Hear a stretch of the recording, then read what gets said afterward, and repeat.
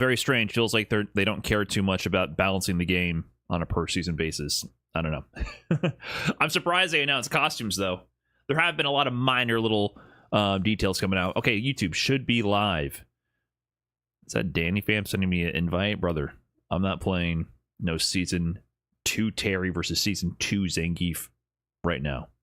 I'm not trying to spoil my mood right before a potential balance patch. So are the notes live?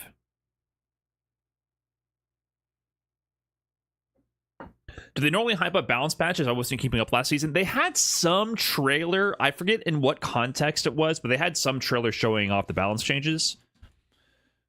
What up, YouTube? How's it going? When does it release? So it should be going... The server should be going down, I believe, in 30 minutes. So that's when the servers go down. Now, it will be server maintenance for 7 hours estimated. But usually what happens is in that time, usually you can download the update and go live with the content offline before then. So I don't have the exact figure on that. So what I'm expecting is tonight, my expectation is we get the patch notes, the balance update, and Elena offline tonight. So that's what I'm hoping. So that's kind of what we're doing here. So that's sort of the plan right now.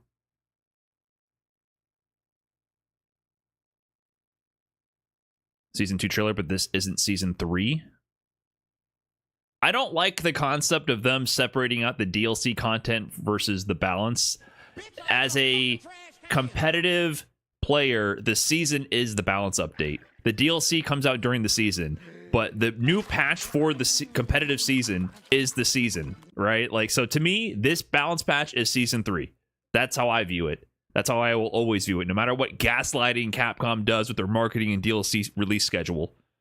If the balance update happens for the competitive season, it is the change of the season. The characters come when they come. Outfits trailer reaction. I could do a bunch of minor little goofy reactions, but I have nothing to give you. The outfits look okay.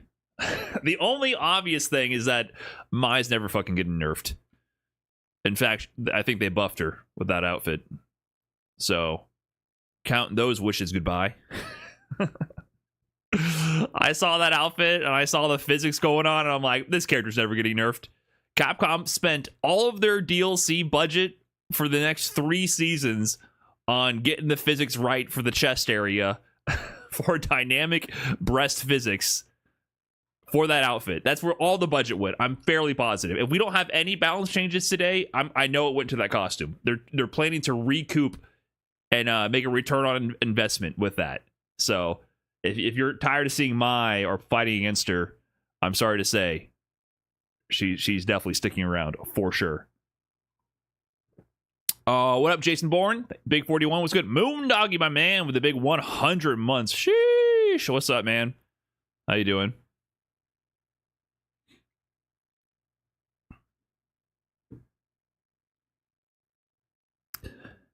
They moved the patches today. They moved it a day early, and it always gets funky with the whole time zone differences between where, like, you know, Japan is generally the focus on all the release cadence and announcements and everything.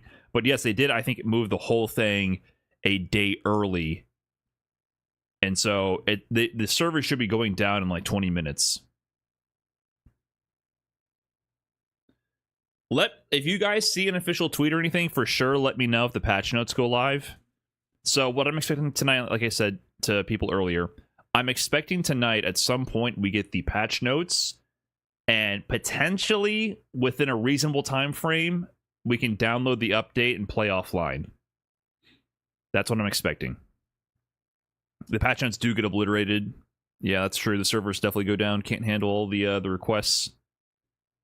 Your game just went down for maintenance. Yeah, they're probably all shutting down now. They're going to be going offline one by one.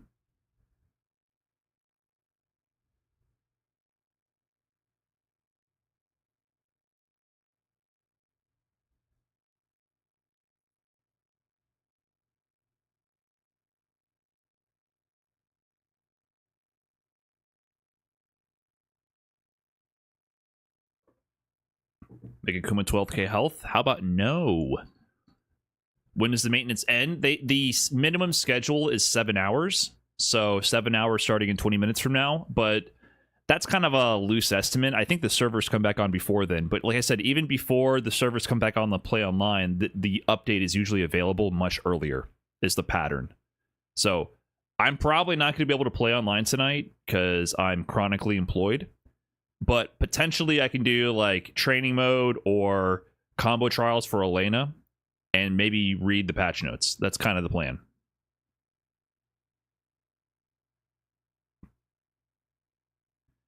That is the plan. In the meantime,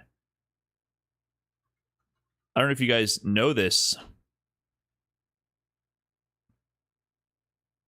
but I have officially joined the Ludwig cinematic universe.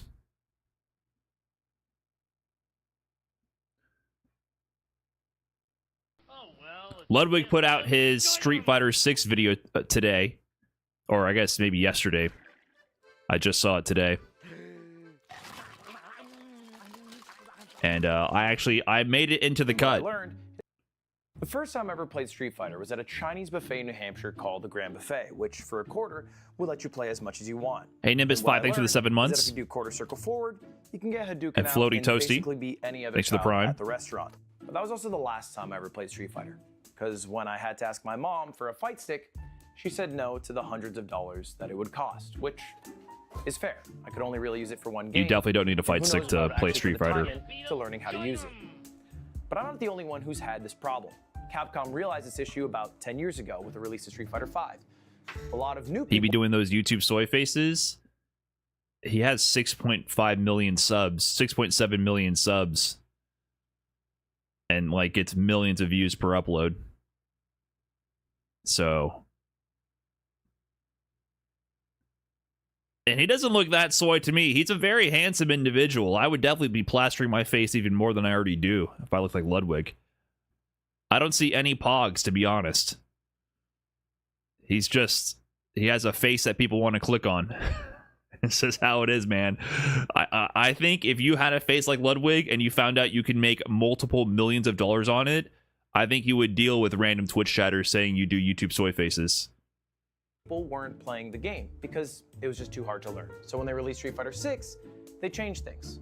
Now you can click triangle and it does the same exact move. The whole intro is just ragging on modern controls. That's pretty funny. Used to have to do several inputs for back in the day. In fact, if I want to do my ult, it's just triangle plus circle at the same time. This is modern controls. And as far as we can tell, this worked at getting new people to play Street Fighter. In the first year of Street Fighter, he was pretty good with the intro, giving some respects to the history of fighting games, and you know, their history, and even a common shared experience for many people.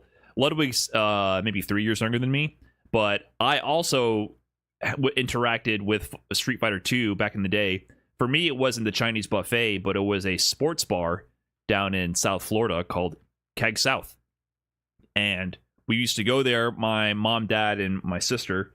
My little brother wasn't born yet. And I would, you know, while we waited for the food, we'd try to play some arcade games off in the corner by all the pool tables. And I would ask for quarters to play Street Fighter. Street Fighter and Daytona 500. What was, maybe it was the Daytona racing game? Those were my two main games. And I think I did eventually figure out how to do a fireball. But that was long ago, and then there was a big break of not playing any fighting games whatsoever until I picked up Street Fighter 4.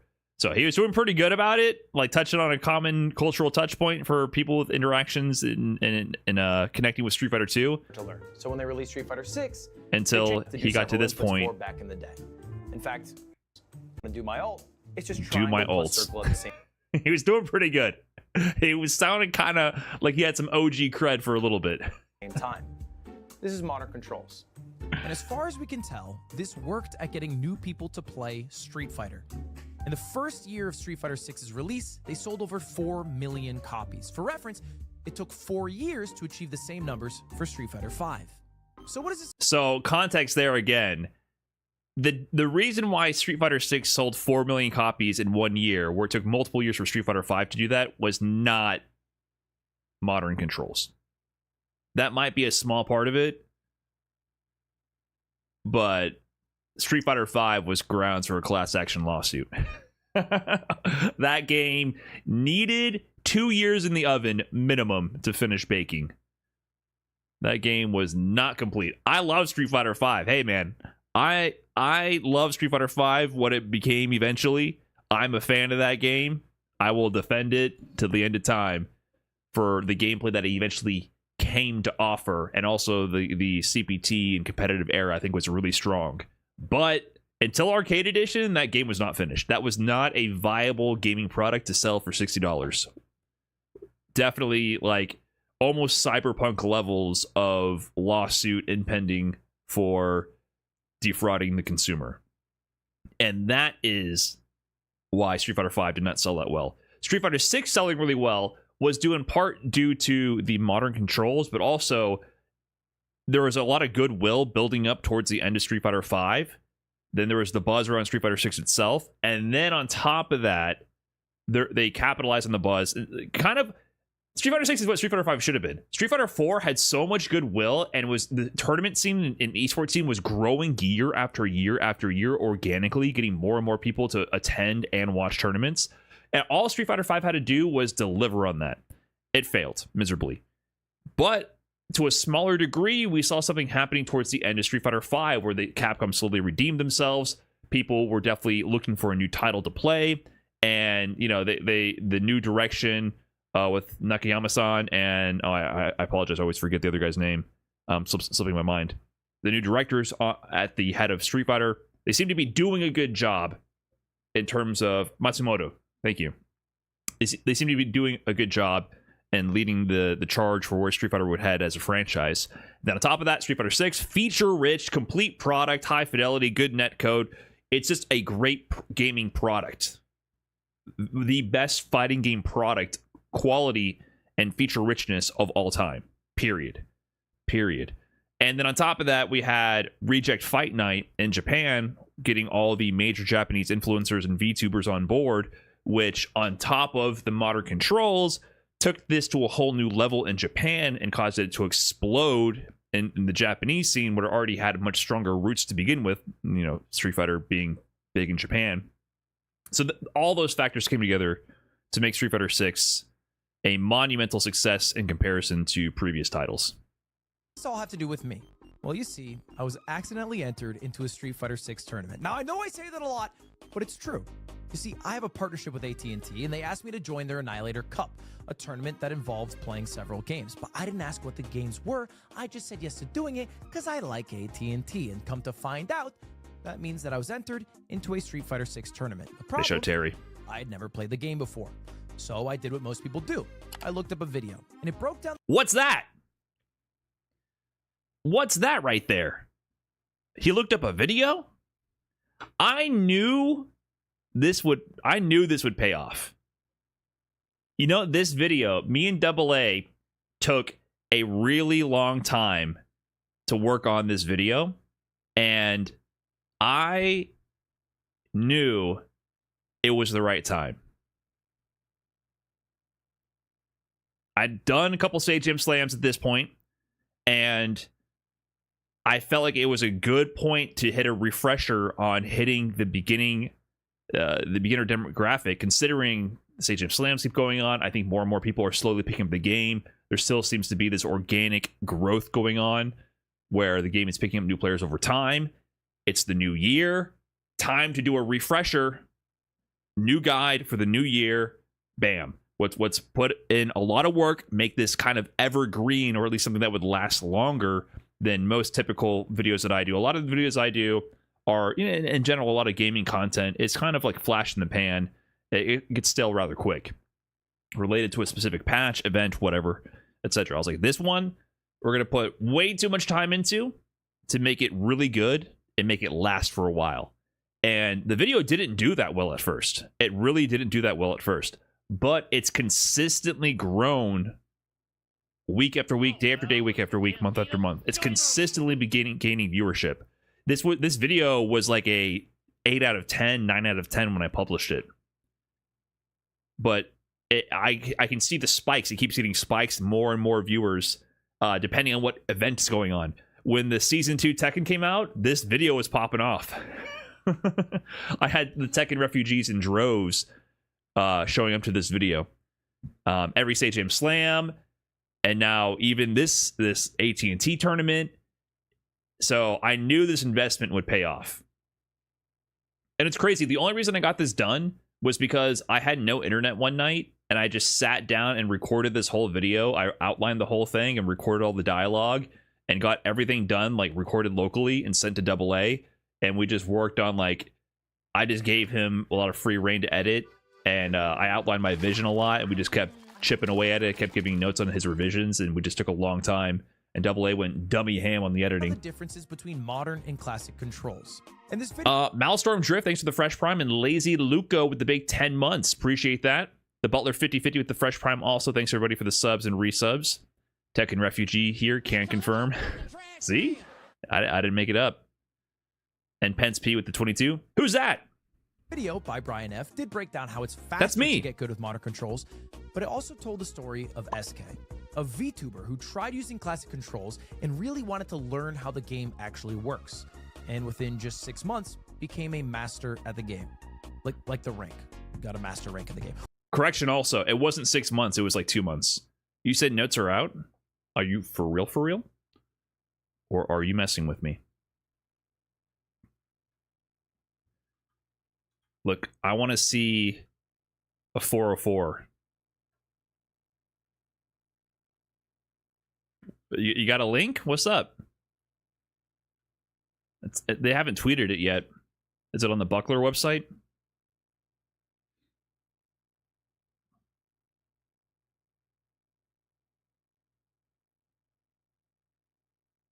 Am I getting trolled? Which is really good. And from that moment, I was locked. I was going to learn how to play Street Fighter 6 with nothing but classic controls. For no reason other than Mods are trigger ready. Like SK. So I booted up the game for the first time and made the first choice. That's rare we have any mods in here. Which is picking your character. Which is when I set my eyes upon the awesome and beautiful Japanese man known as Honda. Someone who shares my girth and also determination. And I set aside 30 minutes every day just practicing using a fight stick, something I had never used before. And I thought I got pretty good at using it. That is, however, until Squeaks challenged me. You can't... Oh, wait. You gotta punish that. They went real Looney Tunes with the music here. Oh shit, update? That is not the date. That is not the date. Wait, what?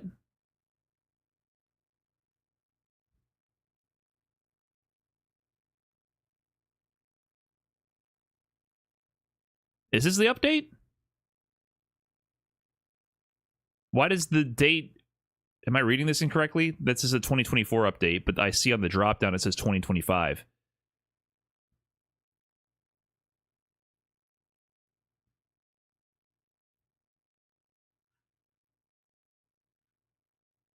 Why does this say 2024? And I also don't know if this means February or what is that, May?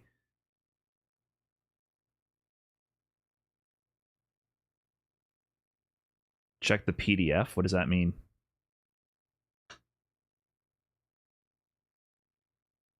We have a PDF? Yes, let me download that, please. Thank you. Yes, okay. We can save this version.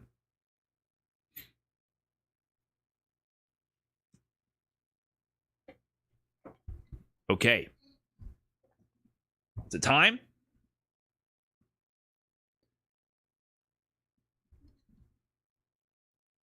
Is it time? Here we go. Season 3 patch notes. Will it deliver on the hype? There was no hype. Let's see what Capcom cooked up. Battle change 2025-06. They said nothing about this patch. They're being real low-key about it, so let's see what they got for us. Adjustment summary. Overall concept. Our focus for this end of the content year update was various character tunings in addition to alterations to the general strategy of the game through a number of battle system changes. A list of changes and our explanation behind them can be found below. We hope these explanations will help explain our thought process, especially for adjustments where the intention is less obvious than others. That is commendable. Thank you, Capcom. Perfect parry. A screen freeze will no longer occur when successfully performing a perfect parry unless the correct direction is held. Down back must be held for low attacks, and back must be held for high and overhead attacks to successfully produce a screen freeze. Okay, this is known. When people started seeing the gameplay footage from those Elena CPU mirror matches, they're speculating on how the perfect parry would work now. So yes, you must also block in addition to get the screen freeze. Otherwise, you're going to get like the perfect parry style projectile. The perfect parry on projectile style parry, which does give you frame advantage, but it reduces the amount of frame advantage you get. So that's a nerf to perfect parry, which I think also increases the skill of defense to a degree. This change is intended to improve the feeling of being on the receiving end of a perfect parry, and is in response to a number of situations. One, because perfect parry required no additional input, it was too easy of a choice to simply parry the moment the player sees your opponent move. Facts. It was like a block button.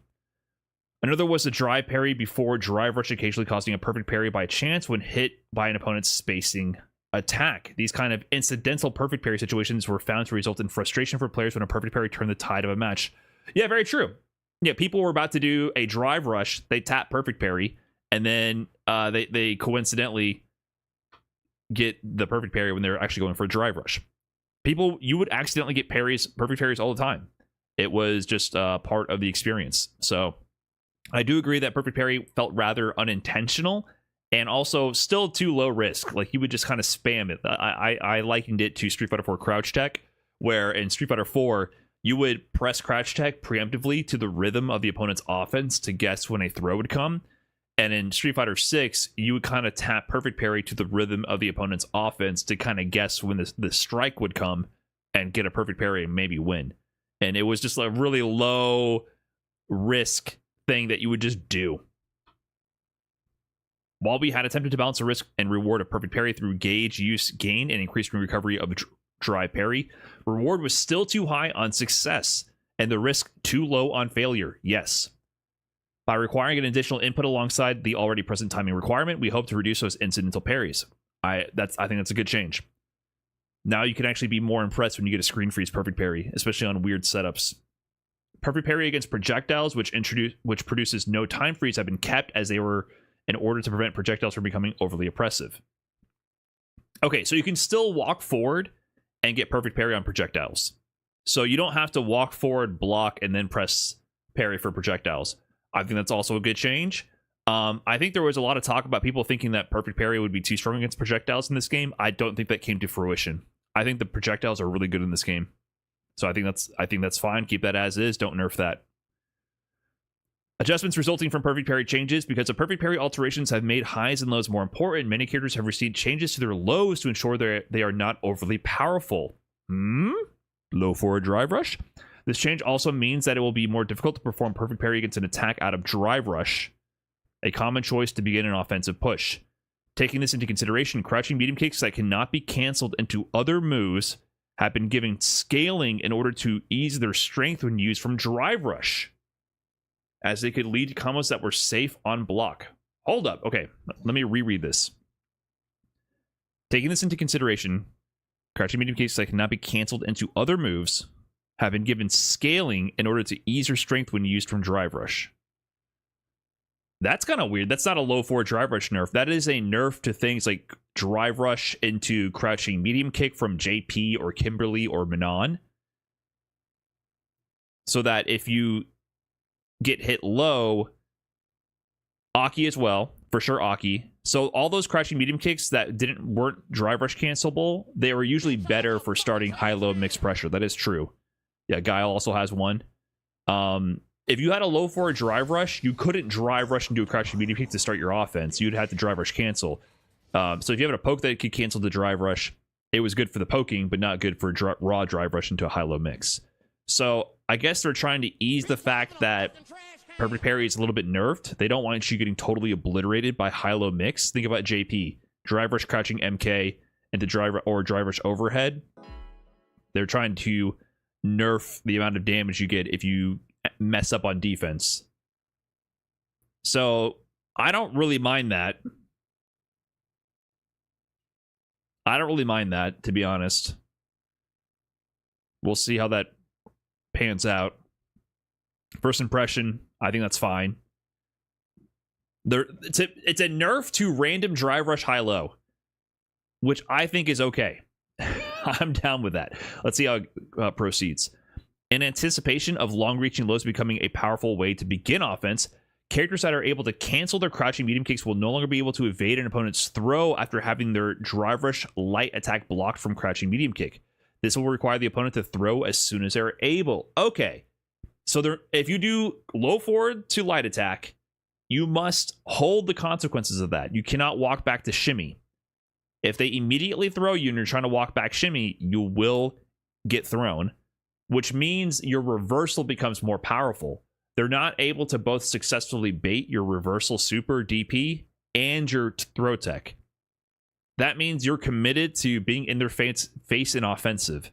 So reversals will be better after blocking low forward into drive rush and immediate throws. I like that change. You want it to get in, you better stay in. I thought you already couldn't shimmy against instant tech. For some characters, they could. So that is true. I don't think that was universal. And it also probably depended on the walk speed of both characters. So we'll have to see how they implemented that. I don't know if they reduced the walk speed, reduced pushback. I don't know what it was. Let's see. Attack sequences using crouching light kick from close ranges have also received changes. Because perfect parry was universal for strikes, it was common to have crouching light kicks perfect parried when trying to check an opponent's wake up. This combined with the fact that most light punches resulted in more advantage, crouching light kicks were considered a low priority move. With the changes in perfect parry, these attacks should see much more use. We've also made it more likely for consecutive light attacks to reach with alterations to advantage and pushback on block to light moves. Interesting. What up, Integra? Big 5 gifted, thank you. Wudster with the 10 months also. E Strangely Brown with the 2 months. Stir Crazy with the 31.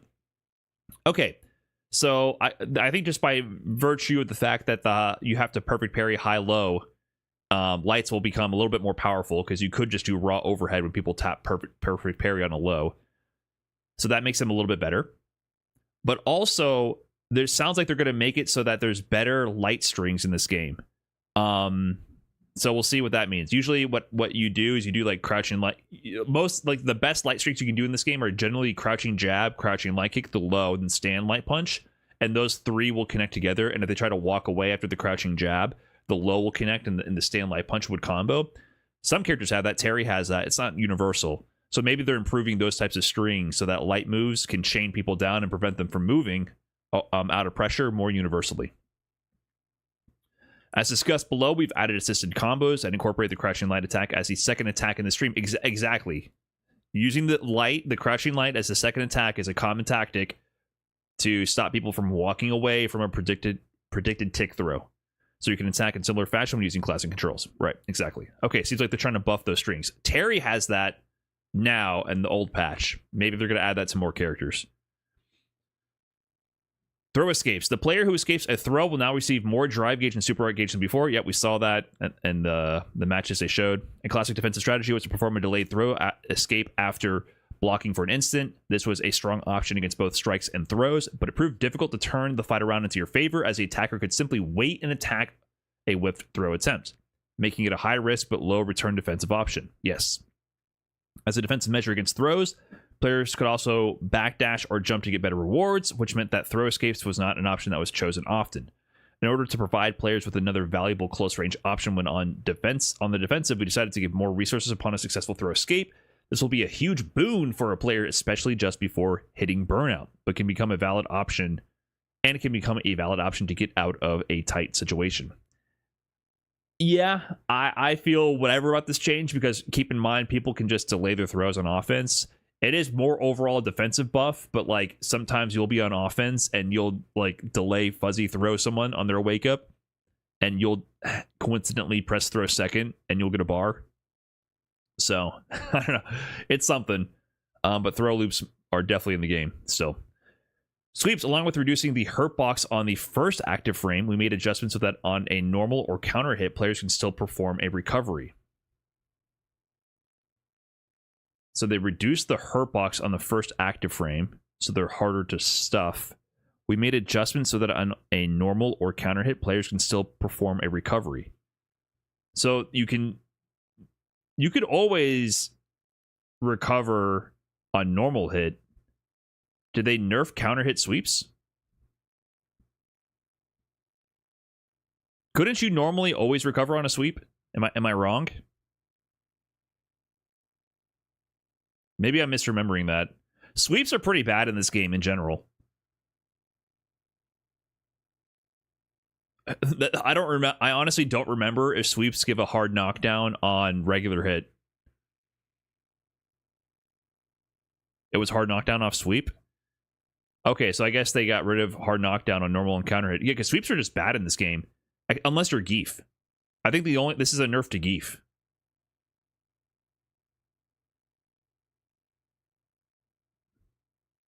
I don't mind that because the only character where sweeps were good for was Geef. And sure, go ahead and nerf that. Now you can back roll away if Geef sweeps you. Akuma's sweep was pretty good. Chun's sweep is pretty good. I guess I should not speak so broadly. There were exceptions. None of the characters I played had good sweeps that I would want to use. I just think in general sweeps were rather bad unless they were really good. So that does kind of make things a little bit more equal. By greatly reducing the hurt box immediately after the attack startup, although there's some risk if the attack was blocked or missed, it's now an attack that can win out against other pokes more often. So it sounds like this is going to be stronger for counter poking. So you're going to be able to use it more effectively in terms of like footsies. Remember this option when you don't have much health left or are in a pinch. Yeah, it's not going to have a hurt box until after the active frames start. So it's going to be much stronger as a counter poke, it sounds like. So they might see more usage because I never use sweep. Terry sweep is terrible. JP sweep is kind of funny. Ed sweep is decent. But for the most part, you didn't use them. On the other hand, the move can now be recovered from after a normal or counter hit, so your offensive situation after hit is much different. Each character will have a different wake-up game plan now, so study up. This is definitely a huge nerf to Geef first, and then second Akuma, then third Chun-Li. Due to this change, the strategy of knocking down an opponent and switching sides before they get up is now gone, except if the attack lands as a punish counter. Who would swap sides on regular sweep knockdown? Guile? Okay, Guile, right? Am I remembering his combo route where he gets the bazooka knee crossover? Cammy, DJ. I guess a lot of characters did, huh? Yeah, now that I think about it, none of the characters I played generally did that. There were a decent number. Okay, they're taking the goal is to get rid of meterless side swaps, or a lot of routes to side swap. A lot of those were situational. I feel like the Guile one was most common. Note that the attacks that slide along the ground are not subject to this change. Okay, so slides are unaffected. So Blanca slide, Dhalsim slide. Modern controls have received two major updates. Jumping attacks. By pressing the assist button with an attack button, you can now use different jumping attacks while in the air. As a general rule, good air-to-ground attacks require pressing the assist button, while attacks suited for air-to-air situations are now the normal jumping attacks. Okay, fine. Unique assisted combos can now be performed from rapid cancel light attack. Due to the properties of assisted combos using modern controls, it wasn't possible to look for a combo after a second light attack, with the exception of some characters. However, considering the changes made to perfect parry, it's now more important to mix up the high-low levels of attacks more than ever. So by performing down plus auto plus light from rapid cancel light attack, you can now perform a unique assisted combo that begins with a light attack. This unique assisted combo is the exact same as every character's assisted combo 1, but when rapid cancelled, will continue until the end regardless of the attack is hit or blocked. Modern controls are weird. I don't know, man. You are locked out of a lot of your moves, and I think we're really seeing the dead end of using modern controls and auto combos and everything. It makes the game more complex. I think things are more complex when you start doing this kind of shit. Anyways, cool, whatever. More flexibility for modern controls.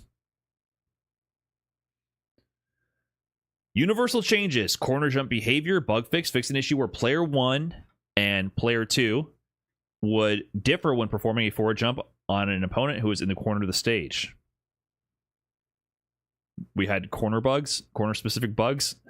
I didn't know about that. Takes me back to Street Fighter 4. Corner behavior for certain characters. Fixed an issue where characters would switch sides with when certain forward moving attacks were performed as a counter after a perfect parry in the corner of the stage. Okay. Advancing drive gauge recovery amount. Drive gauge recovery now occurs from frame 11 and later after moving forward. The cooldown period that occurs after immediately performing an overdrive art is not affected due to the amount of drive recovered changing depending on time elapsed. So I don't know what this was a change. Was this increased or decreased? Drive gauge recovery now occurs from frame 11 and later after moving forward. So did they decrease the cooldown or increase it? I guess they increased it because it was right away. Oh, this is getting rid of micro walk combos. Why?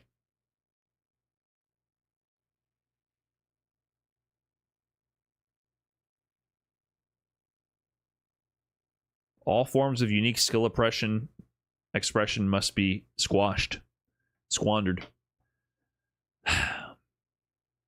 Fighting game devs are getting too good at making you play the game to the revision, man. This also lowers the overall amount of drive gauge gain, right? Yeah, it might be better overall just to reduce the amount of drive gauge in neutral. That will reduce it a little bit. But micro walk combos getting hit in the meantime kind of sucks. It might be better in the end, though. I think this means no micro walks. I kind of agree with chat's assessment here.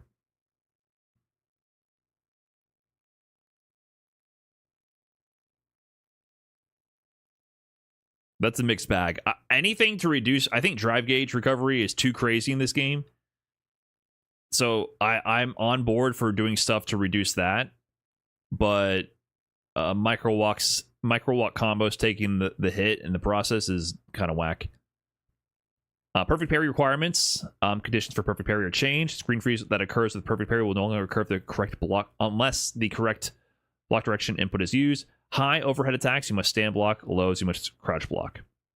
If the player performs an incorrect block input, a perfect parry will not trigger, but they will recover more drive gauge than a normal parry.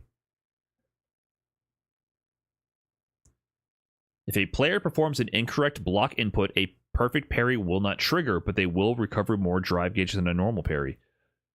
Okay, so you get the imperfect parry. So word on the street was people were calling this imperfect parry the same as a projectile perfect parry, but with a projectile perfect parry you reduce the recovery. Does this mean you get 0 frame advantage on an incorrect imperfect parry?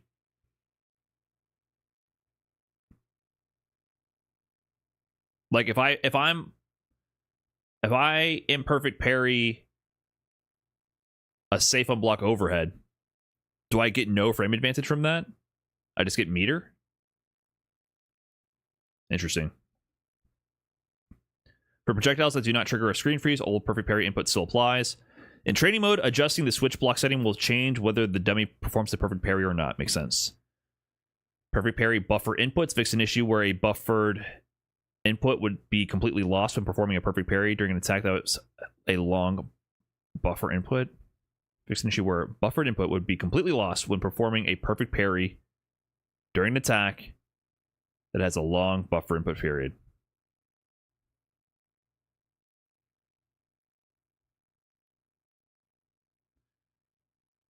Maybe this is about perfect parry OS on projectiles. That's kind of hard for me to wrap my head around. Fix an issue where certain inputs would cause the character to not land on the ground. Dynamic controls? Why is this in here? Assisted combo. Okay, we're good with that. Jumping attacks. Okay, normal throw. Fix an issue when a throw would miss even on a punch counter situation when performing a normal throw after a dry parry. This change affects Akuma and Bison. Weird. Back throw would be misinterpreted as forward throw. Fix an issue where 2 players attempted to throw at the same time under certain circumstances. The result would be fixed to one side rather than be random as intended. Which side got the benefit? Hold on. I swear I teched that. Which side got the benefit, Capcom? I need to know. So I can know that every game I played on player 1 or player 2 side was completely not my fault. Crouching heavy kick. They reduce got rid of the hard knockdown. The status and hit changes depend on the character. This change affects Aki and Ed's crouching heavy punch instead of their crouching heavy kick. It does not apply to DJ, right? Wait, does not apply to DJ? So his crouching medium kick doesn't apply? DJ escapes nerfs? All right, Luke. All I know is Noah the Prodigy has been tweeting nonstop about getting Luke a damage buff and how he will take over the world if Luke receives such a buff. Are we going to live in a world with Noah the Prodigy taking all of our tournaments? Let's see. With Luke, we revamped some of the details of his combos involving the hold version of the medium flash knuckle and tweaked some of his overdrive attacks so that they weren't seeing much action. In addition, we made small adjustments like tweaking his snapback combo and his combo damage in the corner so he feels better to play. Tweaking his combo damage so he feels better. So I'm assuming that's not a nerf. Medium flash knuckle hold. This perfect version of medium flash knuckle comes out fast and can combo from crouching heavy punch for big damage, but by removing the combo scaling from the perfect version gives it a more pronounced difference. So we tweak the attack so even if you miss the perfect version, if your execution is good, the combo will still connect. To go along with this adjustment, we remove the tweak where the hold version's recovery would be shorter if it collided with drive impact. Okay, that was a dumb change they did. So the hold version can be DI'd. In the last season, if he did medium flash knuckle and you DI'd it, he would recover and DI in return. That's whack. So that's gone. But it seems like, did they just make the combo easier? They just made it easier to land? They didn't change anything if you hit the perfect version? Snapback combo, medium, medium, medium, medium. On hit, Luke will gain much more drive gauge than before, and knockdown time is increased, allowing you to do a forward dash into standing heavy kick for a meaty setup. Wow. Better Oki. Light punch DP. We've greatly increased the combo count upper value, so it can be used in juggle combos more often. You'll find that there are more chances to do this, especially in the corner, which helps to alleviate some frustration with Luke as his combo power drops once he backs opponents into the corner. Oh, okay, so we got new combos where you can juggle with light DP in the corner.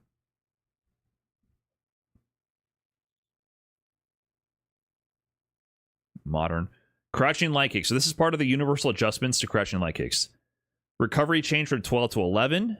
Advantage on hit changed from -1 to 0, which means drive rush crouching light kick is now comboable at +4. Okay, you see what they're doing, chat? Okay. Sounds like they're also trying to make it so that you can more universally do drive rush into low. And get better combos. Oh, well, if you can't beat them. Advantage on block changed from -5 to -3. Drive rush crouching light kick from Luke will now be +1 on block. Stand heavy kick, reduce hurt box around the feet upward between frames 8 through 15. Okay, so they make this more spammable. The big heavy kick. Back heavy kick, which I think is the knee. Advantage on block, change from -5 to -3. Reduce pushback on block. Adjusted so that some forward momentum remains if the attack is blocked when performed from a drive rush. Is this the knee? Back heavy kick is the roundhouse. Oh, okay. So it's safe on block now? Never mind, it's not the knee. I thought they buffed his knee again. Okay. 400 to 1,000 and 500 to 2,000. That's actually a huge amount of drive gauge gain. Sandblast, reduce hurtbox around the arms between the frame before the attack hitbox comes out and the second active frame, so they made this easier to use. It won't get stuck by projectiles as much. And they improved his fireball on drive gauge chip damage. Same thing for the OD. And change attack start from 12 to 8 frames. So the extension is also faster as well, which can be used to snipe people's projectiles and OD projectiles. And then remember he can get combos after this with the wall splat from the last patch. So they're improving his meter extension on his fireball. So they sped up the charge medium flash knuckle. Recovery is no longer reduced when absorbing attack with super armor. Yeah, okay. The air version, increased horizontal blowback distance when hitting an airborne opponent to prevent inputs from being switched due to the opponent's position during recovery. The input now depends on the direction Luke is facing. Okay, whatever. And then increased combo potential with a light DP. There will be more combos for this.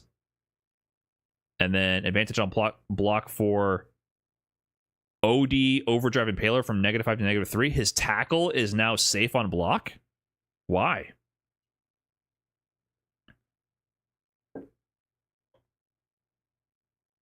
Oh, this is the overhead? The kick ender is the overhead?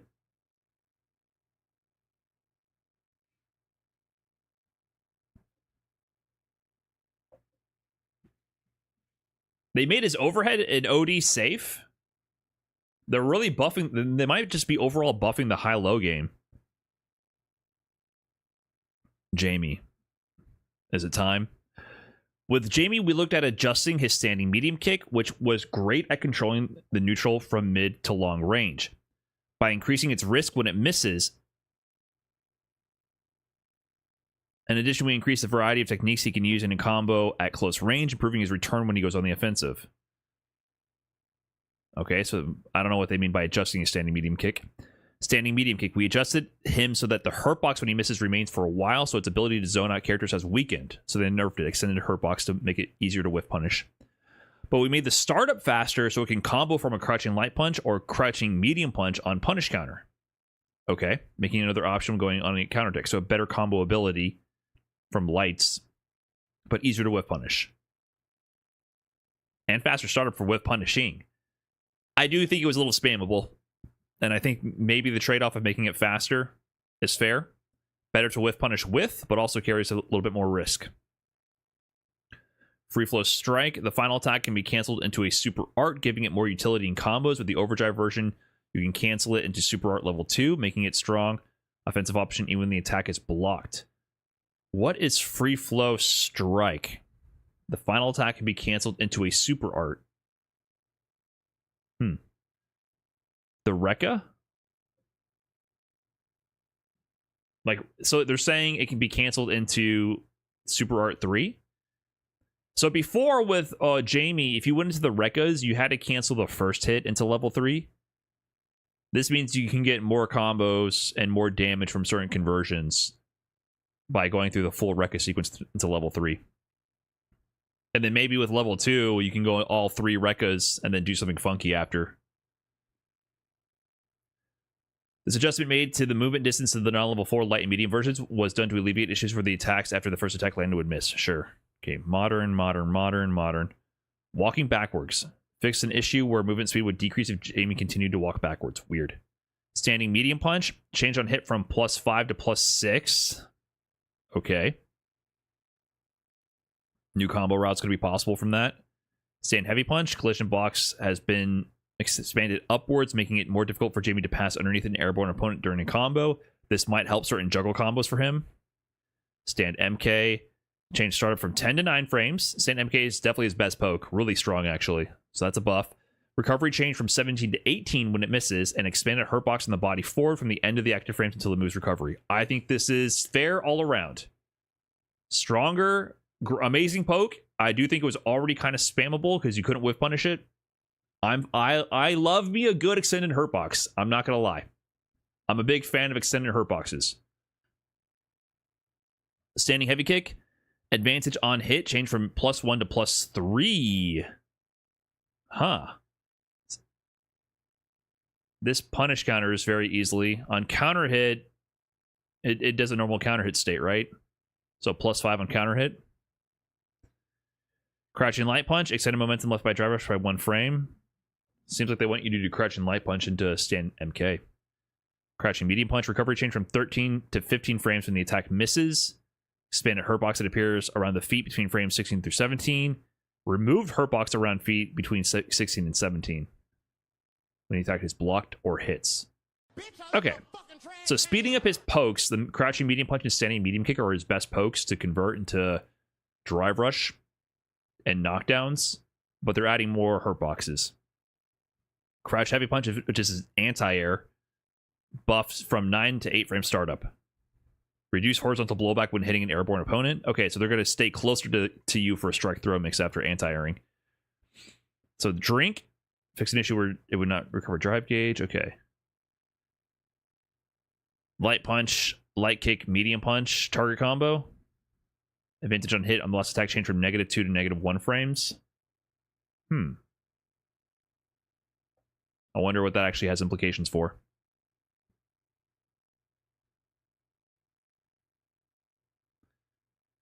Full moon kick, forward medium kick punch. Jamie will no longer drink if the kick button is held after the second attack hits. I don't know if this is just a nerf to the, or a change to the input, or if they got rid of the ability to drink after the overhead. This is the overhead target combo, right? So forward heavy punch, heavy kick, or back heavy punch. I don't remember which attack this is. Whatever, doesn't seem that consequential. Rekkas can now be canceled on the final hit to level 3 or OD into level 2. They added some scaling though. Increase the distance travel forward by light and medium. Yeah, so the more consistent usage for the Rekkas for Jamie. So swagger step, the lunge punch, increase blowback time in the medium and heavy versions when hitting an airborne opponent. Let's see. DP. Added 3 active frames in the light version and reduced recovery by 3 frames. Added 2 active frames on the medium and reduced recovery by 2. Lowered blowback on the active frames. Added above, and so they buffed the active frames with this DP. There was a lot of instances where his DP would just whiff. So they buffed the active frames. So that's good for consistency for Jamie. Light Bakai, breakdance kick, additional attack hitbox to the 3rd and 4th attacks during the combo, only making it easier to hit airborne opponents, so more consistency for the combos. And then heavy was buffed from 26 to 25 frames, so that's kind of good. The heavy could sometimes be used as anti-projectile, so that's kind of that one little frame buff can help for sure. Okay, Jamie received for sure some buffs. The ability to combo into his Rekkas to super will ease some of the restrictions on his combo routing and maybe let him hit confirm fish for a Rekka and confirm to a level 3. The buffs to the pokes are solid, but also I appreciate the extended hurt boxes. Seems like a solid, nice buff to his consistency overall. Nothing crazy, though. Manon has a unique ability to pull opponents toward her. With 2 target combos, we made changes to their hit effects when the first attack lands as a punish counter. We wanted to offset Manon's slow movement speed by improving her ability to move around and take the initiative after those attacks. On the other hand, we've increased the risk of standing medium punch when it misses and tweaked the disadvantage of the attack on block. Rip Manon Burnout Infinites, making it less likely that Manon can string together consecutive standing medium punches on an opponent in Burnout.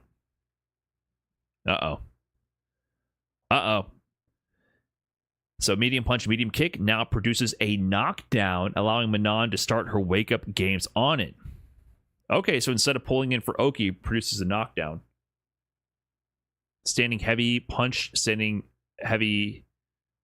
now launches the opponent while pulling them in, so you can directly go into a combo from overdrive, quarter circle forward kick. So you got a combo? You hit confirm into a combo now? You could... I don't know if this is necessarily a buff or a nerf, though. So she can hit... The heavy punch target combo is very hit confirmable. So you can get more damage on hit confirms, which reduces the amount of gambling and adds more consistency to her game plan. For sure. And I guess you can combo into a solid knockdown where you can still get the command grab mix. Medium punch, medium kick giving a knockdown, I suppose gives you more corner carry as well. Depends on the knockdown advantage. So these seem both like buffs to increase her stability. Other adjustments include removing the knockdown effects on light version of Rond Point, giving more diversity between the various strengths in the move. Now, after the light version hits, Manon can continue with her offensive in a way she couldn't previously. Wait. So, that's the quarter circle forward kick? So her ballerina kick that launches, her launching kick won't knock down? Okay, because the reason why I was saying it's kind of a trade-off on the turret combos now producing a knockdown, standing resets are powerful because they avoid allowing people to back roll or not, right? The difference between back roll and not is not as big of a deal in this game compared to Street Fighter V, because the knockdown timing is the same. But sometimes having a standing reset, especially as a grappler, is really powerful because they instantly have to guess. They instantly have to guess what's going on. So you could potentially have different combo enders purposely go for the light version, keep them standing, and then get an okie doke command grab right there. So they moved the ability to get a standing reset from her more confirmable turret combos to the light version of her combo ender. So it sounds like you can more effectively choose when to go for this. I do feel like that makes her a little bit more consistent. Will it be worth it for the trade-offs of her medium punch nerfs? I don't know. Standing medium punch. Recovery changed from 14 to 15 frames. This move is also kind of spammable, so having some more time to whiff punish would be nice. I wish they added an extended hurt box, though, for this. Knockback time and hit increased by 1 frame. Advantage on block changed from -1 to -2 frames. Okay, so that means in Burnout, instead of being, what was she, +3, she's going to be +2 now?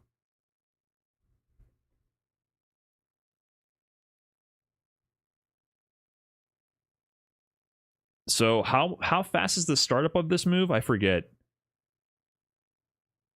So she used to be +3. This is a 5-frame move? Or 7-frame? So it would trade with lights? Was that what it was? There'll be a 5-frame gap now? Yeah. So lights will interrupt that. I can still see there being ambiguous distances where your jab might whiff between a medium to a medium, because it has really good range. So there might still be times where you try to check and your light whiffs and you get punish countered, so you probably got to lab the interactions there. But yeah, rip to the autopilot Manon loops. Will still be a dangerous situation when you're in Burnout. She's still going to have frame advantage and can still check you, but it's going to be a much more dynamic situation. She is overall nerfed, which does not make sense. I don't know if I consider her overall nerfed. Let me see. Crouching medium punch, recovery change from 13 to 15 when the attack misses. Expanded hurt box forward in frames 14 through 15. I love me a good hurt box extension. Not gonna lie. Crouching light kick, advantage on block change from -5 to -3. So they buffed her drive rush low pressure. Oh, she got hit with the system mechanics scaling though. The crouching medium kick scaling.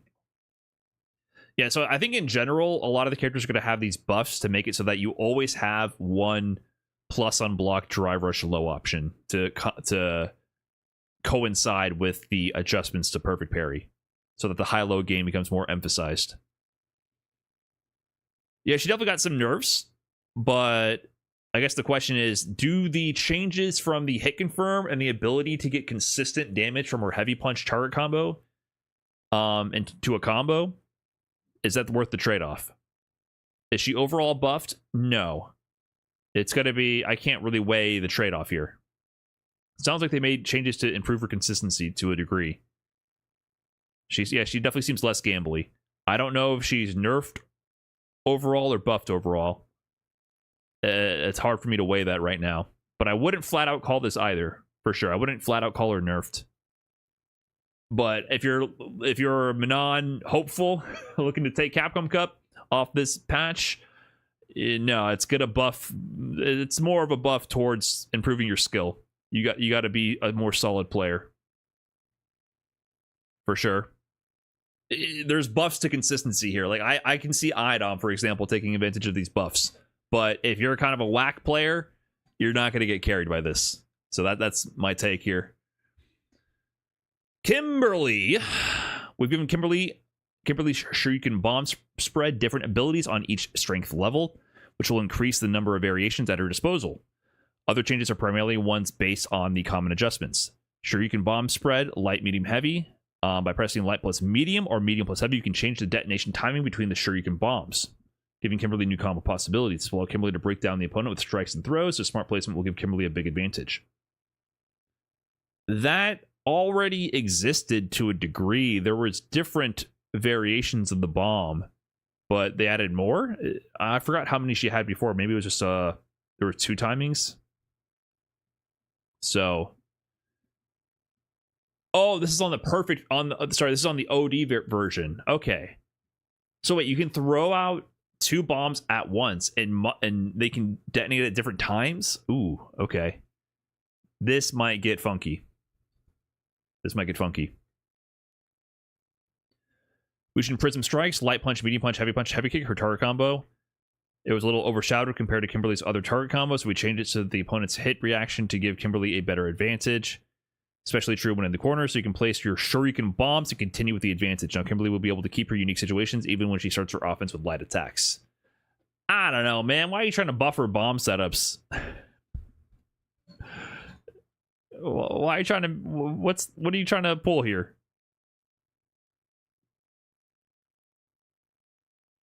Why do we need to buff the bombs?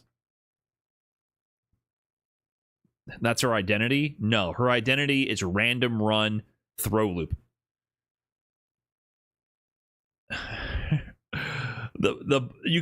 I wouldn't mind them buffing the bombs if you start nerfing the other bullshit. Her identity is her identity is just random bullshit go. What do you mean? Her identity is putting you in a blender and just guessing nonstop.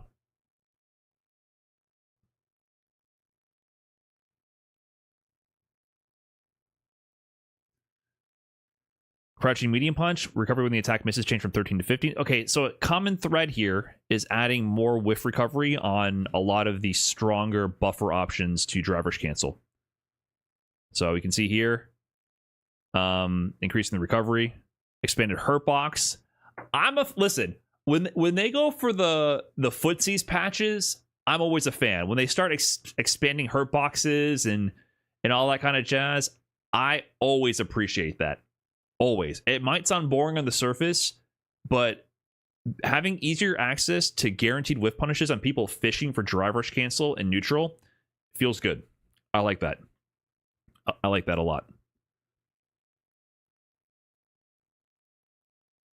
Reduce hurtbox around the arm backwards. Okay, so a big hurtbox extension and recovery. Crouching light kick, reduce pushback on block. Okay, that's part of the changes to improve the light string. So everybody's getting better light strings with crouching and light kick and better low drive rush if they don't have one. Kimberly already had combos from drive rush, crouching, light kick. She got hit with the scaling on the drive rush medium.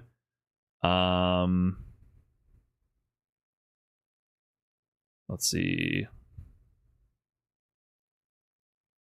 So the recovery on final attack on hit changed from 24 to 19 frames. So they changed the knockdown of this target combo to probably set up for a nice auto kill frame setup for some kind of bullshit strike throw mix with the bombs. So just increasing your blender potential. So it might sound like a nerf to change the recovery and reduce it, but it sounds like they're doing that on purpose to like set it up frame perfect so you get a perfect strike throw most likely. Vagabond Edge, expanded hurt box that lasts until the end of the technique, only when the attack misses forward. Okay, so they increased the whiff punishability of this because you can now fish for her elbow and neutral when spaced. It can even like combo after, so they made it more whiff punishable. As soon as she works successful command inputs, whatever.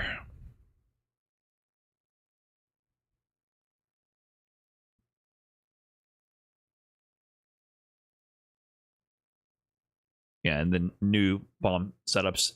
Kimberly, still Kimberly, with more sauce and slightly more with punish ability. Marisa. The appeal of Marisa was clobbering people with heavy strikes for massive damage, but her combo starters had big openings, and combined with her slow walk speed compared to other characters, she had a hard time engaging in the neutral. Marisa will now be able to get a damage a little bit easier than before via different approaches thanks to the changes made to her low attacks in conjunction with the perfect parry changes and updates that make her combos and counterattacks hit their mark better from normal moves. Additionally, Super Art Level 1 Javelin of Marisa will active on a throw. Huh? Super Art Level 1 Javelin Marisa will active on a throw, and the attack range for the first hit of Super Art Level 2 Meteorite has been expanded. So you can no longer throw her level 1? It's kind of some grammar issues going on here. Sounds like you can no longer throw the level 1.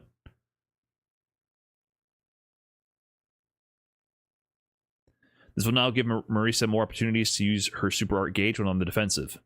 So they buffed her defense versus throws. Yeah, her level 1, she like reels back, and if you hit her, it activates the counter, and she throws you, or she hits you. So now you can't throw it. I wonder if that means you have to stare at her and block it.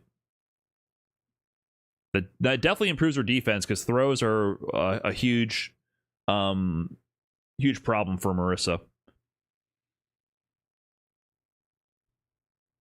Crouching light punch. Advantage on hit changed from +3 to +4 frames. Which means on counter hit, it's going to be +6. What's her 6 frame option? She doesn't really have great 6 frames, right? Her lights were really bad, though.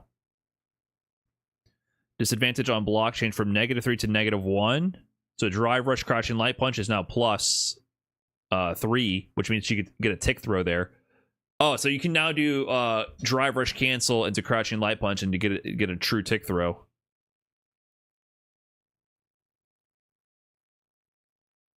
And yeah, probably drive rush into jab will be, so if you do that also on hit, you're going to be +8, which means you can get probably a combo. Back heavy punch is 8 frames, I think. Yeah, so you're definitely going to get, you can do crouching medium punch, drive rush cancel to jab to keep it airtight and get combos on hit and take throws on block now, because her lights had really bad advantage. So they improved her drive rush cancel game. Crouching light kick, advantage on hit changed from 0 to +2. So once again, she's also part of that club. They're buffing everyone's drive rush low game a little bit with the lights. So she's going to get +6, get a combo from drive rush to crouching light kick, which improves high-low game.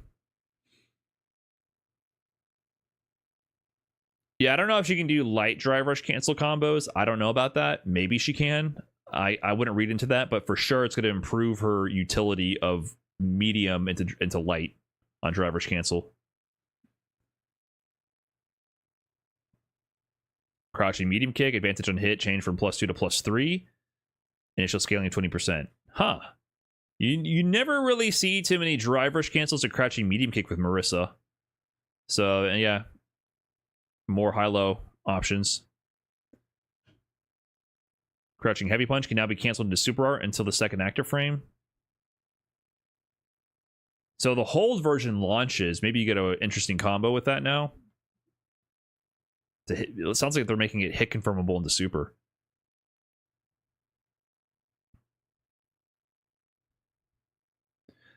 Heavy punch hold, increase buffer input time at the end of recovery. I guess this just makes it easier so you don't drop your combos after doing charged heavy punch. When I played Marisa to Master, I did feel that. Sometimes I would miss charging moves because I would start holding it too early. So they made it easier to land that, whatever. Heavy punch, increased knockdown time on hit by 7 frames. So better Oki on that target combo.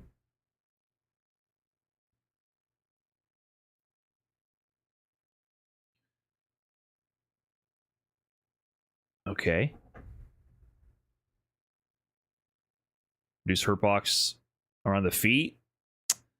They made her phalanx better.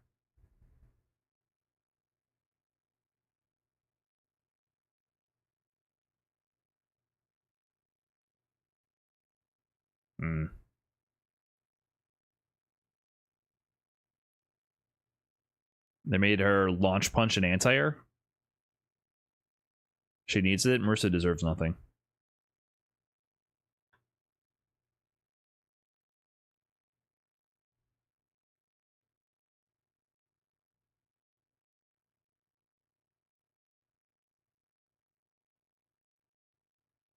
So they reduce the counter damage of her super, but it works on throws if she's holding it. Level 2. Okay, whatever. Yeah, so minor tweaks to Marisa. I think this does overall improve her, especially the level 1 changes. And then she has a little bit better high lows and better lights. Minor tweaks. I think she's a little bit better. I don't think this will change much for her, but it is better. especially the defense. I think having the super level 1 on defense is kind of big. It's the most prominent change in my opinion.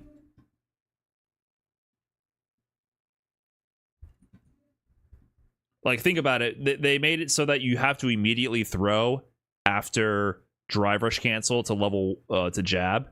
Apparently, I don't really see that in any of these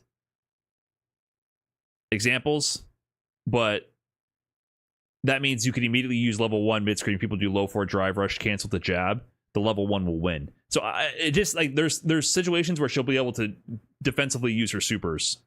So, and then maybe if this anti-air is actually good, she was pretty weak to jump ins. I don't know how strong this will actually be, but if this actually anti-airs well, that could be a buff too, right? So it's hard to say. It sounds like they made her a little bit more stable though. Lily. Adjustment summary. Lily's anti-air attacks, such as Horn Breaker, Back Heavy Punch, and Crouching Heavy Punch, and other attacks saw their proficiencies downward. But techniques that move her forward, such as her forward dash and Desert Storm, 4 plus Heavy Punch, got adjusted to be stronger. In addition, Medium Tomahawk Buster, her, what is that, DP, is now easier to incorporate to combos, which is a big change for her. Lily has good combo ability into her light attacks.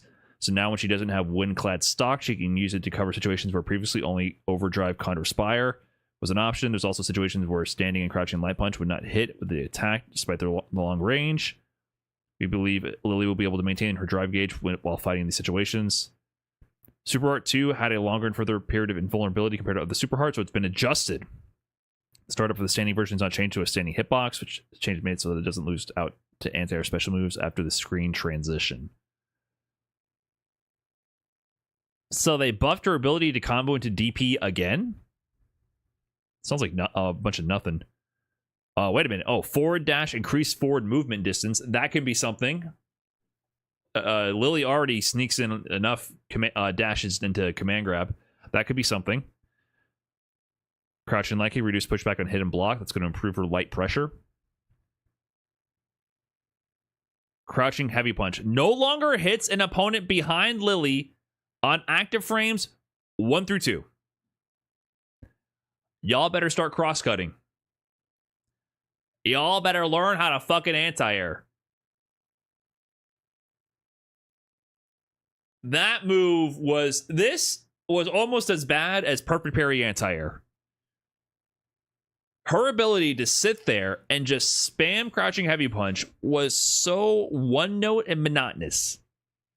If you better jump back air to air, you better walk under crosscut, you better do something. You better do something that requires you to add another element to your mental stack besides just sit there and mash. Oh, thank God. That was so mindless. That was so mindless. Chakotay in shambles, he'll be okay. He'll do what needs to be done. But that was a very mindless situation. I am so down for, even if a character's low tier, nerfing mindless stuff like that is always a plus in my book. Jumping Medium Punch can now be canceled into special moves. Oh, what? Okay, she might have air-to-air combos. Hornbreaker, Back Heavy Punch. Which one is Back Heavy Punch? I can't... Is that where she pokes forward with the stick? I don't remember which move this is. Expanded hurt box around the body now disappears 3 frames later and remains until the end of recovery. Okay, so easier to whiff punish. That's Standing Medium Punch. She opens her arms. I gotta see it. I can't recall which one it is.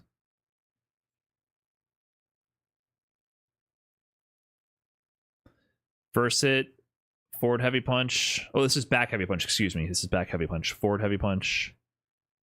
So they buffed forward heavy punch.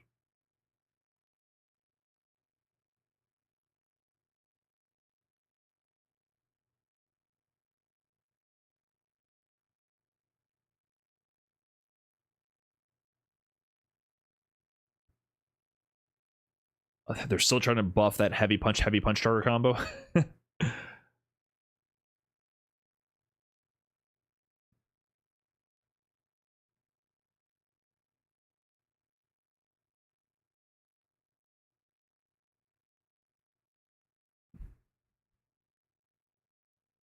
Increased active frames on Super Art 2.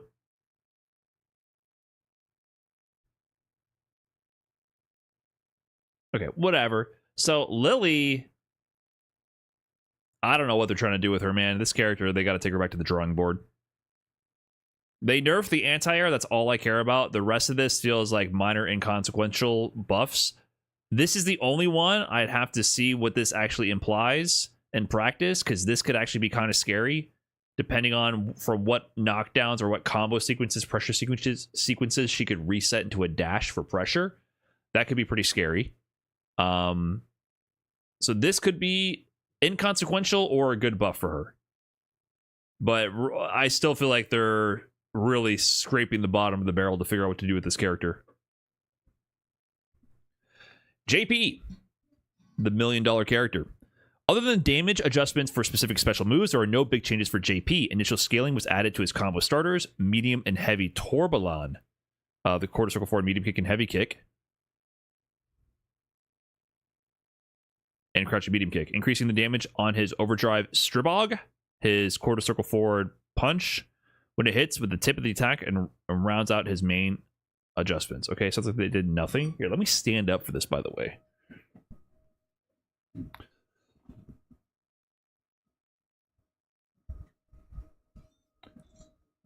I'm trying to finish this off. Also, you guys are saying the update is live. Maybe I should try downloading that in the meantime. How did you guys download that? Do I got to reboot the game?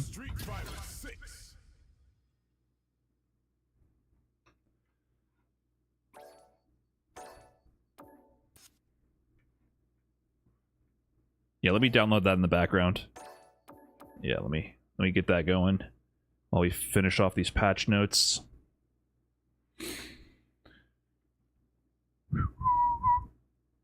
Okay, 1 second here, 1 second here.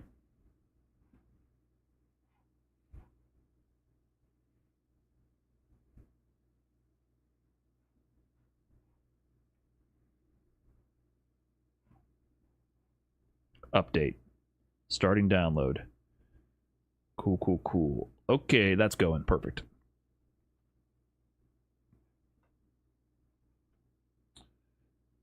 All right. So it sounds like they didn't change anything to JP, but nerfed some of his combo scaling. Crouching MK, so they nerfed the 20% damage scaling, which is pretty big, and JP's was one of the stronger ones. When I think of like driver's crouching medium kick, I think of Kimberly and JP. So that's a bit of a nerf to him for sure.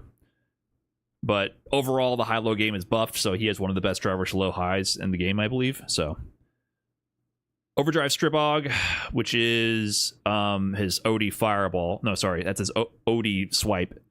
Damage for the second attack changed from 400 to 800. So they changed his combo route for him to give him better options, more reasons to use this. So they're buffing the damage, it seems like.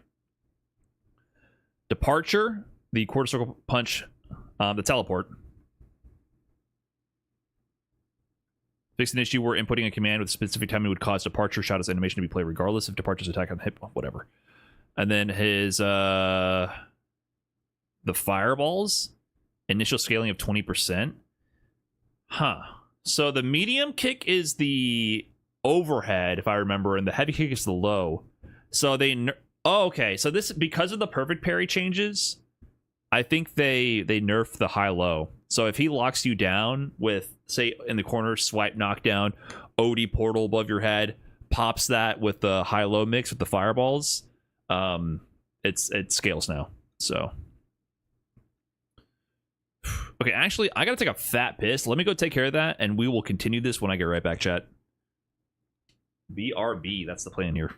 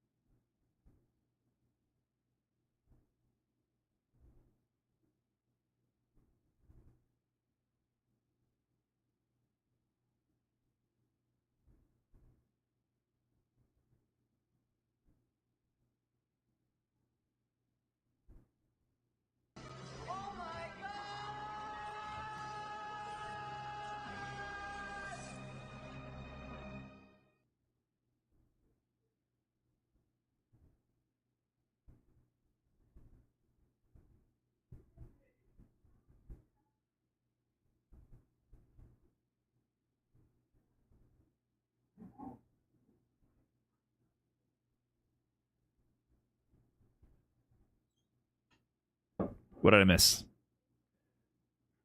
We back.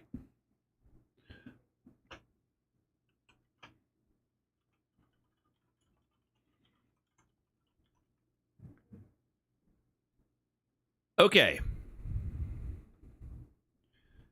Jury. Let's see here. We looked to adjust Jury's ability to lock down opponents with some attacks, as well as the easiness and risk for opponents to punish her. Jumping Heavy Punch, the hurt box is expanded to make it easier to trade with anti-air attacks. Thank you. And the advantage on block was adjusted so that it's now +1 instead of +5 when blocked by opponents of average height. Okay, that means she can't throw if you match jab. Now Jury players will have to exercise more caution after forcing an opponent to block this attack. They aim for their head. I like. Back Heavy Kick adjustments for mates so that this attack can better snipe attacks going for your feet in the neutral. And with the change in frames on hit, you can now combo into her quarter circle forward medium kick and heavy Fuhajin quarter circle back heavy kick. Crouching Light Punch adjusted the attack hitbox for this technique upwards as the attack level was low and interfering with some of the armor hitboxes of some characters. So they nerfed this interaction against armor.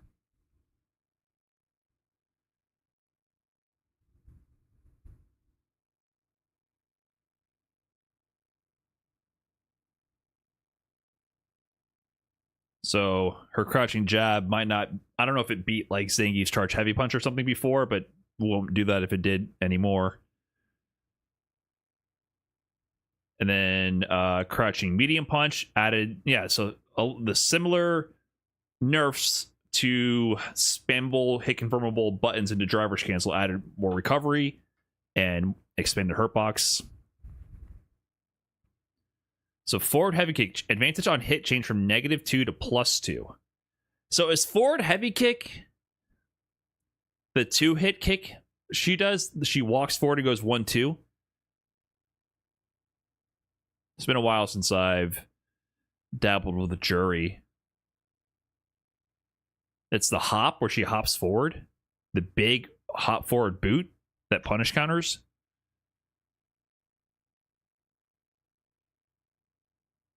So if it counter hits, she gets a combo now. Reduce hurt box around the feet from frames 3, 6 backwards. Slid the attack hitbox on the third active frame and second attack downward. So they made this not... They made this beat low attacks better? They buffed that. Weird. I don't feel like that move should be buffed. To beat lows.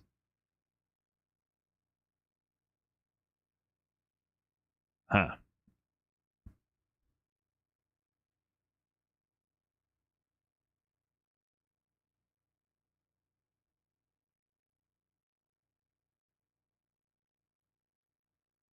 So basically the big change was nerfing jump heavy punch.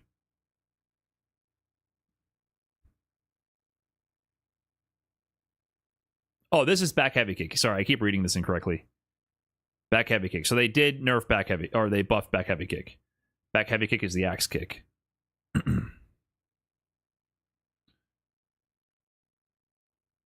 Someone linked earlier. What is that website that has the moves? Someone linked it earlier with Lily. It has the animations of all the Street Fighter 6 moves. Ultimate frame data. I think I have that bookmarked. I should keep that in mind. Yeah, I should just keep this ready. His back heavy kick was hardly used. Okay, they buffed this move, which is not very frequently used, to be quite honest. That's fine. Give that some utility. I thought they were talking about, for a second, I thought they were talking about her just stand heavy kick would be better at beating lows, and I was like, what are you doing? Do not buff that.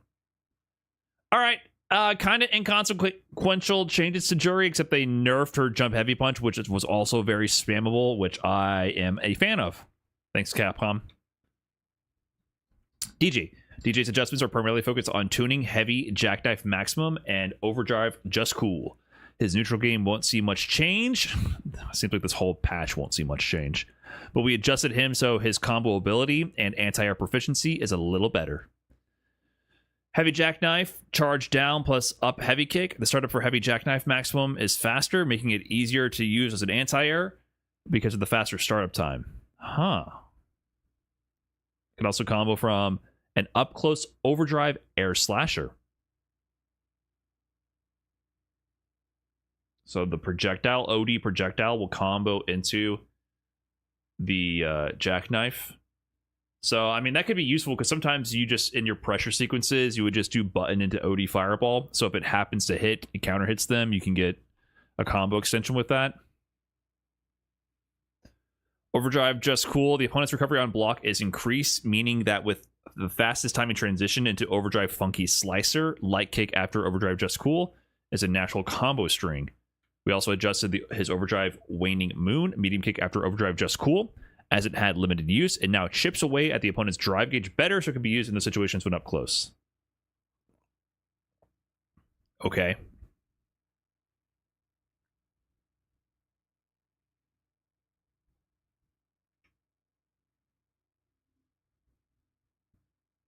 They also buffed his crouching light kick string. So they changed the heavy jackknife from 6 to 5 frame startup. So stronger anti-air. And also new combo ability.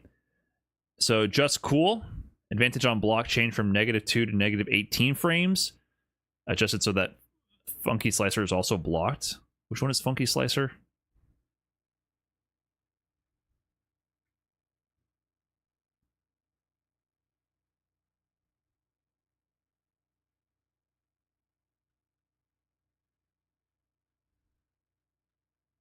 Do they not have all the special moves here?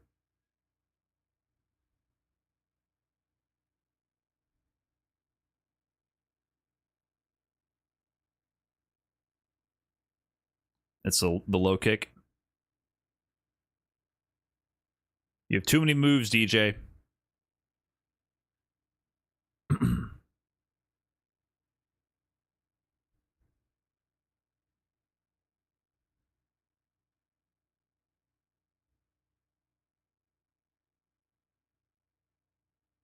So they made a true block stream with the OD version, basically. Okay. Really, not much has changed. TJ seems to be the same. Cammy. Cammy's adjustments focus on adding more combo options and adjusting her situation after an attack hits. Swing combination, heavy punch, heavy kick. Considering how easy it is to hit with this attack. Thank you, Heaven Drill. Considering how easy it is to hit with this attack and its ability to carry opponents into the corner, we adjusted this move so that after the final attack and hitting with a medium spiral arrow, this situation after hooligan combination is slightly worse.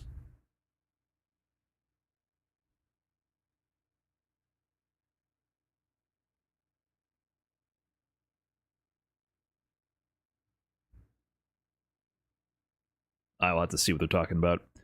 Heavy cannon spike, the DP, the attack hitbox on the tip of the attack was higher than other characters, so allowing it to win out against standing in crouching medium punch. So we've adjusted so that the attack hitbox so that it's at an average height compared to other attacks. So they don't want random heavy DP to hit crouching buttons.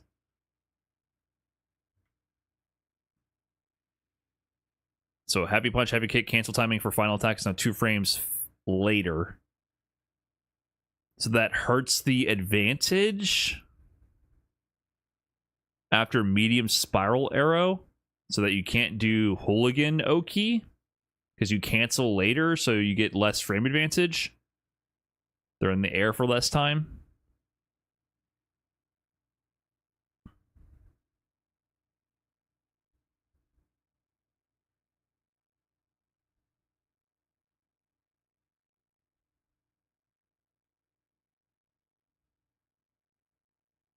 I don't know. This is so nothing.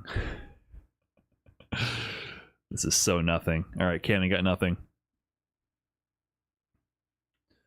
Ryu's adjustments are aimed at tweaking his situation after special move connects and improving the abilities of his attacks after using Denjin Charge. Why? By improving Ryu's situation after hitting with heavy shuriken or super art level 3, we're looking to achieve a balance between Ryu's traditional high damage and continuing its offense, which we hope will increase the expected amount of damage he can dish out in a single interaction.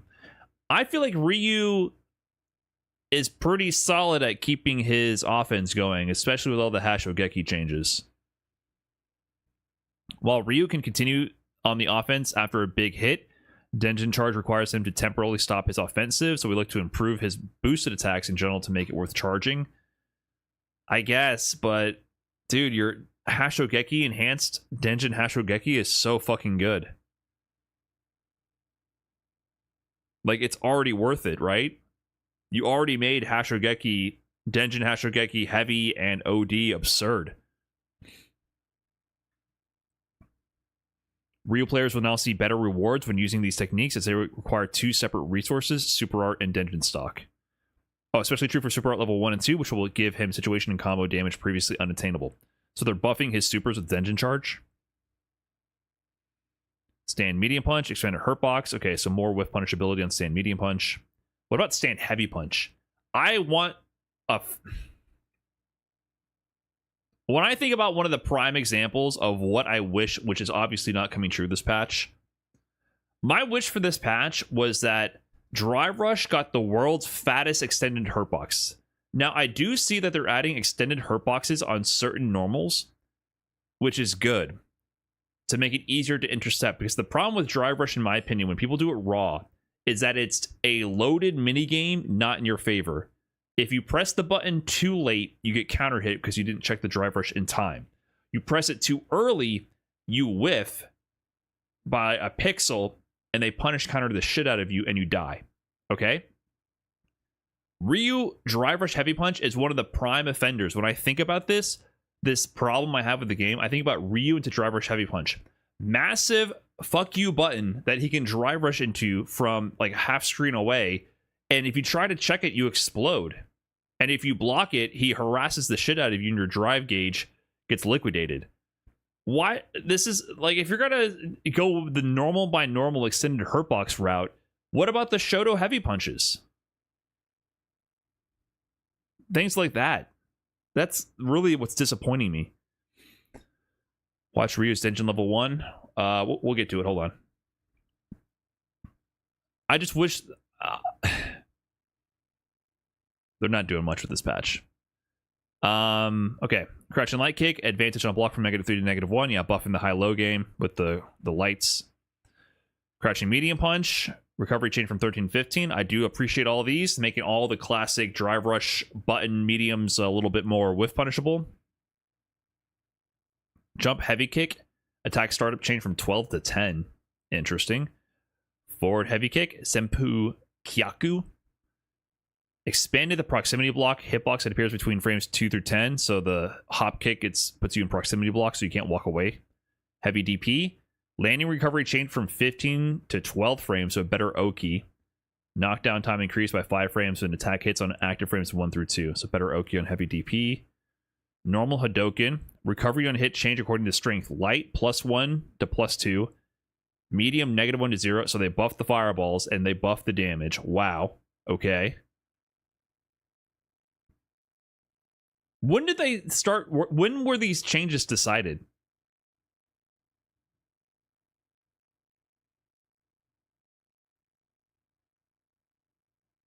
Did they finish this patch like 6 months ago?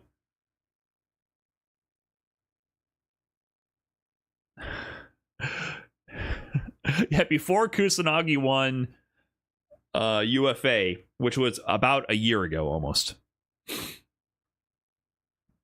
What is going on?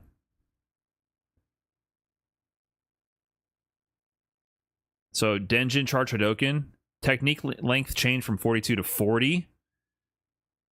-3 to -1. Damage 800. Dude, what?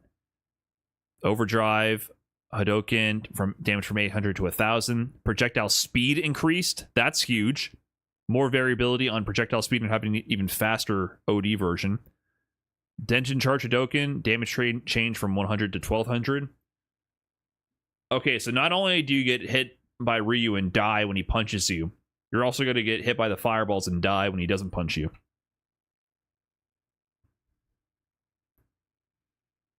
Overdrive Aerial Tatsumaki Senpu Kyaku.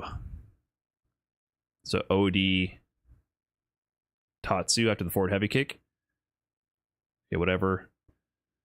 Super Art 1. Increase projectile speed. Reduce attack hitbox downward. Whatever.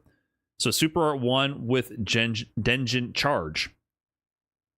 Doubled projectile speed. Increased total technique length from 86 to 89 frames. Increased number of hits from 5 to 8. Reduced hit stop block stun by 3 frames for hits 1 through 7.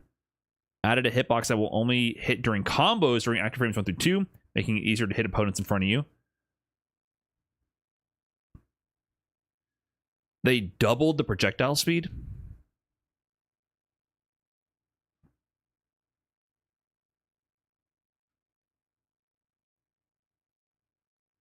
All right, anyone got the vid? They doubled his projectile speed. He's going to snipe you with level 1 from full screen away.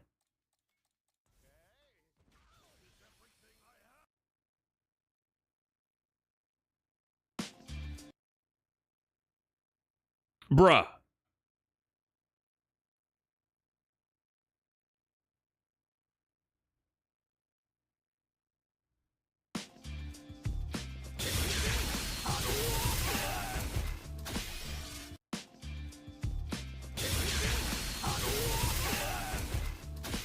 Why does he have a hit scan super?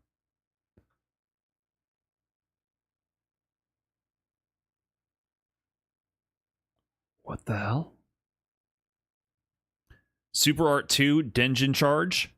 Shorten time to charge level 2 by 2 frames for both normal and Denjin Charge. Change level 2 on hit effect to match level 3. So there's... I didn't even know there was a third level to his Denjin Charge. Add a 20% combo scaling to level 2 Shin Hashigeki. And then now he has Oki after level 3 as well, which he didn't really have before.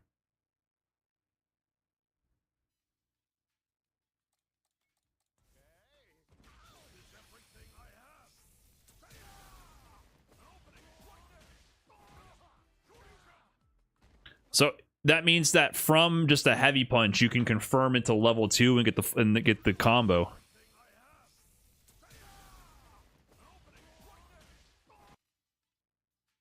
Did this require... Could you do this from Punish Counter before?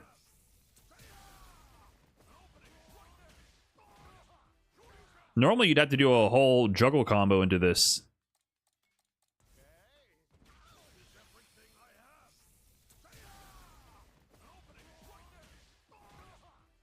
And you're not in Burnout or nothing. And did he build another...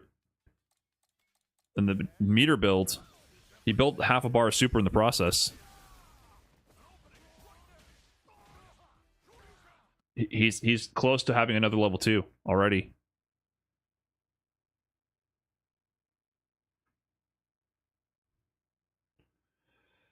All right. It is time for even more Ryu mains to eat. I thought Season 2, man, Ryu was really good in Season 2, and it showed. It showed, but they are clearly giving the... You know, Luke used to be, for a while, they were trying to push Luke as a protagonist. They're bringing Ryu to the forefront by force right now. All right. I mean, these are the most exciting changes so far, I can't lie. All the other changes have been boring as shit, and then they just went full MVC on Ryu for some reason. Strange. This does not feel like it exists in the same balance patch as everything else we've read so far. Honda. Honda has received a number of expansions to its combo pieces in addition to the character-wide moves explained in the general balance overview. Hey, what up, Hippo Dippo Joe? Appreciate the 4 months.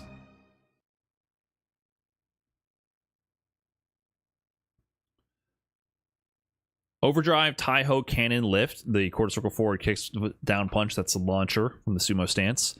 By altering where the opponent lands after being launched by Overdrive, Taiho, Cannon, Lift, and reducing its combo count, it should now significantly differ from its normal version. It will now link after hitting with the second hit of standing heavy kick or after power stomp, even while in the center of the screen. Hondo will now be able to use a follow-up attack after it, unlike with the normal version. So you can combo into the OD launcher easier.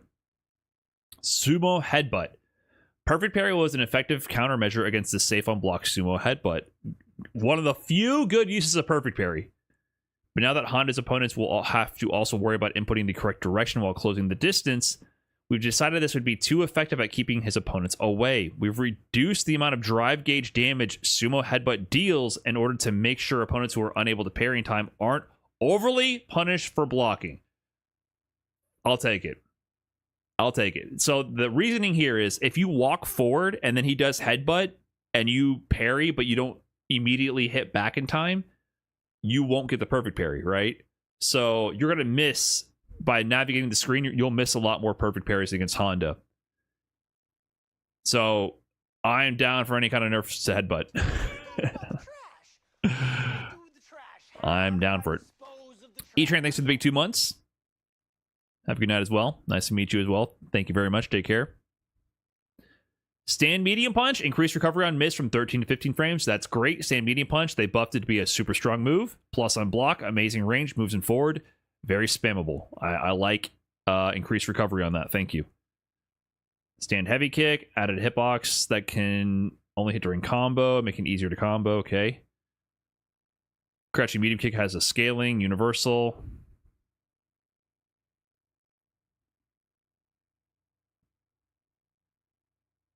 Anything else?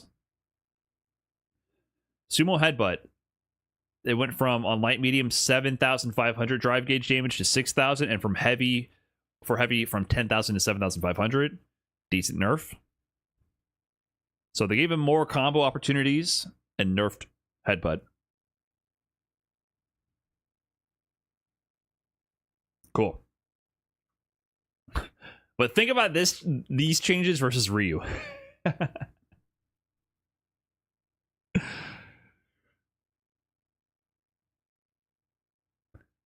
Blanca's most significant change is his ability to combo into his overdrive Wild Hunt.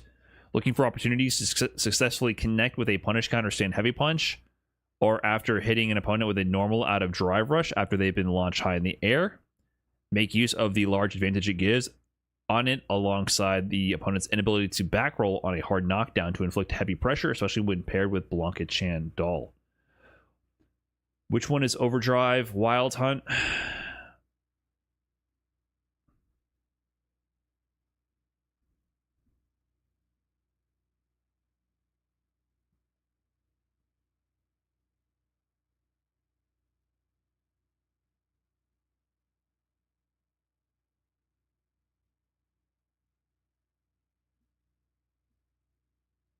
Command grab.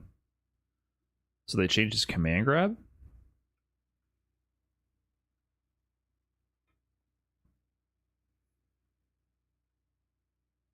He can combo into his OD command grab? Okay, so they buffed crushing heavy punch damage. Removed hurtbox around the arms 2 frames before hitbox appears, so they buffed the button, that big crouching heavy punch poke. Hurtbox around the arms 1 frame before the hitbox appears is now invincible to strikes. Okay, so it's still weaker against projectiles. So they're buffing his crouching heavy punch as a poke.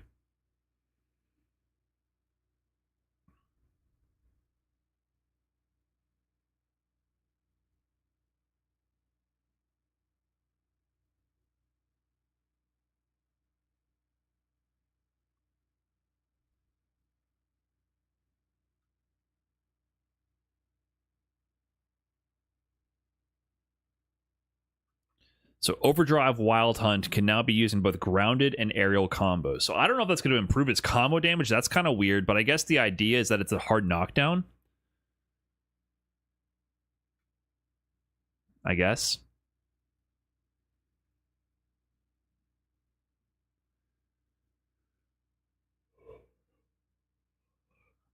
I suppose that's the advantage there. Guile. Guile's projectiles are now a bit easier to use. Why? Were they hard to use? Did anyone think Guile's projectiles were hard to use? Sonic Boom, Flash Kick, and a number of his combo pieces have been extended. While these changes boost his combo damage and projectile-based game plan, Knee Bazooka can no longer jump over the enemy, making it much more difficult for him to swap sides with his opponent when hitting with a strike. This means he will have to be careful to not give up much ground, lest he find himself stuck in the corner. I guess that's their logic. They got rid of his side swap, so it'll be harder for him to get out of the corner, so improve his other parts of his game plan. Sonic Boom and other projectiles. Guile's projectiles will now disappear faster when they are judged to have left the screen, allowing him to shoot projectiles faster in situations when his Sonic Boom misses after being jumped over. With total on-screen projectile time getting a boost, this will improve Guile's... What? Why? What? Just make it so he can't side swap. Fuck him. Like, what? What do you mean? Whatever, man. I don't know. While Sonic Hurricane has always had a hitbox that only appears during a combo, this hitbox would not hit opponents that had been blown back by projectiles. This has been changed, making it easier for Guile to combo into a Sonic Hurricane on opponents who have been wall splatted by Overdrive Sonic Cross. Okay, sure. They improved that weird wall splat combo that not many people were using. Standing heavy kick, advantage on hit change from 3 to 4 frames at an initial scaling of 20%. Huh. Crouching light kick, recovery change from 13 to 12, advantage on block chain from -5 to -3. Right, so improving his low game for his lights, like everybody else. It'll be +1 on drive rush.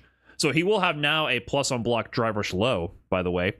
So before, drive rush crouching medium kick was always -1. Really strong because of the range and its ability to combo into flash kick and just catch people off guard and condition you to block low.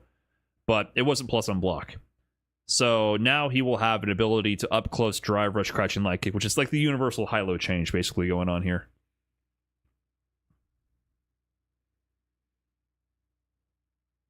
Knee Bazooka, sending Clash hitbox downward from frames 5 to 20, basically meaning you can't go over the opponent.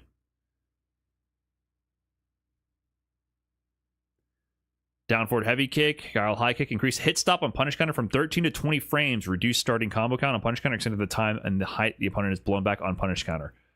Not exactly sure what this translates to, but maybe easier combos on punish counter on the upside down kick.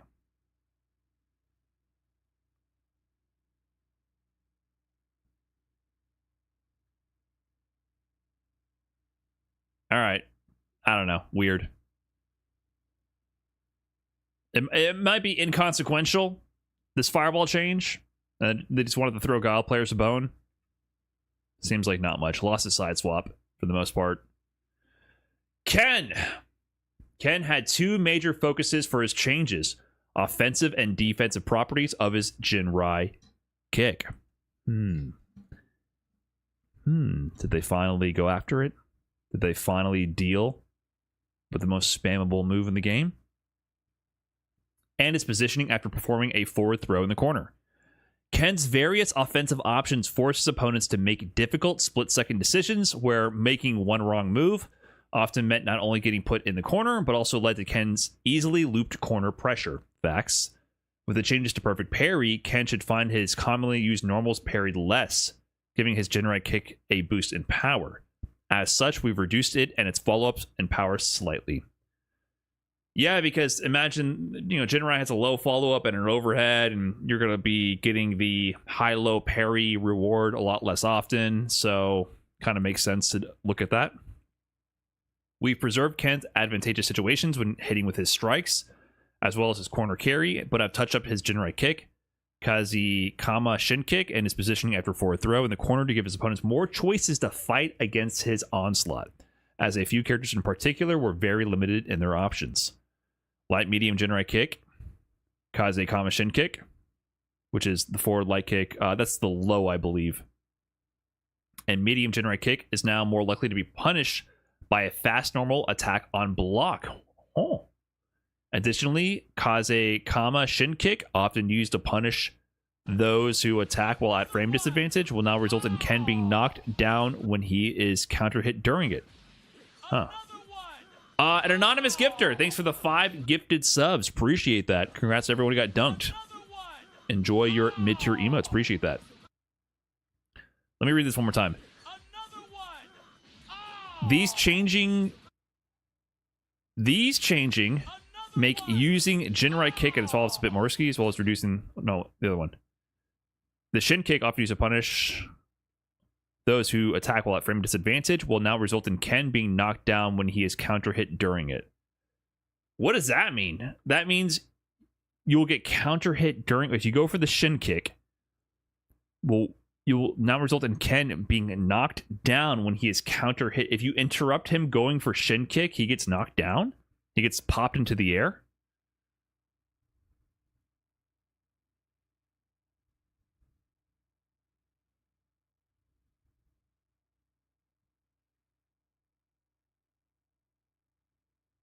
Counter hit Jinrai low knocks down now? Oh, they meant the opposite? This seems like a typo. Also, right after even more typos. These changing make using Jinrai kick and its follow-ups a bit more risky, as well as reducing the reward for successfully hitting with them. Finally, both Jinrai kick and Kaze, Shin kick will deal slightly less damage to the drive gauge, thank you, easing some of the pressure from blocking them.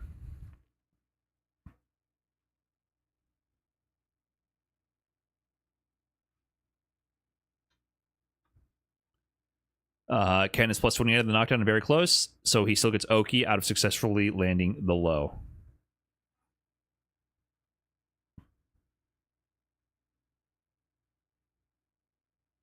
Oh, he can't hit confirm. Okay. Well, you see what I was saying before about standing resets with Manon. Sometimes standing resets are stronger. But normally on counter hit there, he would get a combo follow-up. He would be able to go into another stand light kick. So normally you could just go into another knockdown anyways with like a DP or something. So I guess this just cuts out the fluff in the middle.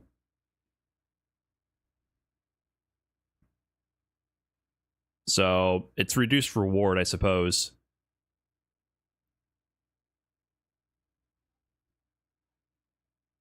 Hey, Arthur Gomez, thanks for the $10 super chat on YouTube. I see you. Thank you so much. Appreciate that. Okay, that's a nerf. It's not a total destruction nerf there, but it's a nerf. Increase distance from opponent on hit in the corner from forward throw. I already saw a clip on Twitter. There's still a walk-up throw loop. So I'm not sure what this changes, to be honest.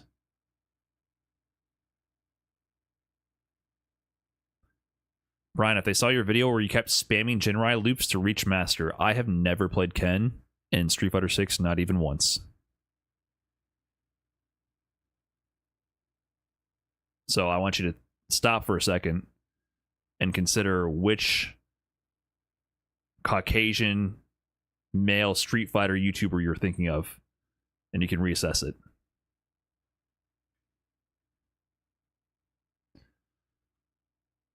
Not even a single time.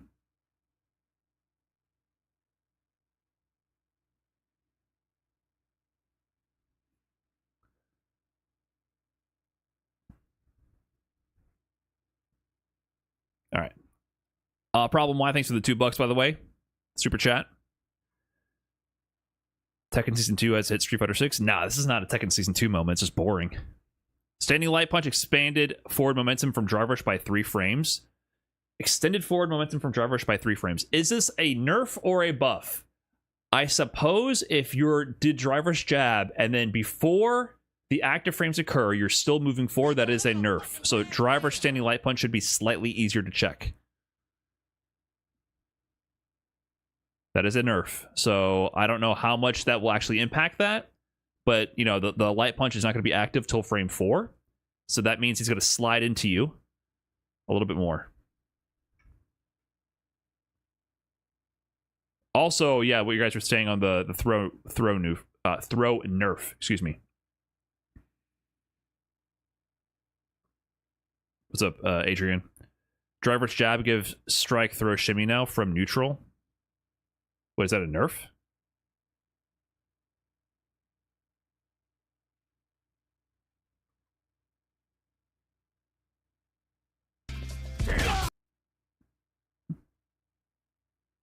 What is this random Ryu stuff? Can't beat 'em? Join 'em! Are we back? I don't know. I don't know what's going on here. Buff in some ways? How is that a buff? Puts him in better range to shimmy? This sounds like it's meant to be the change where if you do low forward for both maybe checking in neutral if you do raw drive rush, but also low forward to jab, drive rush cancel. Sounds like this is intended so that on defense, if you mash throw, they can't walk out of range from it.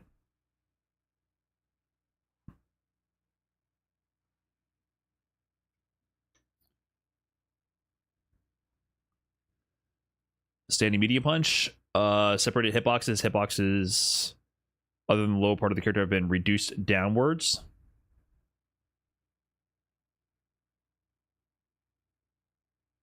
Extended hitbox around the legs. They buffed to stand medium punch. Crouching light punch, extended forward momentum from drive rush by 4 frames. So I think these are the changes intended to push you closer, push Ken closer to you so that you can throw them right away. At least that's what the intention was. I don't know how this is going to play out in action. That's what the opening summary mentioned. So that if you mash throw on defense after they do low forward, drive rush into jab, you can throw them if they try to walk away and shimmy. With recovery and hurt box on crouching medium punch. No hard knockdown on sweep. So light Jinrai. Reduce drive gauge damage on block from -3000 to -2000. Nice. Expended hurt box forward during recovery for the medium versions only. Light medium Jinrai kick. So the medium version will be easier to fuzzy interrupt on the overhead to low, is what I'm reading out of this. So normally a common strategy is to fuzzy time a button so that you block the low, but if they try to go for the overhead, you can interrupt in the gap, but that is spacing dependent by your light. So what I'm reading here is it's going to be easier to use your fuzzy interrupt, but only on the medium version. I'm not sure when the light versus medium version comes into play here.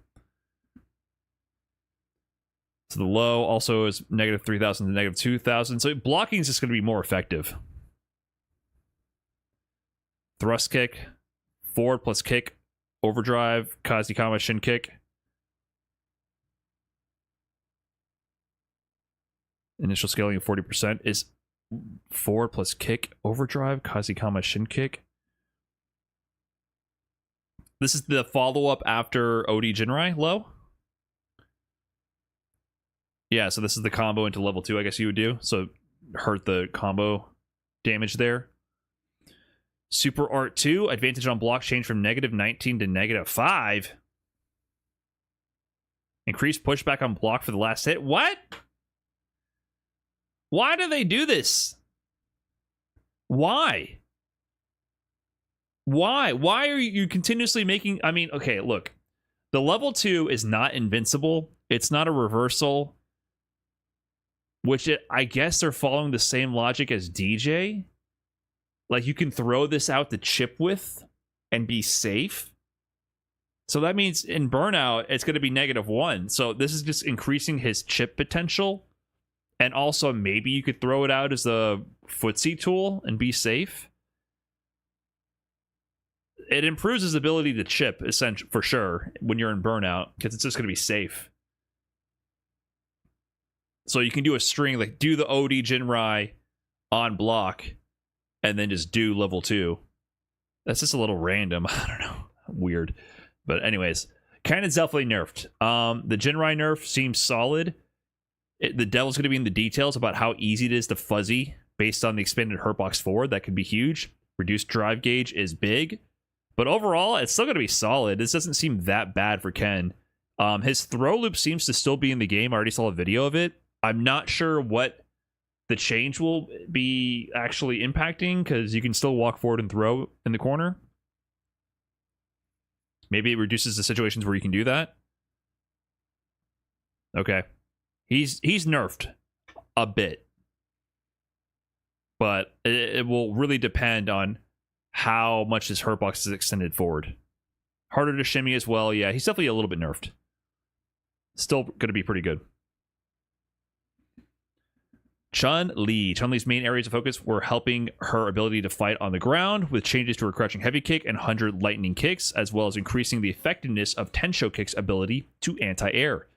Crouching heavy kick with the range around the same as her crouching MK. Chun-Li's crouching heavy kick was a move with limited effective use. Was it?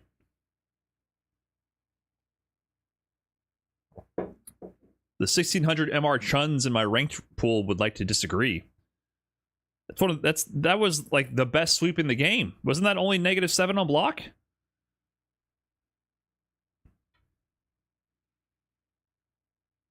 Its range has been increased, making it more useful as both a counter attack and a whiff punish. Did you increase the recovery? Well, it's more unsafe on block now. Okay, thank you. Thank you, okay. It should be better tool in Chun-Li's already powerful ground game. Okay, I'm fine with that. I'm fine with that. Make it depends on how unsafe they made it, but yeah. Normal overdrive 100 lightning kicks. We've given each strength of 100 lightning kicks their own strengths, making them both easier to use and giving them clear uses. In particular, light 100 lightning kick startup has been changed to 5 frames, helping Chun-Li counterattack against certain moves and links where she before lacked an effective choice. Okay. So the light version is much faster, giving her better combo potential in more situations. Overdrive version's increase in damage makes it more valuable as both a combo piece and as a punish counter, giving it a wider range of uses than it was seeing previously. Tensho kicks. They alter the Tensho kicks active frames and hitbox. We've reduced the number of situations where Chun-Li will whiff while using it in a combo or as an anti-air. That is fair. Good changes. So increased whiff punish ability on crouching medium punch. Crouching heavy kick went from -7 to -9, which still means a lot of sweeps on sweeps will not punish that on block, but -7 was dumb. But okay, -9, still going to be one of the better sweeps in the game, and they improved its ability to be used with range. So, lab your Chun-Li sweep punishes is what I will say. Lab that up because Chuns will be spamming that. Forward heavy punch, down forward heavy punch. Advantage on hit change from +1 to +2. Reduce active frames from 4 to 3. Is that the slide? No, that's medium. What is down forward heavy punch? Is that overhead?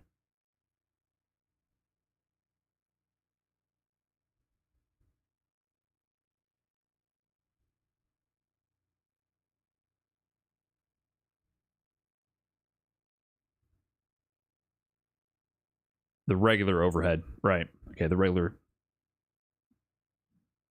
overhead.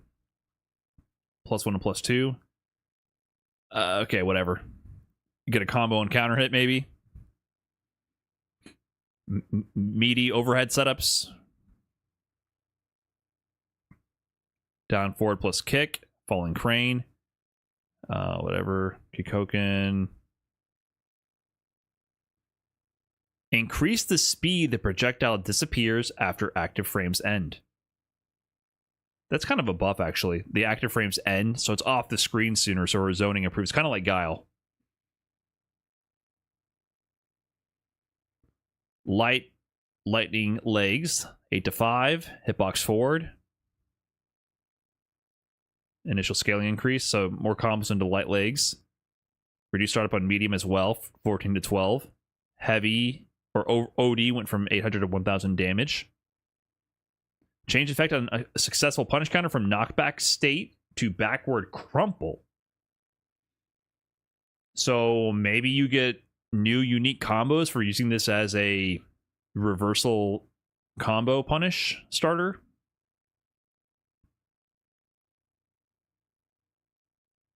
You get a spin state out of the air. Huh.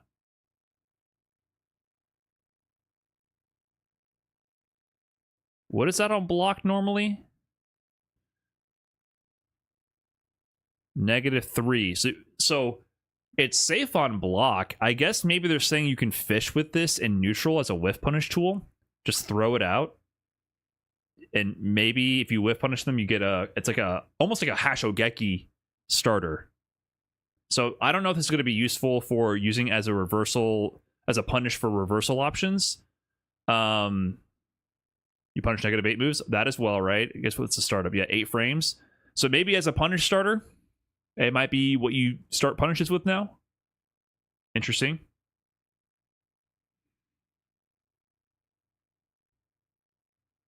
So the air OD lightning legs reduce recovery after landing from 5 to 3. Okay, fine. Tencho kicks had active frames of first hit increased. And extended hitboxes for all hits and versions upwards. Yeah, so they just improved the reliability, the Tencho kicks, which is fine. It would definitely whiff in a lot of situations. Okay, so new utility for OD legs is the main takeaway I have here for Chun-Li. And improved anti-air. Zangief has had the base hurt box around his torso expanded. Oh? Excuse me? They made the big boy bigger? They made the big boy bigger?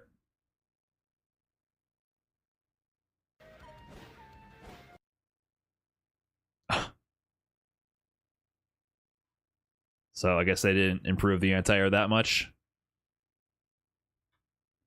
To be fair, that's Akuma's dive kick. It does that to every anti-air.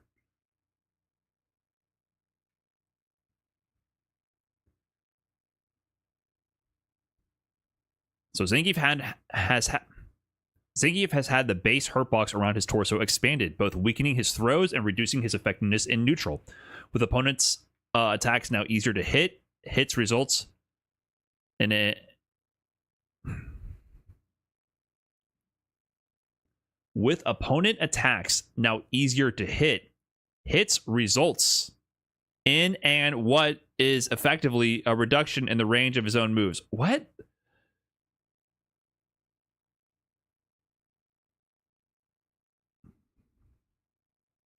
With opponent attacks now easier to hit Zangief, hits results in what is effectively a reduction in the range of his own moves. Okay. They're trying to say that because his hurt box is expanded, the effect in practice is that he doesn't have as much range because he's always closer to getting hit by the opponent, forcing him to work harder in neutral than he had to before. Zangief's neutral game was really good. He really outpoked a lot of characters consistently. And also, I did feel like his hurt box did not match his animations in so many situations. Normal overdrive double lariat, overdrive screw pile driver. As a result of the hurt box expansion, Zangief now finds himself a lot more of a distance from his opponent, even when close. In order to ensure his combos and links still function as they did, double lariat's hitbox has been expanded, while OD screw pile driver's range has been increased to preserve Zangief's identity as a grappler.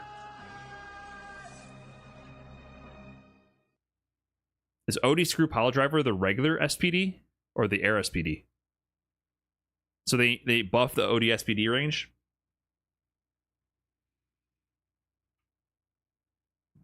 Drive impact. Zangief's drive impact range was already shorter compared to other characters, so in order to reach but not be too short alongside his hurt box changes, we will now move further forward during a drive impact. His range was less? Why did I feel like his range was way more?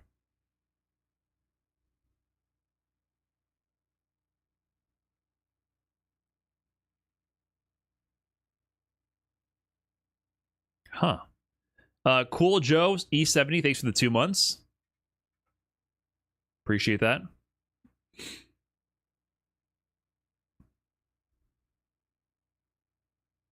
So, hurtbox adjustment. Expanded the hurtbox that acts as the torso's base forward while standing and crouching, and while in the air.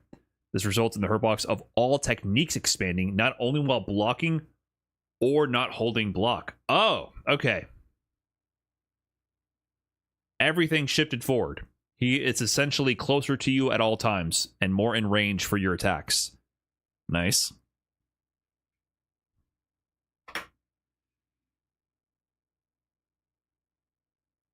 Drive rush. Zangief will now appear slightly further back while moving. This change is purely visual. The distance traveled will remain the same. So wait, you moved his...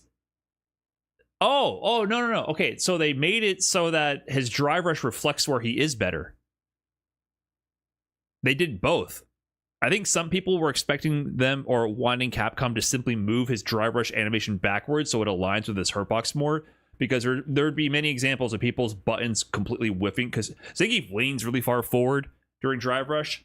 Your button will be completely through his visual model, and it would whiff because his hurtbox is way retracted back. So they didn't just move his drive rush animation backwards, they also moved the hurtbox forward on top of that. So they did both changes.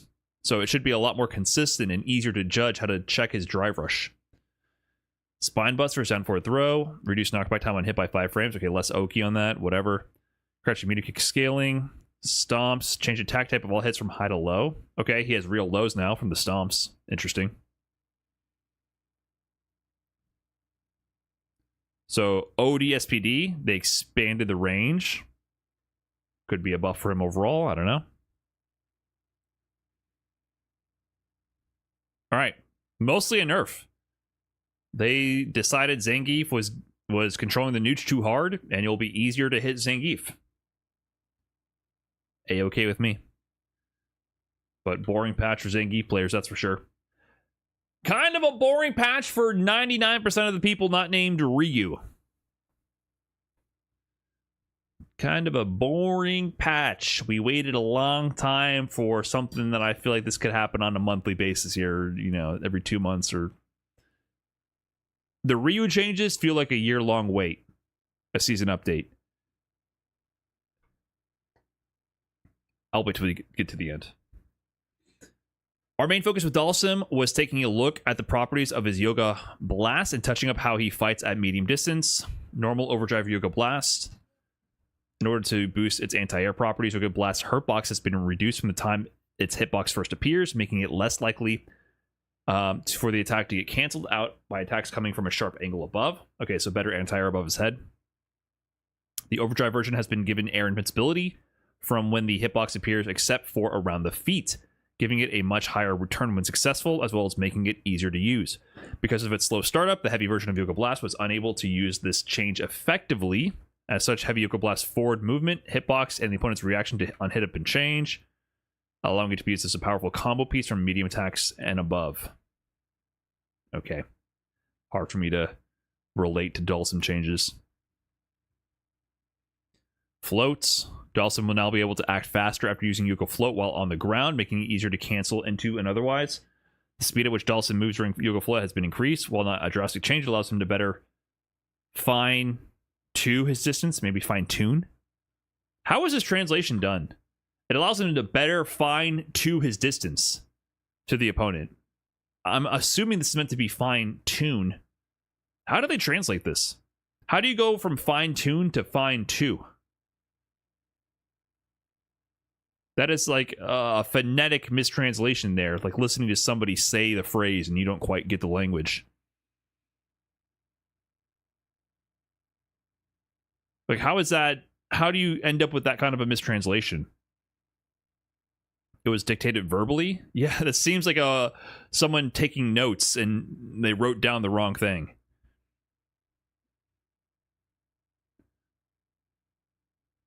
Jump Heavy Punch. Due to its small hurtbox, Dhalsim's jumping Heki Punch would often clash with anti-air moves like Shoryuken, resulting in both attacks missing, and Dhalsim attacking his recovering opponent after he landed from the air.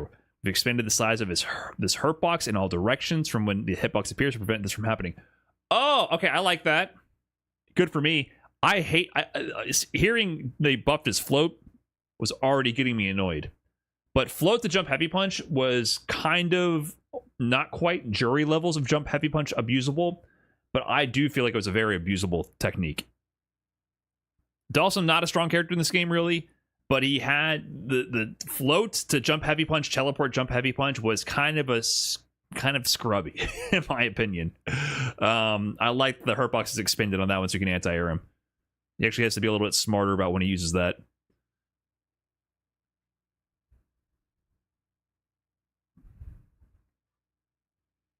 Arthur Gomez, thanks for the $20 super chat. Will Helena healing super be enough to survive Ryu damage? We'll have to ask the Helena mains what they think about that. Crouching heavy punch. Advantage has been altered from -1 to -12 on hit block to +3, -8 on hit block. They buffed crouching heavy punch, huh? Jump heavy punch extended hurt box around the torso forward from attack start up to the end. Extended hurt box 50% of the extension from frame 1 around the torso forward from end of active frames to the end of the animation. Extended hurt box around the arms downward during active frames 1 and 2. Cool. Extended hurt box around the trouse downward during active frames 3 and 4. So, okay. Maybe you can jab it easier too. I don't know. Maybe you can crouch and fierce it easier.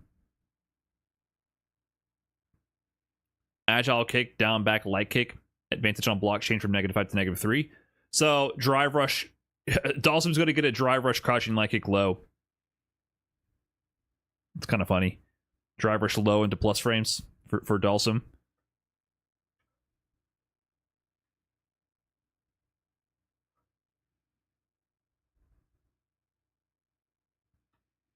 Nerfing low tiers is just plain stupid.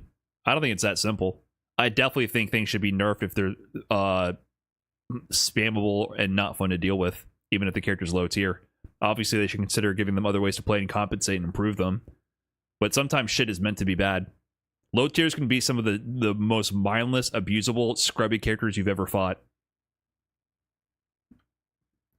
Low tiers can absolutely still carry. You can still be carried by a low tier character, not to great heights, but to be annoying and like people having to work harder against you to win when they shouldn't have to. That is definitely things that happen. Look at Honda. Look at Honda. I'm sorry. At top level, yes, you have to work really hard to win with Honda, but you're going to beat a lot of people for no reason with Honda. You absolutely are. And that stuff should be nerfed. That stuff should be nerfed. It just should be. Lily, crouching heavy punch, hitting behind her head for no reason. That encourages one-note, mindless spamming gameplay. That should be nerfed. It makes the game better. Obviously, maybe they can rework the characters in other ways to improve their effectiveness and skill expression. But it's not just about character bad, improve, character good, nerf. It's more complex than that.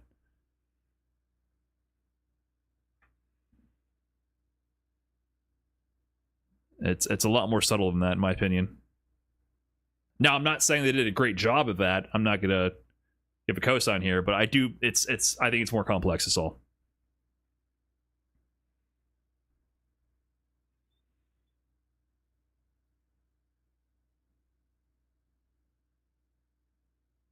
Okay. Subtle changes to Dhalsim. Seems like they're trying to improve his anti-air ability. New hitbox for combos for the heavy Yoga Blast. There might be new combos. Hard to get a view of what this is going to be. But it seems rather subtle, to be honest. Just kind of doubling down on their improvements to the Yoga Blast from the previous patches. Okay.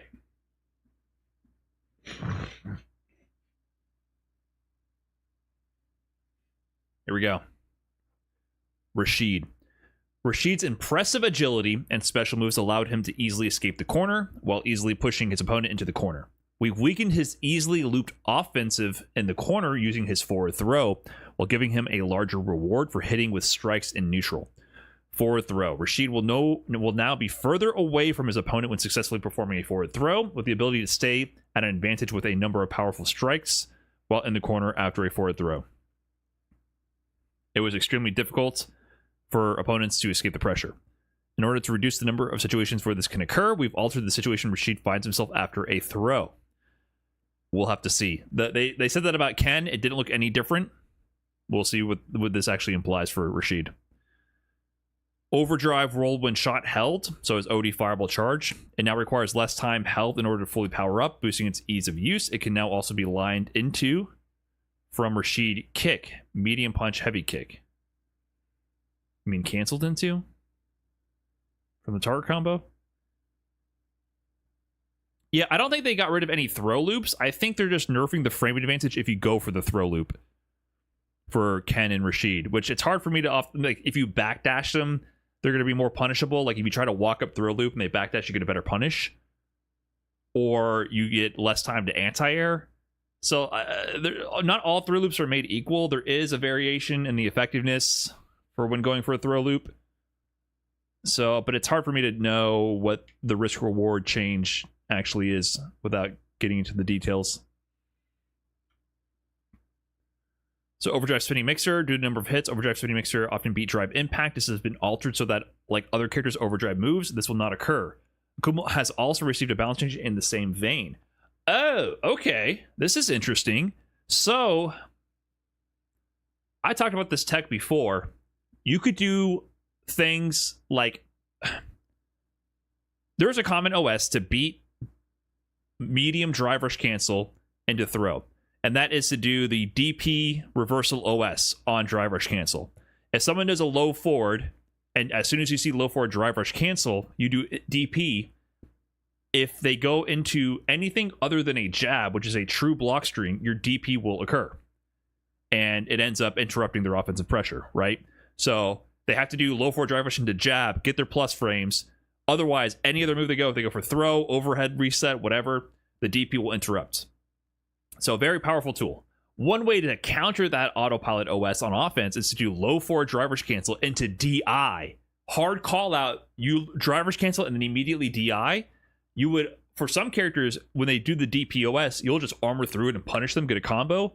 Other characters, you'll armor the hits, pass through them, and then punish when they land on the other side. Akuma always shut that down because his DP hit 3 times and broke your armor, and so would Spinning Mixer. Sounds like they're trying to double down on this and make it so that DI is more effective for that OS and for other meaty situations, so that DI is better against these DPs. So, interesting.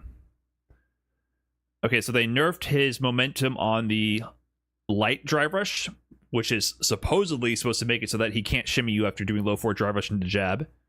So in general, it seems like they're nerfing low forward drive rush by making it so that DIs can beat, or sorry, they're making it so that you can throw them after, but I don't know how it's gonna actually pan out.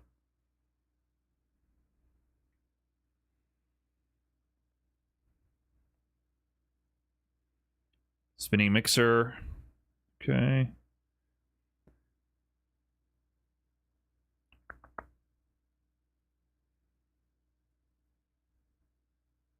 Yeah, third hit of OD Spinning Mixer will no longer hit grounded opponents, so it'll lose to DI more often. So they sped up his OD Whirlwind Shot.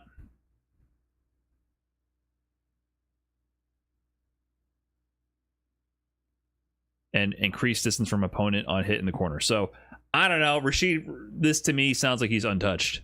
It's hard for me to know that, getting into the details of how the throw has changed.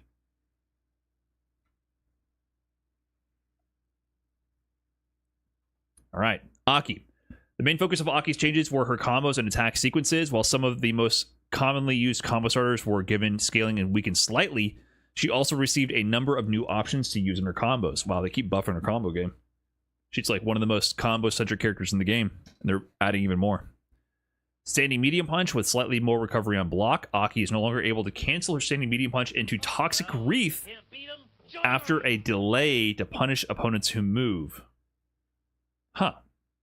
However, she will now have crouching medium kick blocked automatically after drivers canceling from a block standing medium punch. And an opponent in burnout will no longer be able to interrupt standing medium punch into heel strike.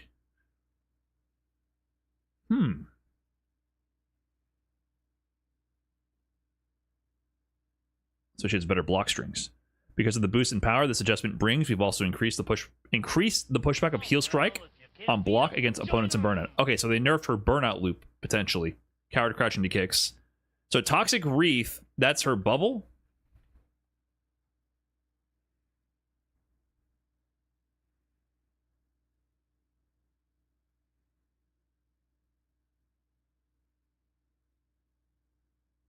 What is Toxic Wreath?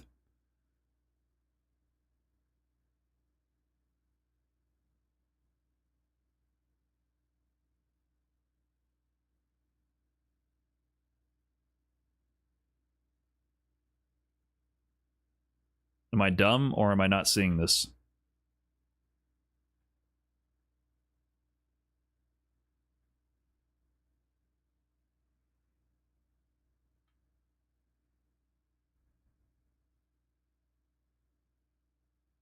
Orchid Wreath, is that what they mean?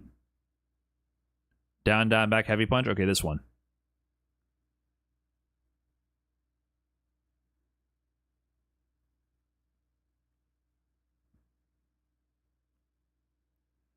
So standing, no longer able to cancel her standing medium punch after a delay. So you can't delay cancels, all they're saying. The frame trap with that. But she can do crouching medium kick on drive rush into medium punch, a true block string, which is crazy. But they nerfed the pushback on the heel strike so that you can't loop as well and burnout. Medium serpent lash. This is the angled one for anti-air. Like, not the vertical one, but slightly angled.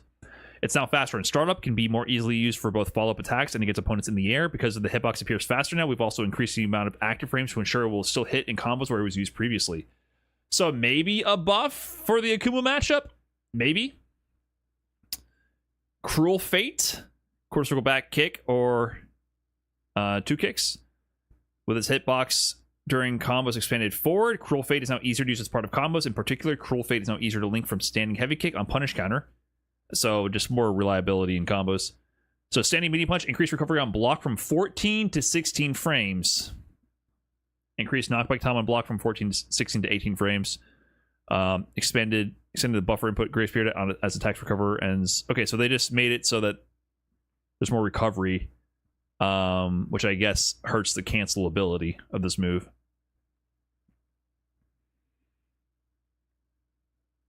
Crouching medium punch. Reduce startup from 8 to 7 frames. They didn't want to mention that?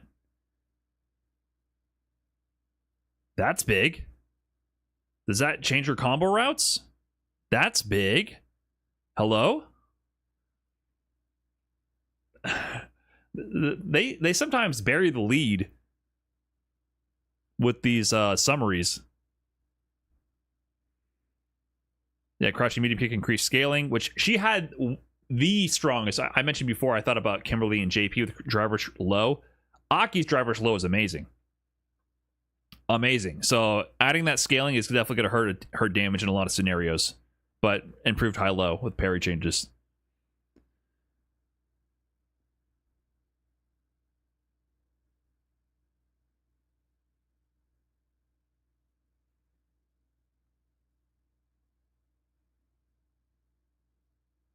So they added an initial scaling of 20% to heavy Nightshade Pulse. Her OD Fireball?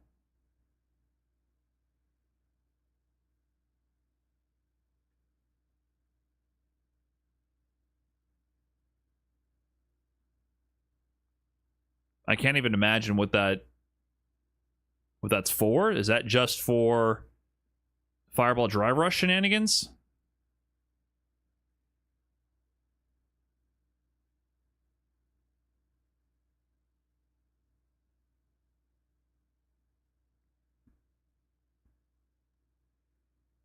Okay.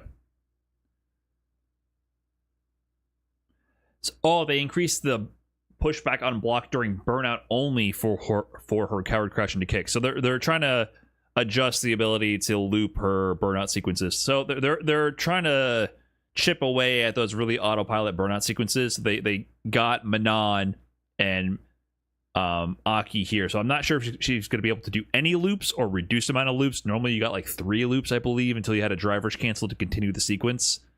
So, okay, fine. Aki mostly the same. Increased recovery on hit by 7 frames. She also got Oki on back throw. Okay. Slight buffs to Aki, slight nerfs as well. Maybe her anti-air is better versus Akuma. Medium Serpent Lash getting more utility. And nerfing the burnout sequence. Slight adjustments. Ed's ability to make use of his held Psycho Flicker after a forward throw in the corner was extremely powerful, especially against characters who didn't have a good way to reverse the pressure. We also took a look at his ability to start combos using his long-reaching normals, his ease of closing gaps after set combos, and routing his Psycho Cannon super art. As a result, we've changed the situations he's left in after forward throw, while giving him a new movement option from his iconic Psycho Flicker. Iconic. Oh, by the way, thank you, Mr. Rios02 with the Fresh Prime and Sad Geel with the Prime earlier. Thanks for the subs, everybody. Appreciate it. With Psycho Flicker now cancelable, or sorry, forward throw. Ed's advantage and position on a successful throw has been significantly altered, especially in the corner. Ed will no longer be able to throw or hit with a held Psycho Flicker right as the opponent recovers, thus making continuing his attack after forward throw much more risky.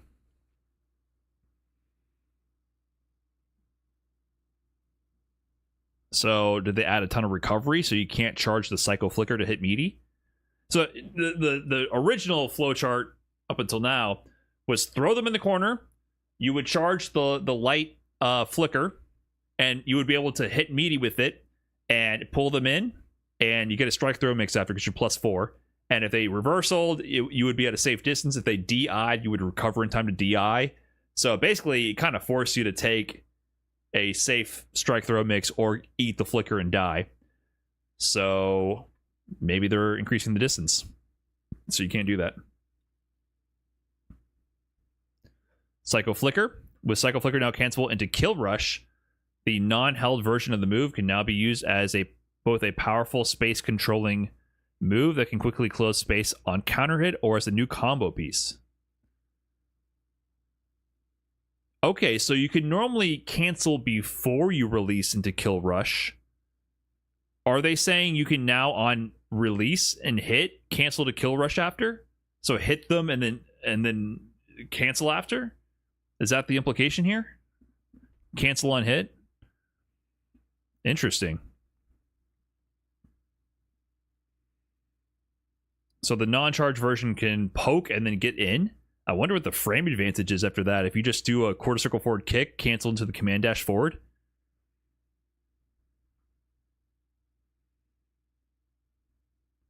Additionally, after considering the high return gain on punish counter and the strength of the held version, we've increased the risk of using Psycho Flicker by adding screen freeze on successful perfect parry.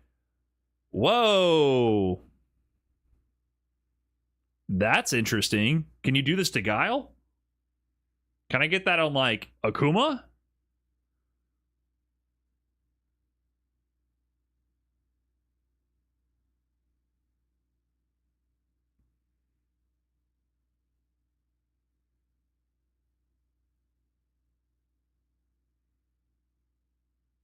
So, normal overdrive Psycho Flicker. Screen will not freeze on successful perfect parry. There is no difference in recovery after perfect parry of the normal version, regardless of whether the button was held or not. Okay. So yeah, you just have, I mean, what people would do now is they would do perfect parry drive rush OS on it. So strong players would still get punishes on perfect parry on it. But this just gives you more time to calculate, and I think a bit more frame advantage on the screen freeze perfect parry. So perfect parry, slow down, plan your punish, react accordingly. So it's definitely a nerf. So Psycho Flicker can now be canceled into Kill Rush, forward, backward. That is so strange. So strange. And if Psycho Flicker punish counters, you got a crumple knockdown. Or a knockback knockdown, I don't know what you would call it. So yeah, definitely going to be new options there. So uppercut. Decrease super gauge gain. That's a nerf to the dream combos. Medium version 1200 to 1000, heavy 15,000 to 1200. Yeah, because the heavy is what you're doing in the dream combo.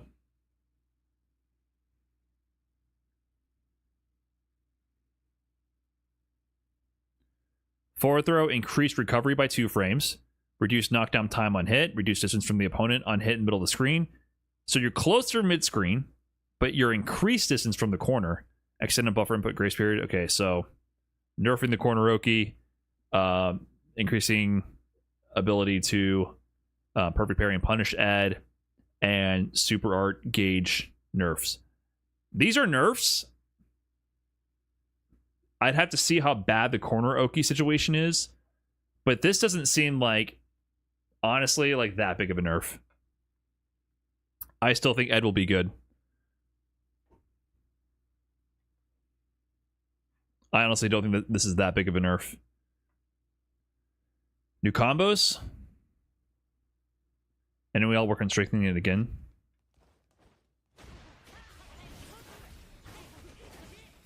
Yeah, new combos. Like, they gave him some options here. It's kind of interesting.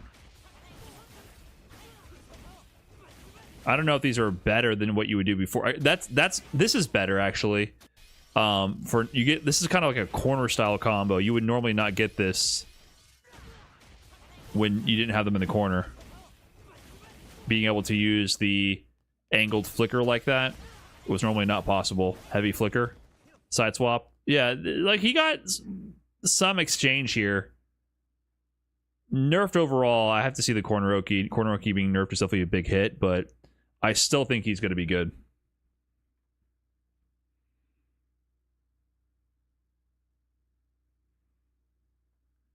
Goki. Akuma gave his opponents few options when faced up against his powerful neutral game and attack sequences. By tweaking the pushback of his moves on block and the properties of his attack sequences, we've given opponents a bit of help when faced with Akuma's numerable options. Oh, gave us a bit of help. Thanks, Capcom. That's so generous. Gave us some help. This is some racketeering shit. You created the problem. You created the problem and you're selling us the solution. What do you mean? You designed the character.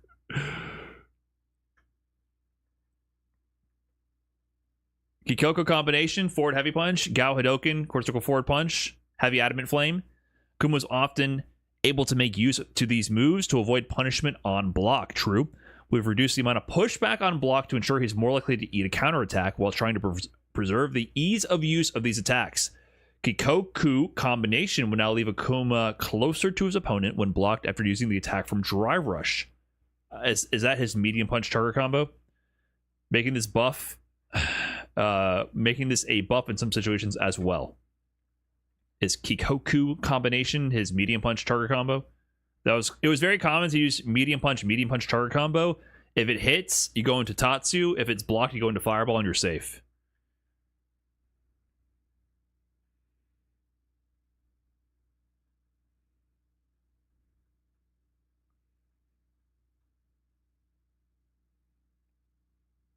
Oh, it's forward heavy punch. Okay, forward heavy punch target combo. Sure, whatever. Crouching heavy kick was very powerful when paired with Tatsumaki Zanku Kyaku.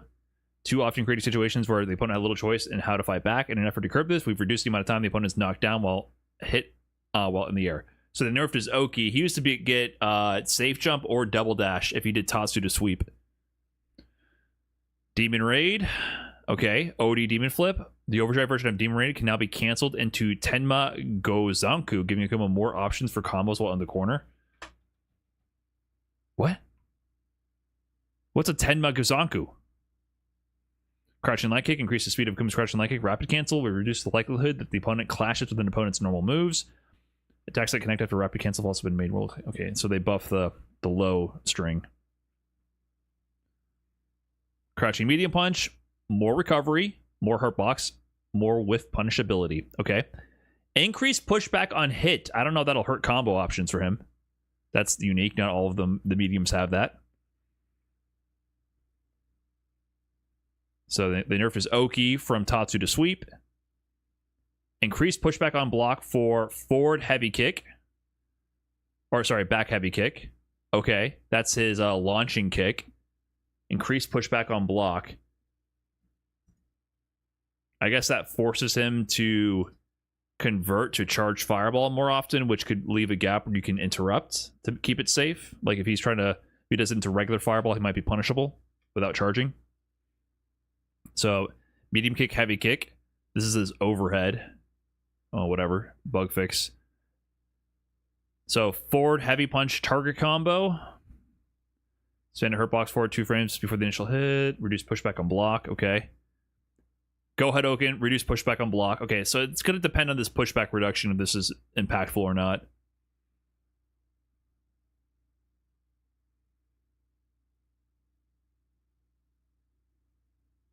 So air fireball has increased scaling from 20 to 40% now, so that's a nerf on the air fireball.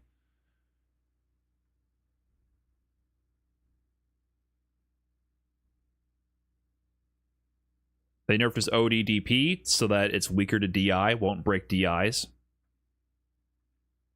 Adamant Flame. Advantage on block changed from -2 to -3. Reduce pushback on block. Pushback during burnout remains unchanged. Okay. So maybe we can throw him after. Maybe he's in throw distance. I hope that's what they're implying. I would have also preferred if they threw in there that OD Adamant Flame was -16 on block. That move should not be safe. OD Adamant Fist should not be safe. That should not be safe. I'm sorry. You can hit confirm that from a heavy punch and to death. That move should be... You should die for missing that confirm. That to me is like a skill issue thing. Like that is just like carrying them. Like I don't understand that. You should never... There should never be a situation where you do OD Adamant Fist on block. It kills people. It absolutely massacres people. Avoids drive rush cancel. Gets you like super unskilled combos into level 2. If you miss that hit confirm, you should explode. That to me is another like scrub balance decision. It's scrubby. Like increased skill expression. You should hit confirm it. Hit confirm or die. It's easy to hit confirm. Or get rid of the hit confirm. You can't have both. You can't have both. Why do you have such a hit confirmable stand fierce if when you mess up the hit confirm, you're in an okay situation?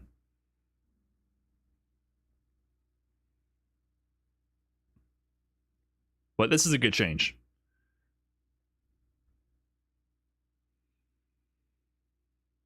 So Overdrive Demon Raid can now be canceled into Tenma Gozanku. What the hell is a Tenma Gozanku?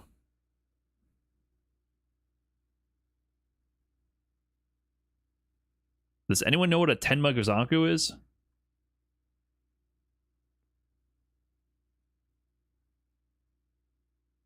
Oh, air level 1? Air level 1? Okay, gotcha.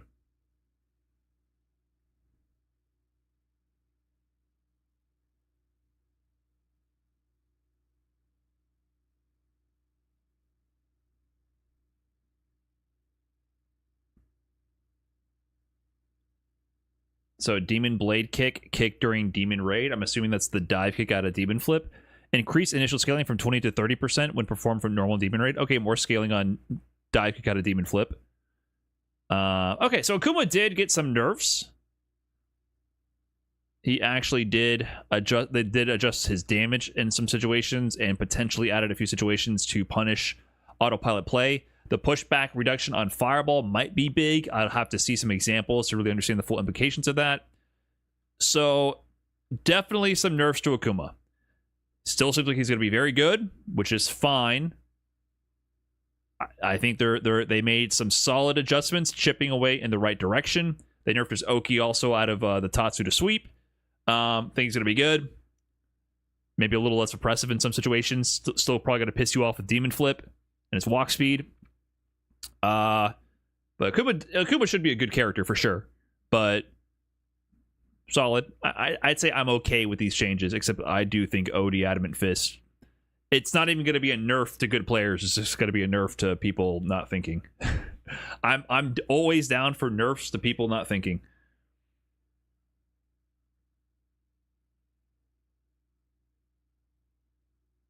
Hey, Butter Jiggly, thanks for watching the stream. I'm not going to do what you copy-paste across several chats because I've been reading your messages and ignoring you now on 2 chat platforms. So, thanks for watching. Appreciate it. Yeah. Have a wonderful evening. Try the email next.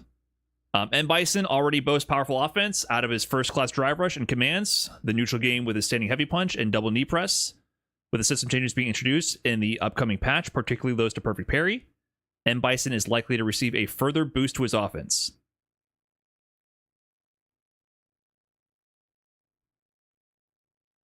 Okay, there's more. I was getting worried reading that. Taking this into consideration, we've reduced the effectiveness of a number of his moves. These include standing light kick, deadly when paired with his drive rush, standing heavy punch, which gives him a combo on normal hit, and finally his back fist combo, which allows him to set a Psycho Mine and further push his offense. Additionally, we've improved the situation M. Bison finds himself in when a number of his special moves hit, as they were not seeing much use. Okay. This should give M. Bison another avenue of attack to keep the opponents guessing. Light medium overdrive back fist combo, light medium psycho crusher attack, and Bison will now have a harder time launching an offensive against his opponent from the center of the screen using drive rush after hitting with the light and medium versions of back fist combo. After changes to Bison's recovery and hit effect on the what? Sometimes I read these sentences and like in the middle of it, I don't know what's going on. M. Bison will now have a harder time launching an offensive against his opponents from the center of the screen using drive rush after hitting with light and medium versions of back fist combo after changes to Bison's recovery and hit effect on the opponent.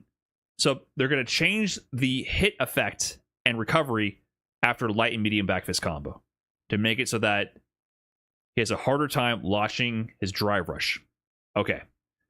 On the other hand, it will now be easier to pressure opponents after planting a mine with drive rush after the overdrive version, as they will now land closer to the villain. Okay, this sounds promising. So the common flowchart sequence was get a combo conversion into back fist combo, and then drive rush, pressure, high-low, throw, back heavy kick, and at the overhead hit, you died, right? So it sounds like they're nerfing the Oki from that and buffing it on OD, so you have to spend bar to get the Oki. Let's see. Unlike light and medium back fist combo, light and medium psycho crusher attack now leave Bison in a better situation before even when used mid-screen, allowing him to press his opponent further with his pressure. The light version has received changes to both its startup and hitbox, allowing it to link from light normals. Okay, that's big. This change should allow Bison to consider both his position on the screen and his resources when deciding which special to end a combo with. Yeah, normally from lights, you can only go into scissors, really, or back fist if you're close enough and didn't use enough hits. And the non-OD Psycho Crushers were kind of bad besides the anti-air utility. And if they had bomb planted, then you would combo into it, or you would go into a super. So I do kind of agree the light and medium Psycho Crushers weren't used that much. So now it sounds like you can combo into a knockdown from lights, which is obviously better, or it's an option to consider besides just going into scissors. So I don't mind that. That's a buff, but it lets you consider more options. I don't mind that. It makes it more dynamic, to be honest. Instead of it always being into scissors, now he can do, if he wants to, go into Psycho Crusher. So that makes the character a tiny bit less one note in a way, right? It's to me, it's a change in a positive direction, even if it's a buff for Bison.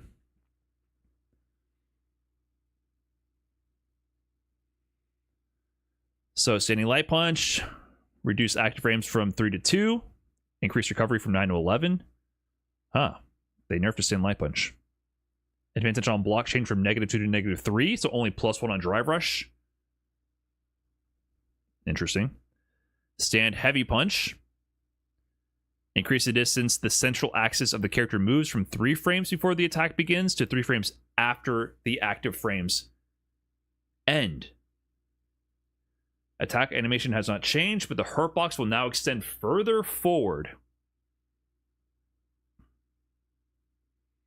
Increase the distance the central axis of the character moves from 3 frames before the attack begins to 3 frames after the active frames end. So he doesn't move forward until after he's done hitting you.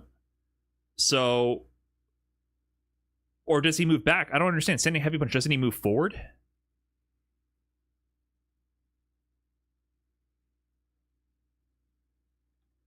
I'm a little confused. They're saying it's going to be easier to whiff punish, but he moves forward, right? It sounds like they're contradicting themselves. Where's M. Bison?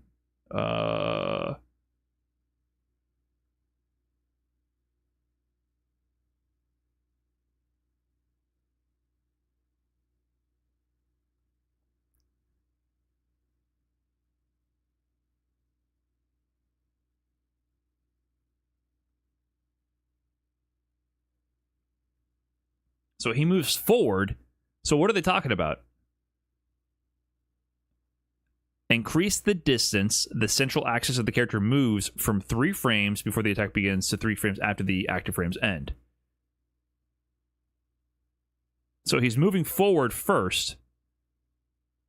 So they're nerfing his forward movement?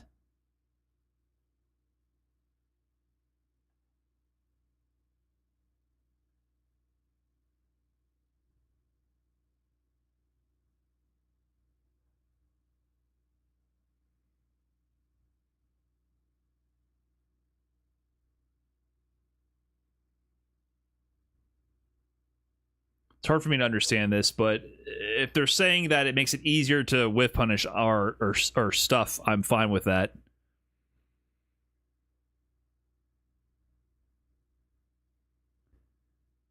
I'm fine with that.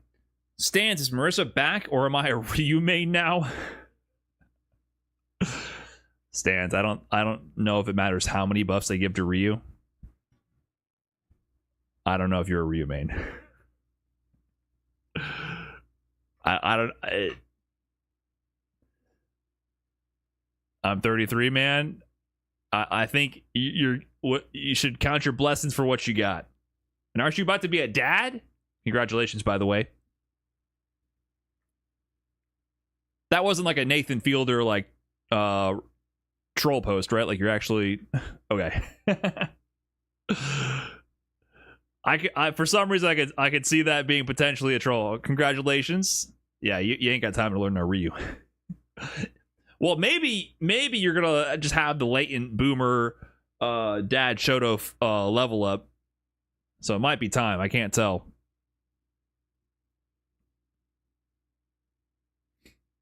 Once you got the kid, you might got some Shoryukens and Fireball game in you. But they did not do much for Marissa, no.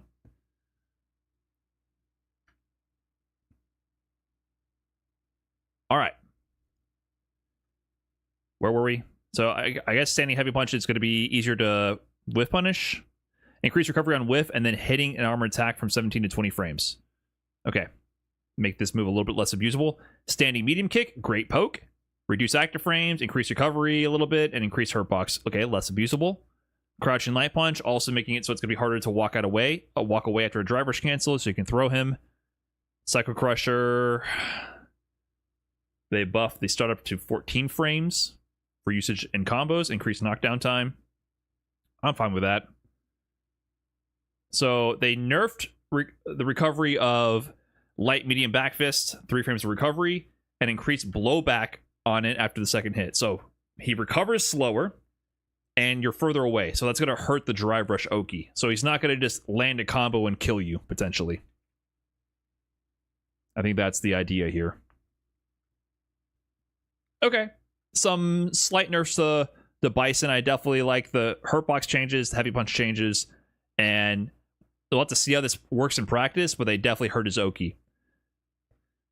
All right, Terreld. Capcom, did you do anything for me?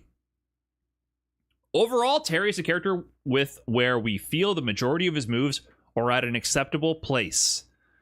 I guess. You're not wrong. You're not wrong. Because of this, the focus for this update was to make his combos a bit easier to use and to help a couple of his moves stand out a bit with more small tunings to their properties. Standing medium punch. With a slight boost to the reach of the move directly after the hitbox appears, this attack should no longer hit at different times depending on the distance to the opponent. The window to use a target combo has also been expanded, making it easier to use after confirming standing medium punch has hit. Okay, so hit confirms. Power drive, medium punch to heavy punch. This is the 1-2 knockdown target combo. With both a damage boost and scaling addition, power drive will end up dealing around the same damage when used in a combo, but will deal more damage when an opponent is counter hit after trying to move first when blocking standing medium punch. Okay. Little buff there. Heavy crack shoot. This move never fails to let me down. With improvements to its usefulness as a projectile and tweaks to its third hit's hitbox, it should now be easier to ensure every hit connects when combing from heavy power charge into heavy crack. Do you mean comboing? From heavy power charge into heavy crack shoot. Okay. Normally you have to manually time that It's not that hard to do. Did they just make it so that anyone can do his combos without practicing? Standing medium punch. Advantage on hit change from +1 to +2 frames. That's something. So I wonder if that's going to be hit confirmable now into the target combo. Extended time into cancel into power drive by 1 frame. That might be within hit confirmable ranges now, which is obviously good. Standing MK. Extended buffer input. Grace period as attack recovery ends. This is to make doing standing medium kick confirmed to are you okay? A little bit easier. Standing heavy kick. Reduce pushback on punish counter. That's big. That's actually big. His punish counter combos from heavy kick were often very limited, especially mid-screen. Especially mid-screen. You can combo to medium tackle naturally. Oh, so you get a whole launcher combo? Yeah, that's actually pretty big. His heavy kick is a great move, but the combo rewards mid-screen were often very situational and limited, or meter intensive. Crouching medium punch, extended hurt box. That's fine. Yeah, the universal nerfs.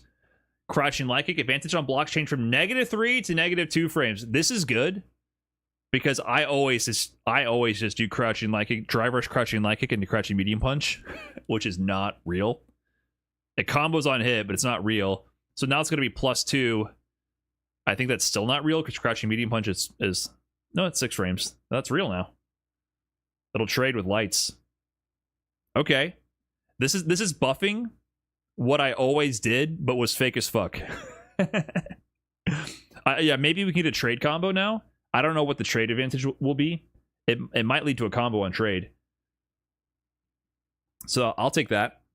Crouching heavy kick, reduce startup from 11 to 10. Nice. This sweep is ass. That's better. Increase knockdown time and punish counter. Okay, that's just to compensate for the recovery. So it's faster, 1 frame faster.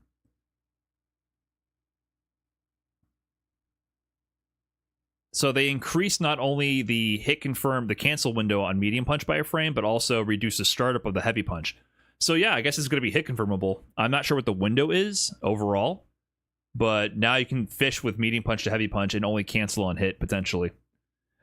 Medium power wave. Increase the time hurt box around the arms lasts from 18 to 21 frames. Nerf. Round wave. Change attack type from high to low.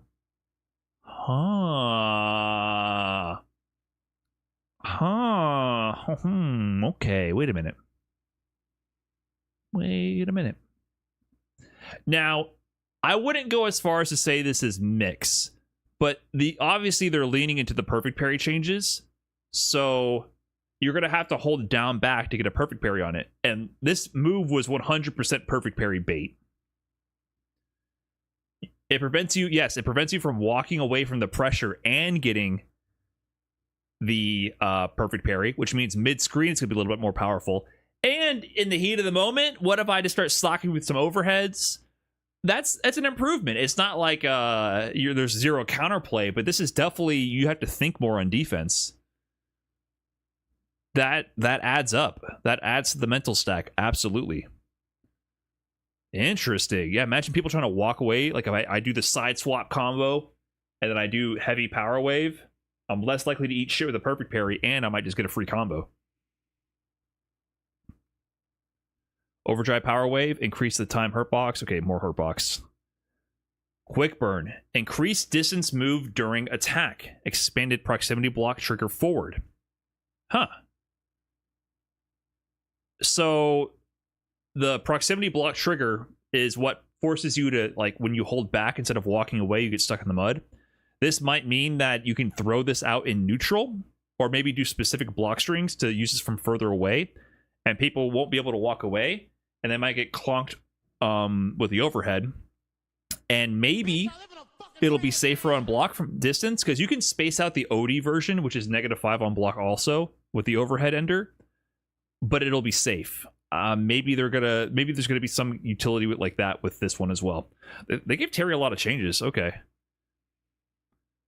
OD quick burn, extended hitbox of second hit forward, expanded proximity blocks trigger forward. Okay, so maybe same thing. Maybe you can just throw this out from further away.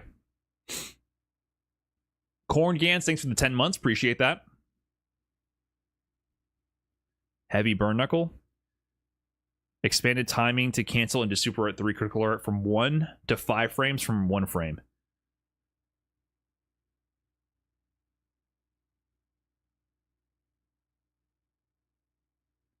Expanded timing to cancel into Super Art 3 critical art from 2-1 to 5 frames from 1 frame. I'm going to assume they mean expanded it from 1 frame to 5 frames. Yeah, there's 2 ways to read this. It's a typo. It's either went from 5 to 1 or 1 to 5. I would assume it's easier to cancel because the way it works right now, a lot of your combo routes, you have to, if you're going to level 3, you have to purposely choose going into medium burn knuckle to even get the level 3 cancel. Because the heavy one ends up hitting too late and it won't cancel. So heavy is already kind of strict for the level 3 cancel in terms of its timing. So I would assume it's a buff. Because if they're nerfing that, it's already bad. So I'm assuming they're saying it's going from 1 frame to cancel to 5 frames. That's what I'm assuming. Maybe even hit confirmable. Who knows? Overdrive Burn Knuckle, extended hitbox upwards.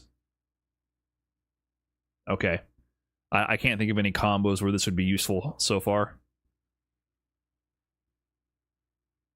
Medium Crack Shoot, increase damage on grounded opponent from 700 to 900. Okay, sure. Heavy Crack Shoot, reduce hurtbox around the feet downward from frame 17 to 27.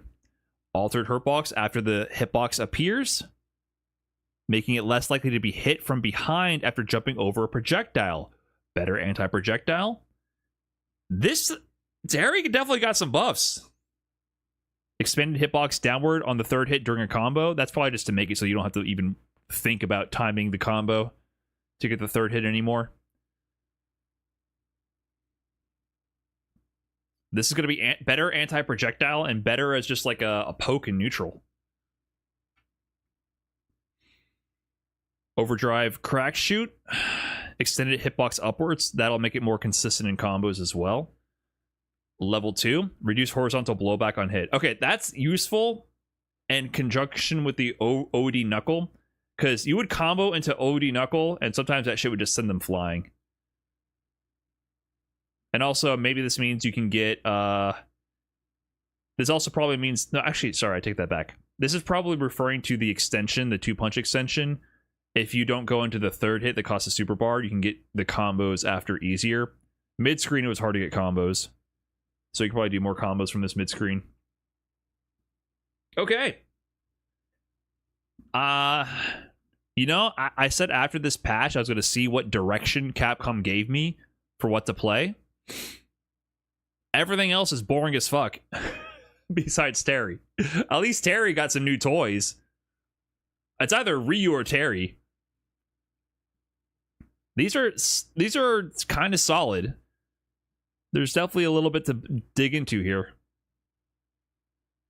Boring ass patch though. I mean, I got some toys with Terry. Heavy Crack Shoot buff sounds nice. I'm gonna try Elena, of course.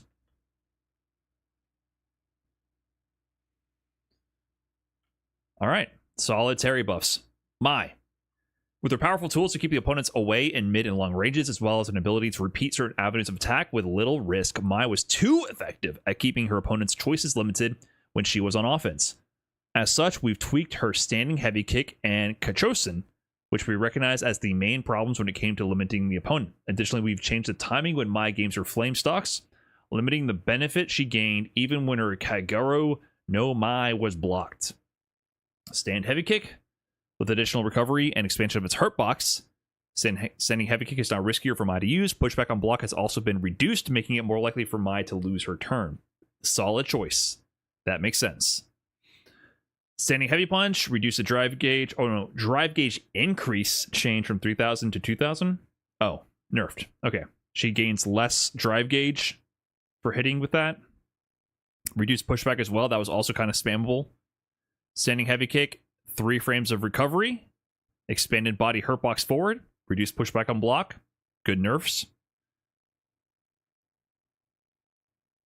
They buffed her sweep on whiff. That's kind of weird. Oh, no, they nerfed it. Sorry. Increased recovery from 22 to 25s. Oh, okay. Fireballs. What did they do to her fireballs? Expanded the projectile clash hitbox inward as the hitbox appears. What does that mean? Expanded the projectile clash hitbox inward as the hitbox appears. Okay. Whatever you say, Capcom. So this is the charge version. Hurtbox around the legs will now last until recovery has fully completed. Hurtbox around the arms will now last for 27 frames from attack startup. Oh no, this is the enhanced one from her level 1 stocks, yeah.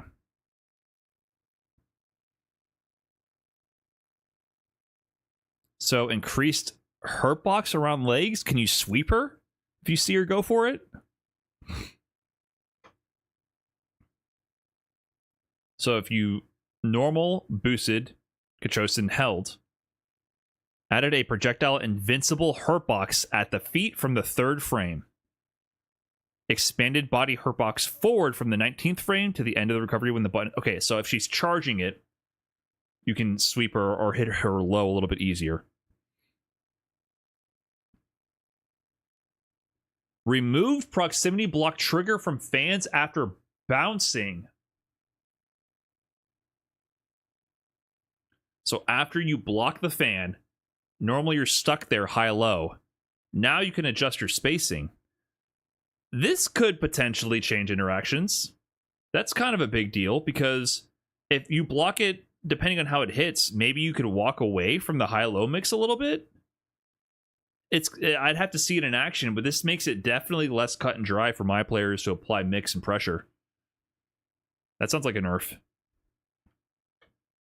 Like an impactful nerf. Okay, got a clip? I'll check it out. Let's see what he's cooking.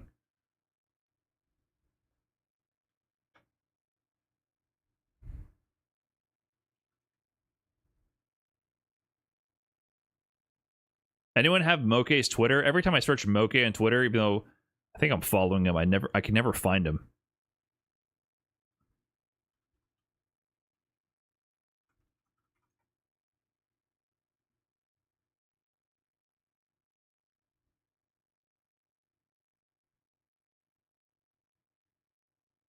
His Twitter account just never turns up for me.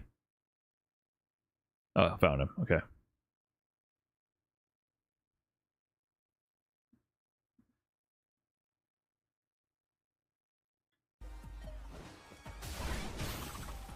Ah, yep. That is indeed a nerf.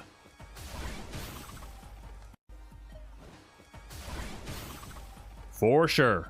Now, obviously, you can't just walk away because she can potentially go drive rush low. She can. There's ways for her to scare you from just moving, but it's still extremely powerful. It's still really good. Don't get it twisted. And also remember, they nerfed high-low perfect parry, so you can't walk away. She goes drive rush, crouching medium kick, and you parry. You won't get perfect parry. So in some ways, the perfect parry changes helper as well. So yeah. For sure, it's just more dynamic, at least. It's at least more dynamic.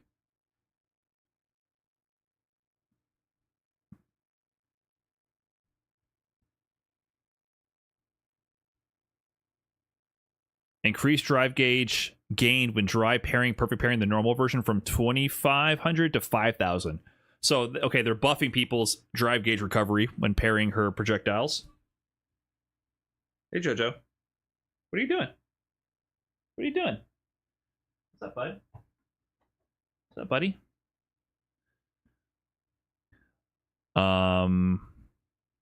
Yeah, so you get more drive gauge back.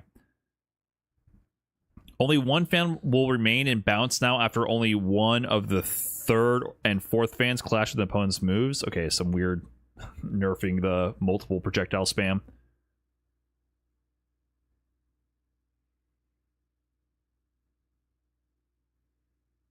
They buffed her drive gauge gain for Riembu.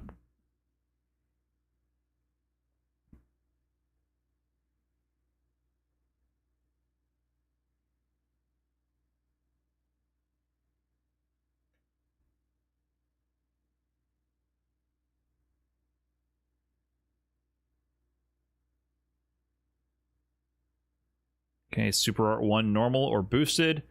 Flame stocks will now be gained at the end of recovery instead of on attack startup. Fixed an issue where flame stocks would not be consumed when using the flame stock boosted version. So level 1 now uses a flame stock itself. I don't know. Sounds niche. Added 50% damage scaling to non-cinematic version. Oh, it's very rare to even see the non-cinematic version, but that does happen. That's whatever. Okay. My definitely nerfed, but I think the system mechanics to parry buffer in ways to make her high-low more potent. We'll have to see how effective walking out of her pressure is.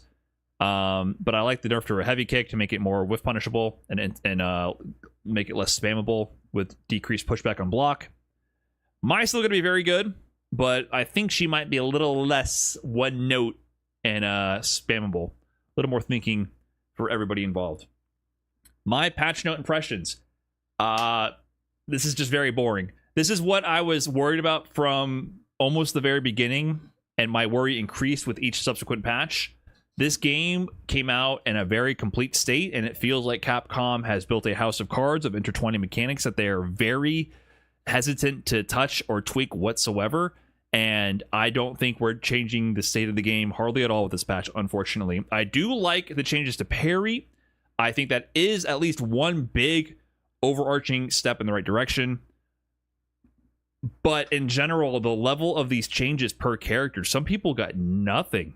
This is just not like an exciting patch. And maybe it sounds immature, or, you know, maybe it's a little bit of brain rot from playing modern games for so long. But if you're going to wait so long to do major season balance updates, I kind of expect change for just the sake of variety to some degree. I guess there's two different schools of thought or philosophy on balance changes. Should every balance change be made to meticulously approach this idealized version of the perfect balance? There's a perfect end state of the game. We need to constantly be honing in on whatever that end state is, and that is our job with the balance updates. Or is there a goal of just providing some level of variety and keeping things refreshed? I kind of have 50-50 feelings about that. I do feel that we should not be making changes solely for the sake of making changes. They should make sense to be in the space of some idealized version of the game. But I think there could be there's still a lot of variation in a really good version of the game, and we could be heading in that direction. So it's a very boring patch. I personally don't like that. I wish it was a bit more exciting, but you could make the argument that the game was constructed so well from the get-go that there's not too much to change. I personally feel, though, I obviously wish there was a big universal nerf to raw drive rush. I just wish there was a hurt box on drive rush. I like a lot of the changes. I do like them adding a lot more hurt boxes to the moves that fish for drive rush cancel, and I'm always a fan of hurt box extensions to improve the footsie game. But if you add a raw a hurt box extension to raw drive rush, I think I'd feel way better about this game, so that drive rush doesn't feel just like a kind of a toss up at times when it just happens to work and your check just whiffs on them. So that would be the one thing I would care about. Perfect parry change is good. Overall, solid patch. Ryu got buffed to high health for no reason. Only Ryu and Terry, I think, got interesting changes, and maybe Manon a little bit. Kind of boring overall, but it is what it is. I would say overall, step in the right direction. Rather underwhelming. It'd be like that. Hopefully, we can get more updates along the way. Hopefully, they deliver on their promise to do more frequent balance changes. And we keep enjoying the game. Street Fighter Season 3.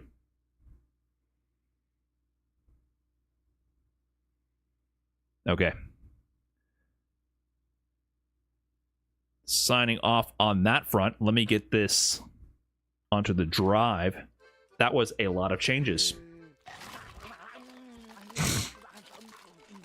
Thank you. 1 second, sorry.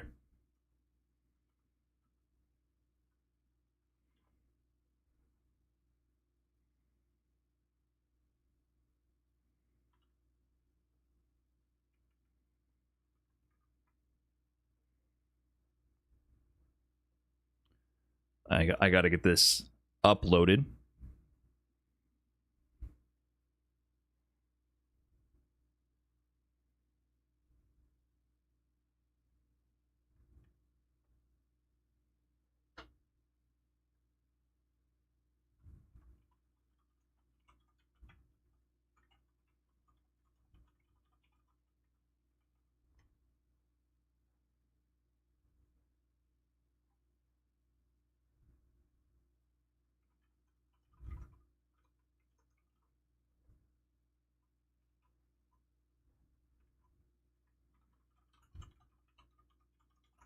One second here.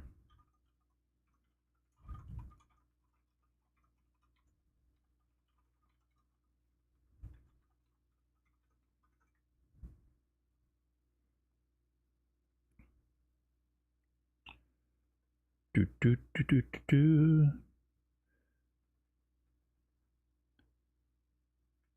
Okay.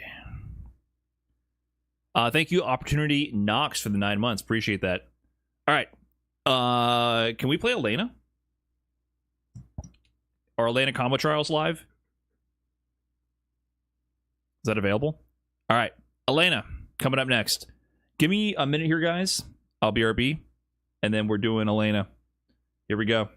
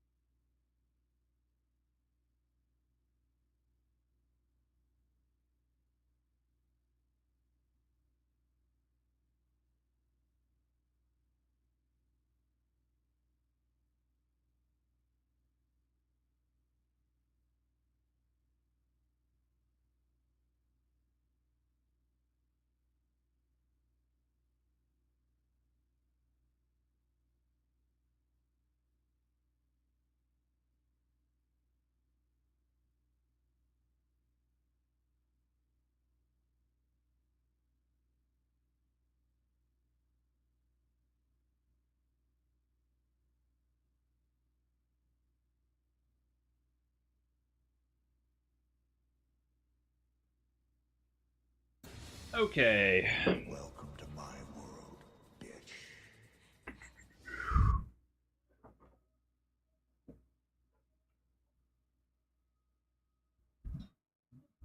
What did I miss? Watch out, bud. Desk is going down. The desk is going down, Jojo. Sabustos? Thanks for the 3 months. All right. What do you guys think about the patch?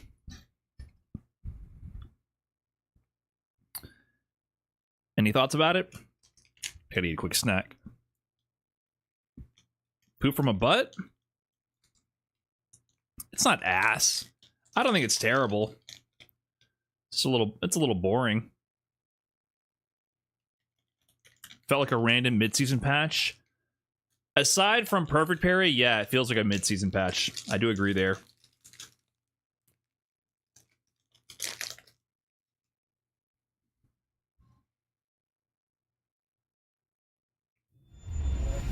It's not going in a negative direction at all. It's just a little boring.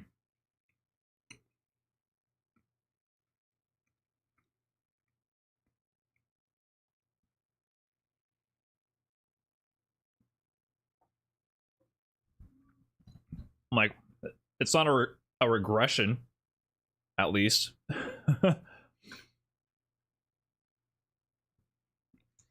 What protein bar is that? Quest cookies and cream.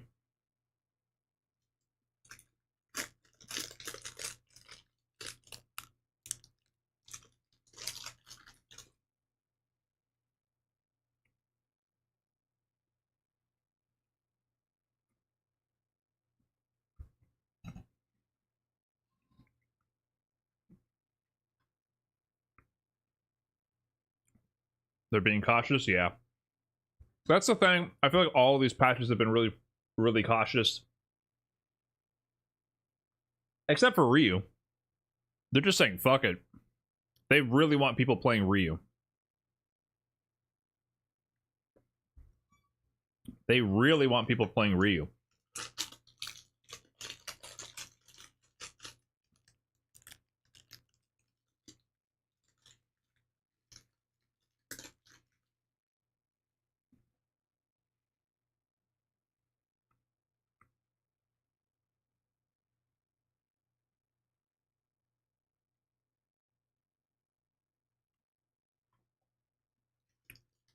Yeah. Patches live. I'm compiling my shaders right now. Can you summarize Ryu changes? Just look up what his Super Art 1 does now. Just to get an idea.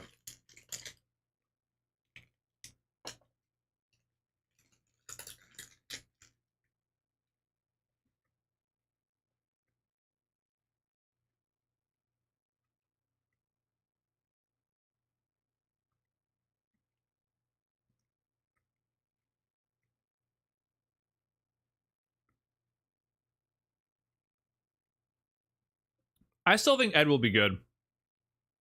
But I got to see his corner Oki.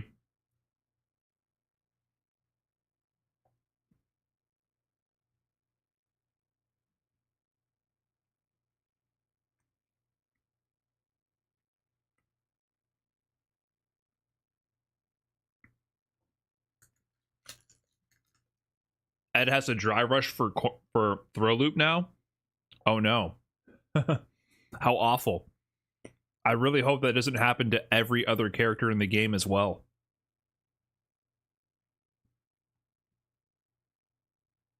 Capcom, whatever you do, please don't bring that change to the rest of the entire cast universally from here on out.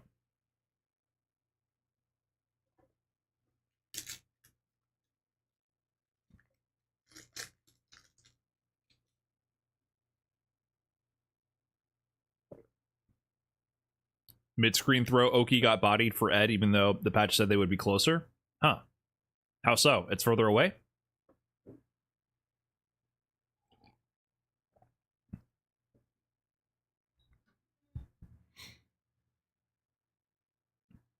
They need to smooth the animation on his throw. It's goofy how far back he slides off the animation. I can imagine, yeah. I'm visualizing it. He just, like, moonwalks away after the throw.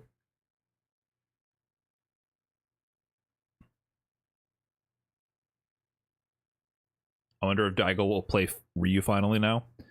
Maybe. Daigo's a crackhead, dude. He's so funny. I didn't watch the full thing, but I watched another one of his stream highlight videos today, and he was talking about mirror matches and then the throw tech balance change. He's a crackhead, but he's consistent.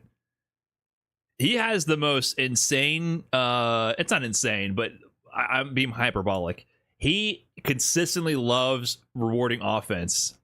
He's like, yeah, man, if defense is good, the game is ass and terrible. He said that with the throw tech change, giving people a bar for teching on defense is bad. The bar should go to the person on offense.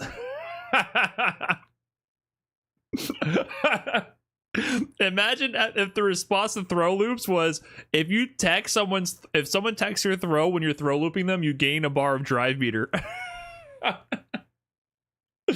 Just the optics of that, and then Daigo going, yeah, good. Like with how much bitching there is in the West with with throw loops, Daigo coming out like, yeah, finally, Capcom buffing offense. But he's always been that way in terms of his design philosophies. If you ever watch like his stream highlights that they translate, he loves guard break from Alpha 3, I believe. Or was it Alpha 2?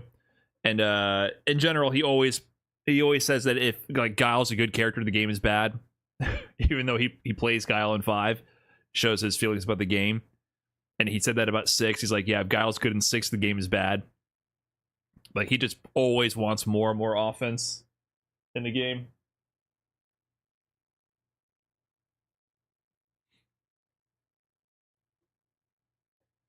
So he's very consistent about what he likes.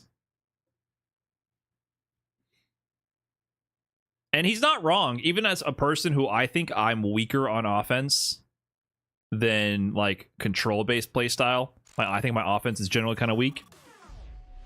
I do have to give respect, as much as I hate rushdown dealing with it. I got to give some props to people who can play on offense. They're risking it for the glory.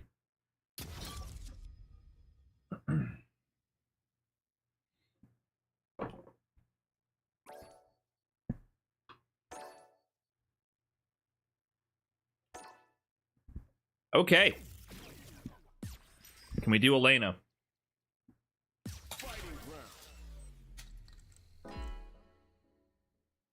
HUD features.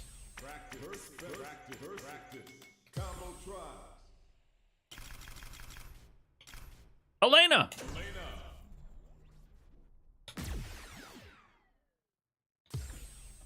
She's real. There she is.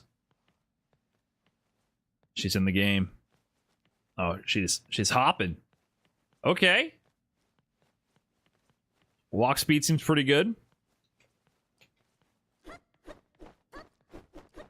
Oh. If you mash the chain, she alternates. Oh, cool. Okay, so this is one jab. This is multiple. Same thing with the crouch and light kick. Oh, stanky leg. That's the stand light punch. Huh. That's her crouching medium kick?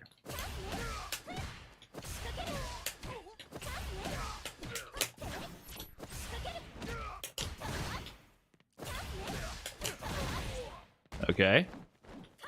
Heavy kick. How's her back? Her back dash seems good. Whoa, she got some dashes on her. 4 dashes, okay. Sweep. Slide. Heavy punch. Towards heavy punch. Crouch heavy punch. Crouch medium punch.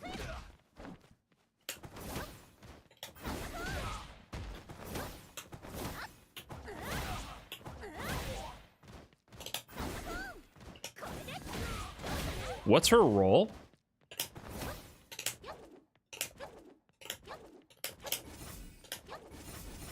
What? Oh, wait. You can cancel it multiple times?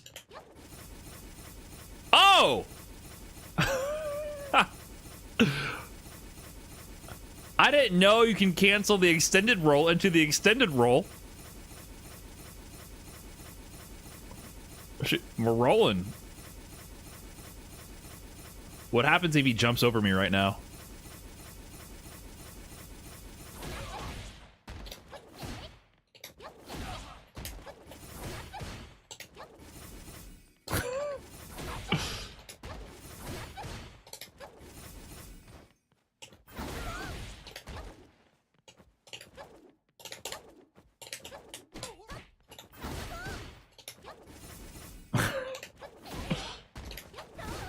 Oh, it's the strength of the kick, okay.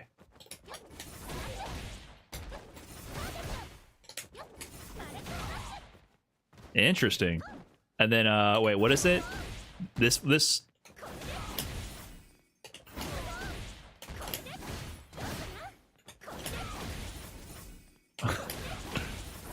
Oh, you gotta press a lot of buttons with her.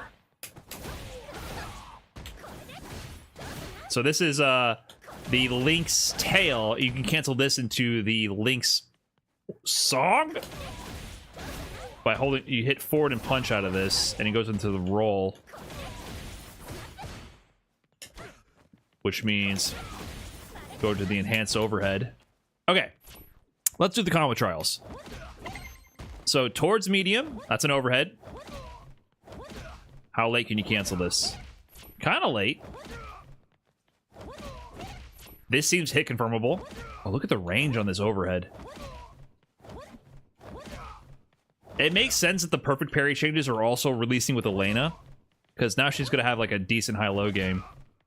So look at this range. Yep. And this does not drive rush cancel. Is this special cancelable at all?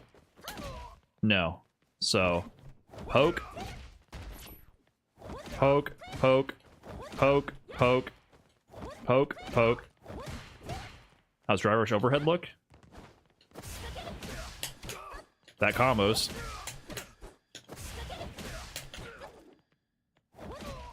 There's at least a combo.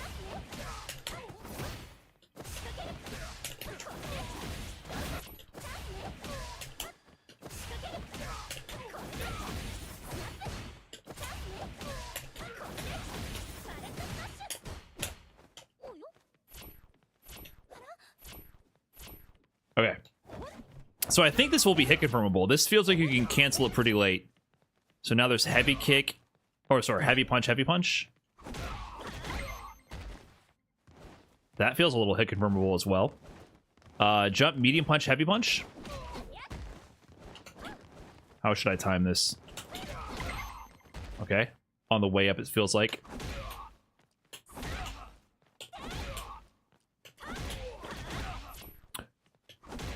This feels decently hit confirmable. Okay, so both are overhead, this one, and this heavy punch, feel fairly confirmable. What's her other overhead? She's got another one, right? Oh, forward heavy punch. So that's 1, 2, 3. So this is also a 3-hit target combo.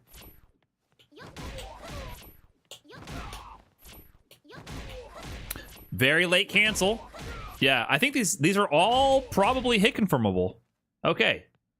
So I think this one might be the hardest, to be honest.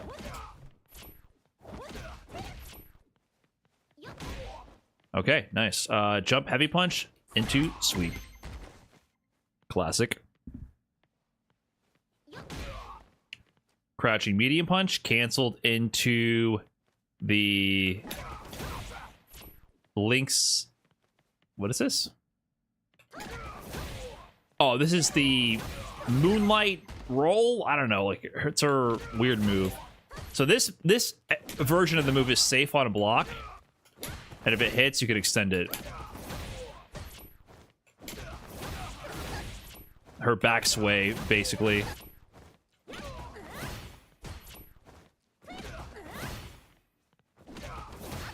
Interesting. Okay. Oh, she has a low turner combo. Oh, so you have this, and then you have this.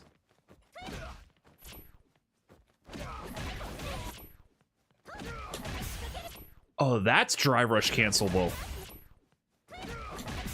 Okay, so she doesn't have low forward drive rush, but she has this from her low forward. Huh. That's sort of like a drive rush from a low. I wonder what if there's a gap here or something. There might be a gap here. What up, Say Jam? Big raid was good. Thanks for the beefy raid. Hopefully you're enjoying some Elena. Even though you're a filthy Street Fighter 4 Elena main, I don't know how you could. She seems more interesting in this game already. Oh, she can go forward and backwards with her heavy kick. Interesting. Okay, low forward heavy kick target combo into heavy Link's tail, maybe DI. Oh, you're gonna break dance on them after landing the punish counter DI. Complete. Rhino horn, thank you. Yes, sorry. It'll take a long time for me to remember all the moves properly.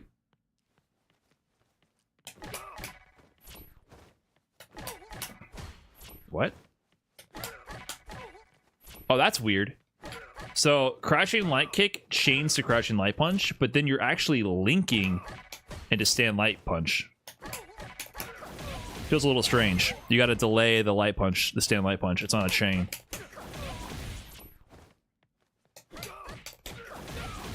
Okay. Crouching Heavy Punch.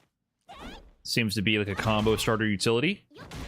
Into the roll, the Link's Whirl. Or sorry, into the roll, which is the Link's song. And then we're going to do the medium kick ender, which I believe is a launcher, into DP. Nice.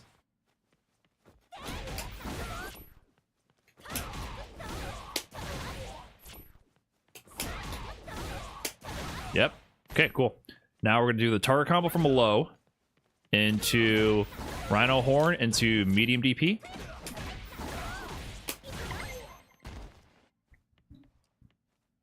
Okay. What is this? The same target combo into OD into heavy DP. Or no, from standing. Okay, the launching target combo. She has a ton of target combos. Oh, side swap? This is the side swap they showed off. That's useful because you can be in the corner and then side swap out for only 2 bars. Oh, we're rolling now. Rolling. Okay, let me just get you to the corner real quick. Oh, only 2 lights into that.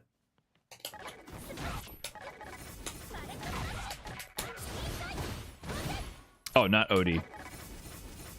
Hold on, let me get you in position again one time.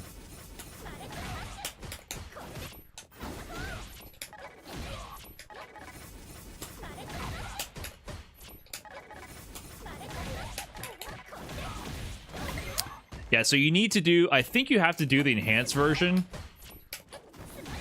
So this is the Mallet Smasher without the enhanced roll. So if you just do the roll one time and then press heavy kick, you get that version. And this you can't link off of.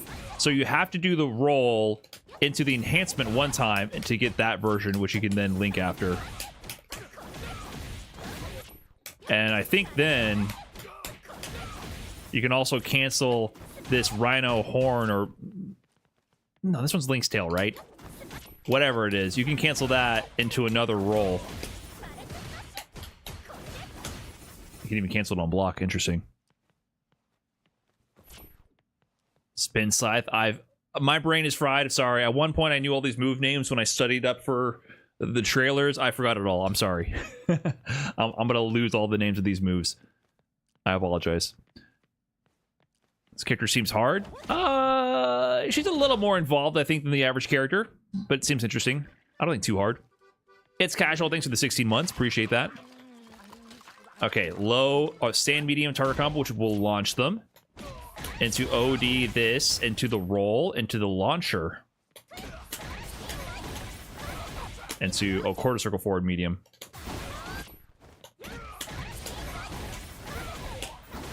Oh, I did light there. Cool.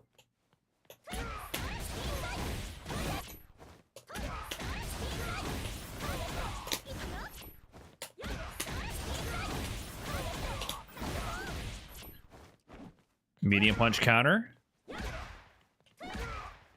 So this is gonna link. I like this. Seems like a nice poke. I like that she seems like a poking character. It's just kind of... We don't have that too much. I like that. What do you get on counter hit? Or on punish counter? Oh, there's another target combo. Sorry, the medium.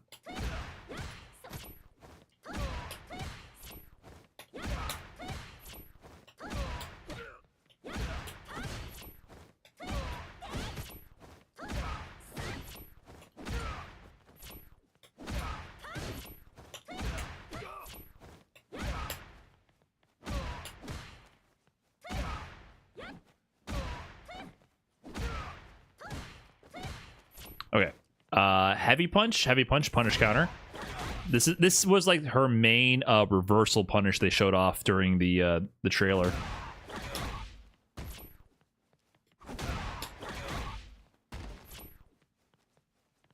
Oh, raw dry rush.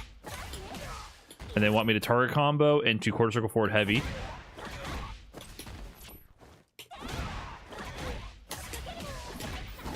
And then DP juggle. Interesting.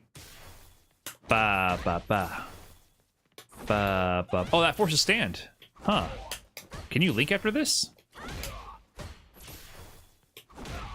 Probably not. So overhead combos. Oh, this combos into a crushing MK? Am I tripping?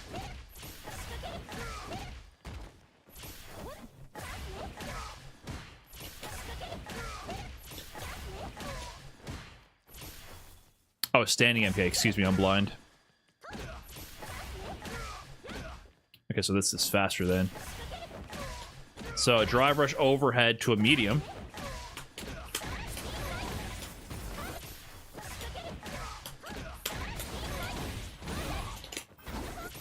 And then what is that? Level 1? Level 1?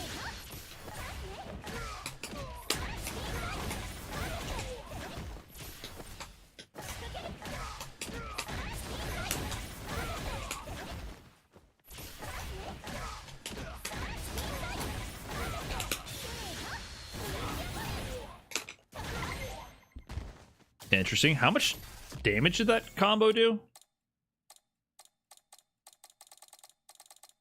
What?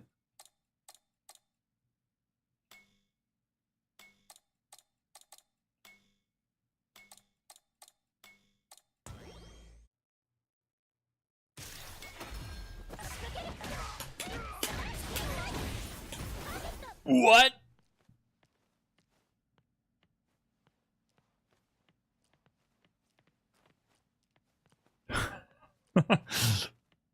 Huh?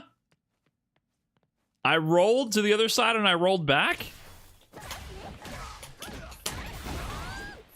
What did I just do? How did I pull that off?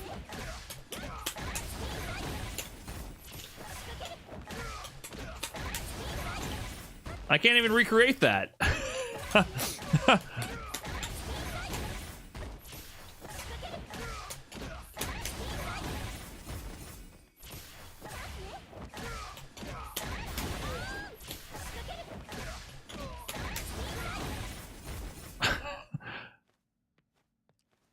How did I do that?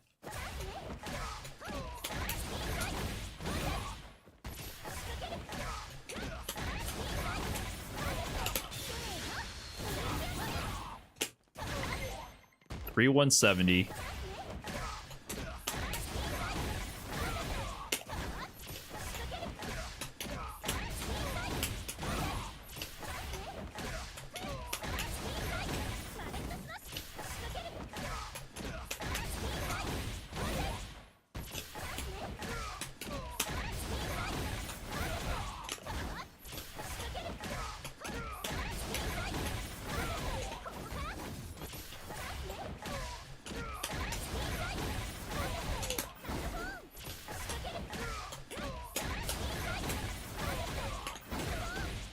So it does like 200 more damage than just ending without a super.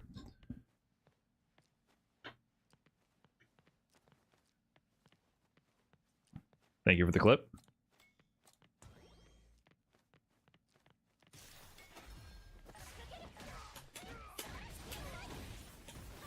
What?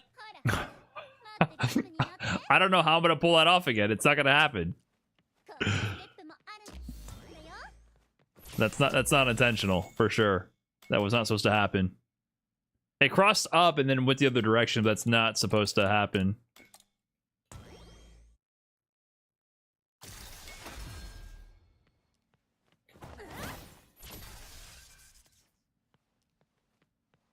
I did quarter circle back, heavy punch, and it crossed up. Oh. Looked funny.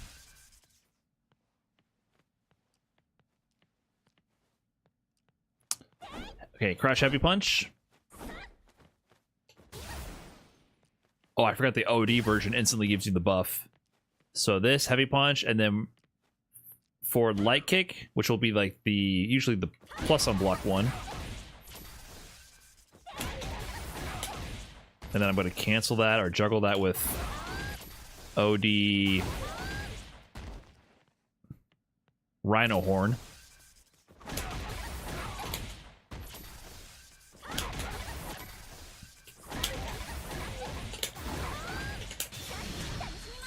Okay, I gotta cancel to the level 2.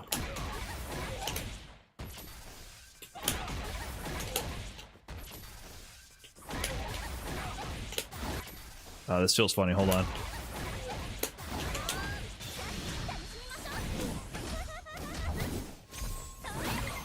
Okay, solid.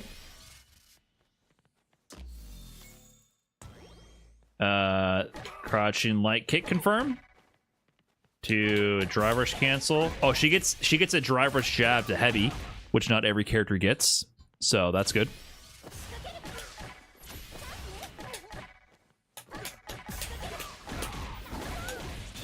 And it's level 3.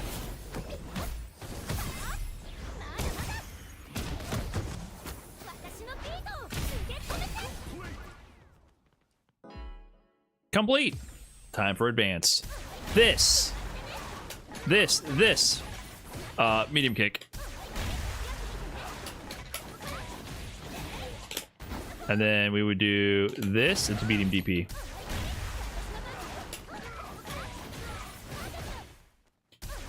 I just noticed what her DI looks like. I was sight reading the combo here. She gets on her hands and pogo jumps into your face.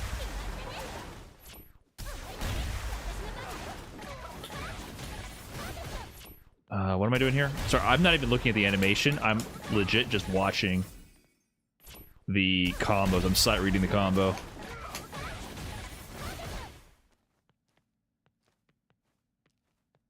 Okay, let me see what's going on here. Something's not working.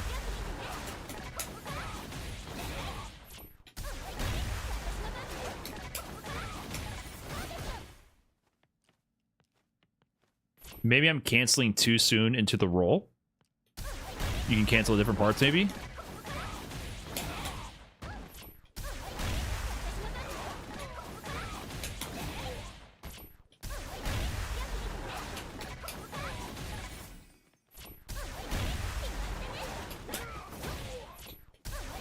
Let me see, let me see.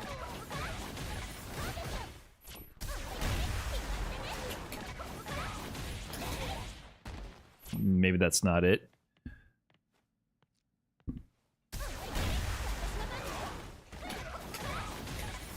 Oh, okay, one of those.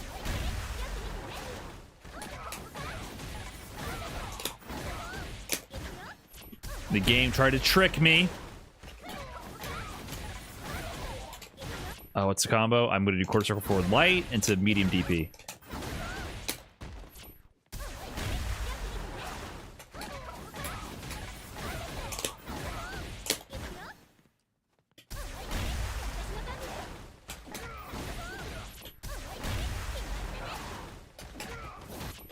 Sorry, I'm forgetting the inputs.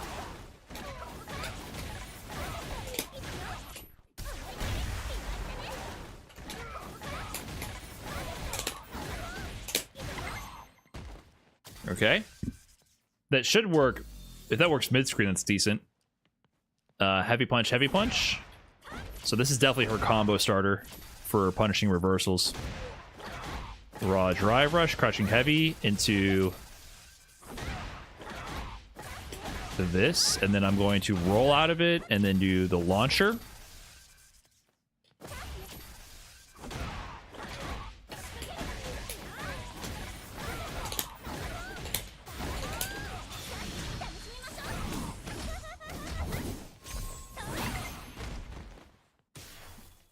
How much damage did I do there? When I do these combos, I'm just looking at the inputs. I can't even see what's happening.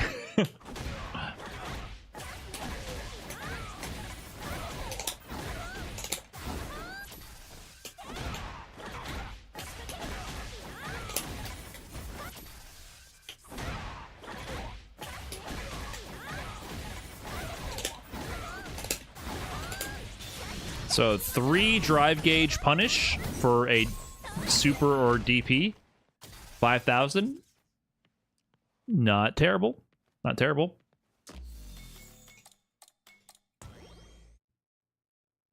Yeah, with a level 2. So this counter can combo to light kick. Oh, nice. Yeah, you know, kind of like a Kimberly style drive rush.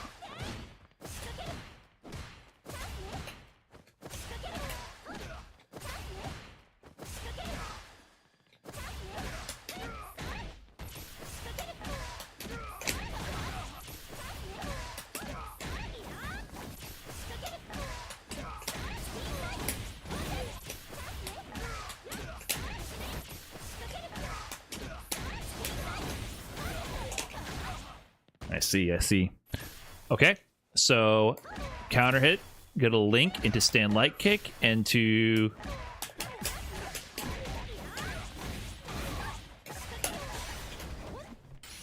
Oh, I'm gonna do this launcher into raw drive rush, crushing M. Oh, you can do that even grounded like this. Okay. And then, what is that? Level 1 into DP.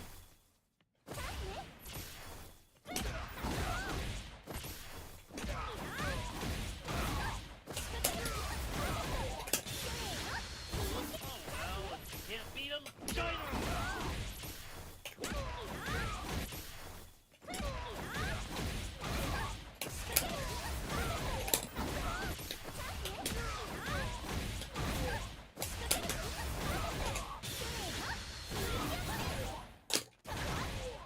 Okay. Let's put it together. Stand like kick. So from how far away would that work? This will work from decently far away, huh?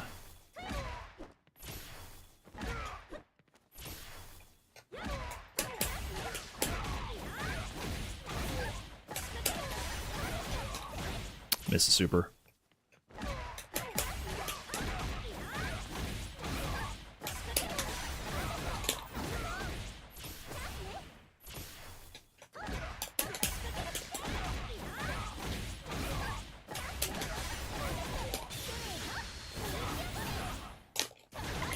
Nice. Yeah, the ability to go into the heavy from a drive rush light into this whole juggle combo seems pretty good for cashing out. Obviously, this is a super scaled confirm, but definitely good to have these kind of route options.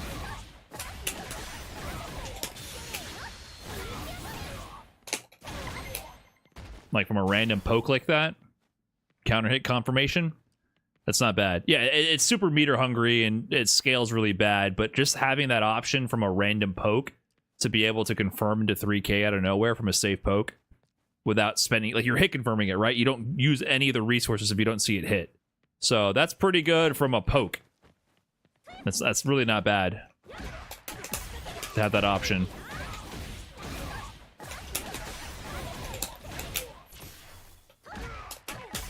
And obviously, if you had level 3 or level 2, you do more damage.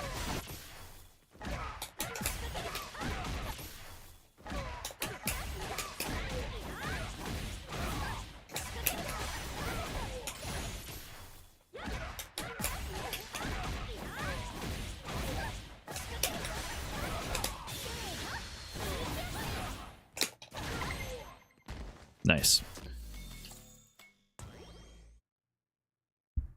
Okay. Advance 4. So we're going to punish counter with this? Does that matter?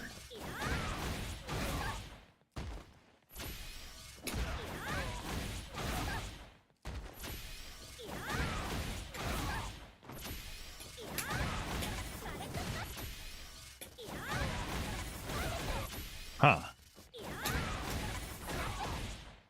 So that allows you to combo into the forward heavy kick ender from the roll, which I'm assuming you normally can't.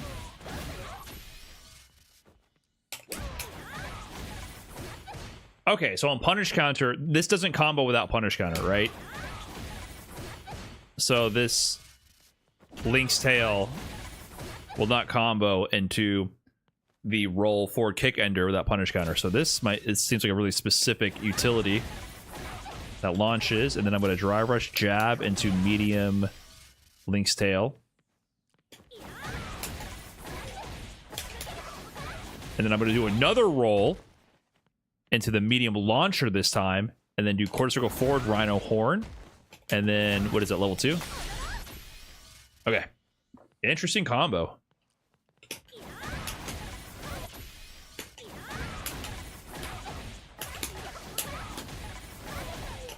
Oh, what am I doing here?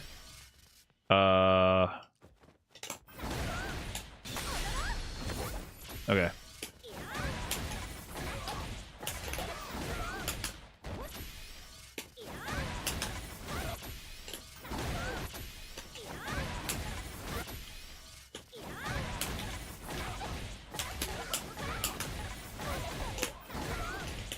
Quarter circle back.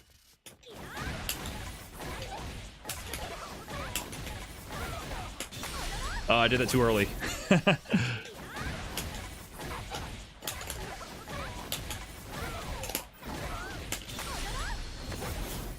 Interesting.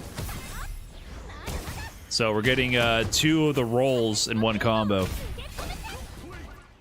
Okay, that's pretty cool. I guess that was the end. Let me do that one again. Only 4 advanced.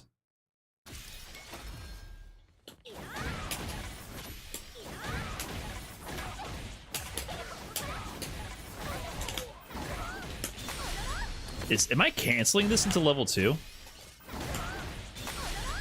That's kind of unique. This is definitely a cancel. I'm not like...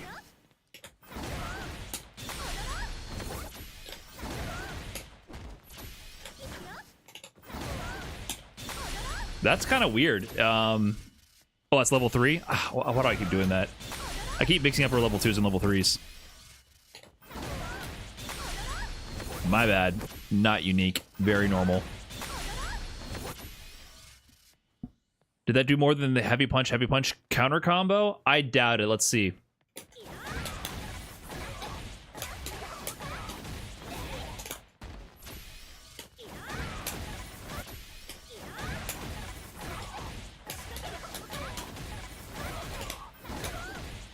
I was doing punches instead of kicks there for her level 3.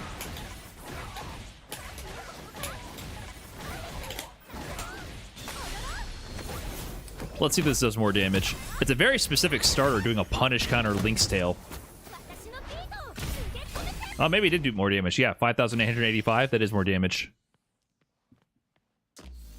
I believe. What was the other combo from Heavy Punch? This one? No.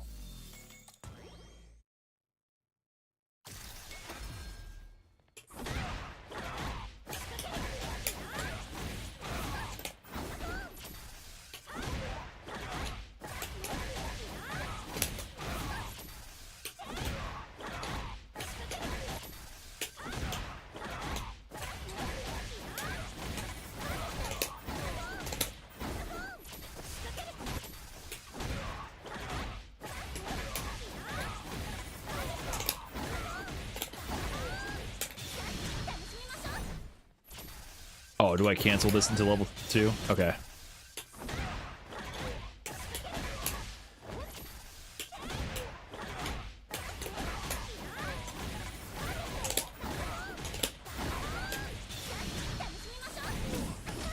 Well, this is going into level 2, so it's hard to compare.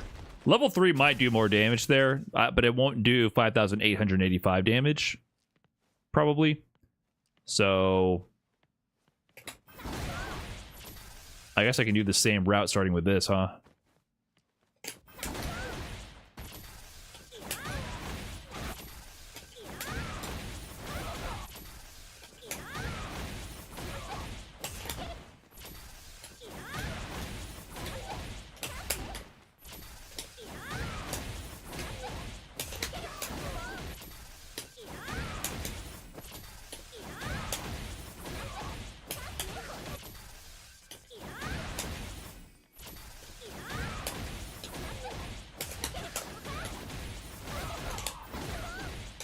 I don't remember the route.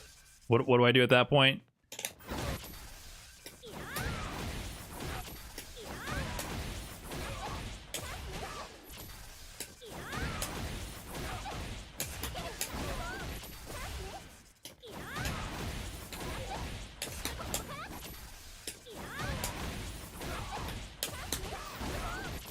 Woo!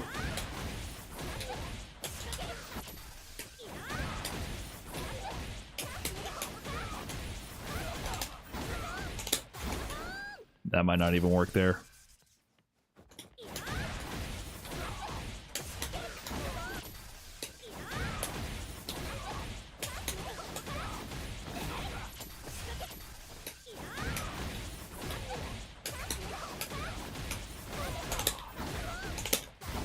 Yeah, I probably gotta go straight into OD there.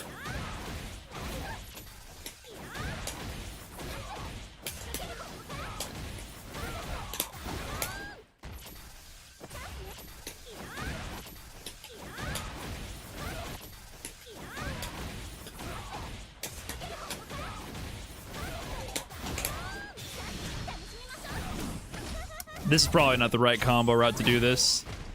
4837, which is less damage. So I don't know. They seem similar. I don't have the level 3 in here to really test. But anyways. Elena combo trials complete. So right away, I like her plethora of target combo options.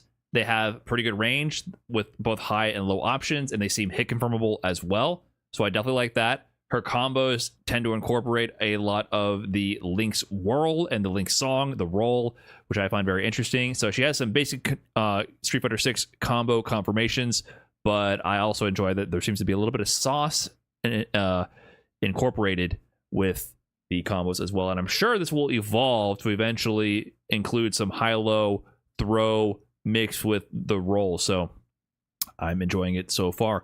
We'll see how I enjoy it when we get Elena to master rank. Elena, Street Fighter 6. Thanks for watching.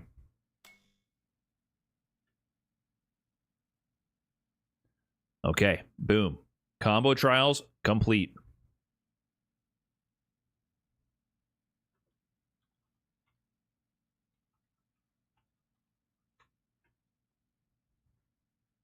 Oh, well, if you can't beat 'em, join 'em!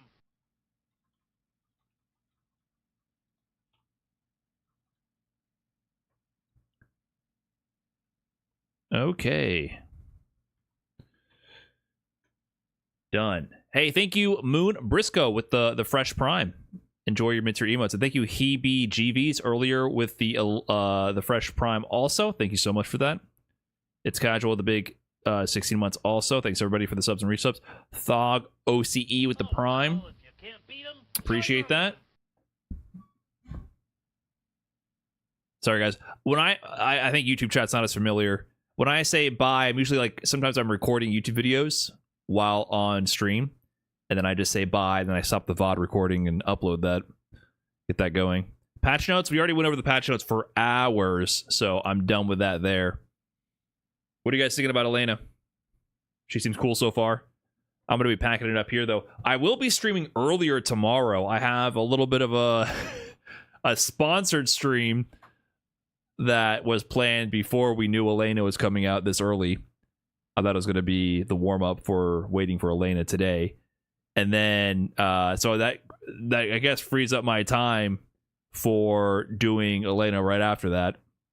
So we'll be streaming again tomorrow. And that's when we'll be taking Elena to Master Rank. So it should be fun. It'll be maybe frustrating to deal with low forward drive rush while I'm going to be poking away. I got to remember the controls. I'm going to practice versus the CPU to warm up. But at least she has a DP, right? So I can just spam DP, have that muscle memory.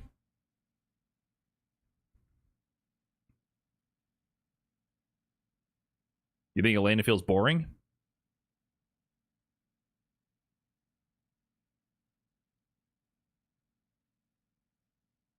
Missing throw loops mid at best. What does that mean? Yeah, I like that Elena has a lot of interesting pokes. Forge K seems like God Low Crush. Like her reverse Sobot kick. Is that what that is? Yeah, it seems like she's going to play a different playstyle. I don't know if it'll be effective or not is the issue. That's my one concern with her right now. Is that I don't know how effective that is in a game where people shit out damage from button into drive rush. That is a concern of mine. However, it seems interesting. Will be fun to play. So I'm definitely going to enjoy trying that out.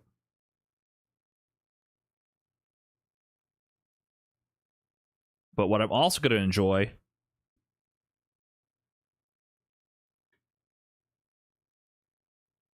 is showing the Twitch chat something very special. Only for Twitch. So if you're on YouTube, you're going to have to go for Twitch to see this. So YouTube, I'll catch you guys later. Twitch chat, I got something super special for you guys. Thanks for watching, YouTube. Adios.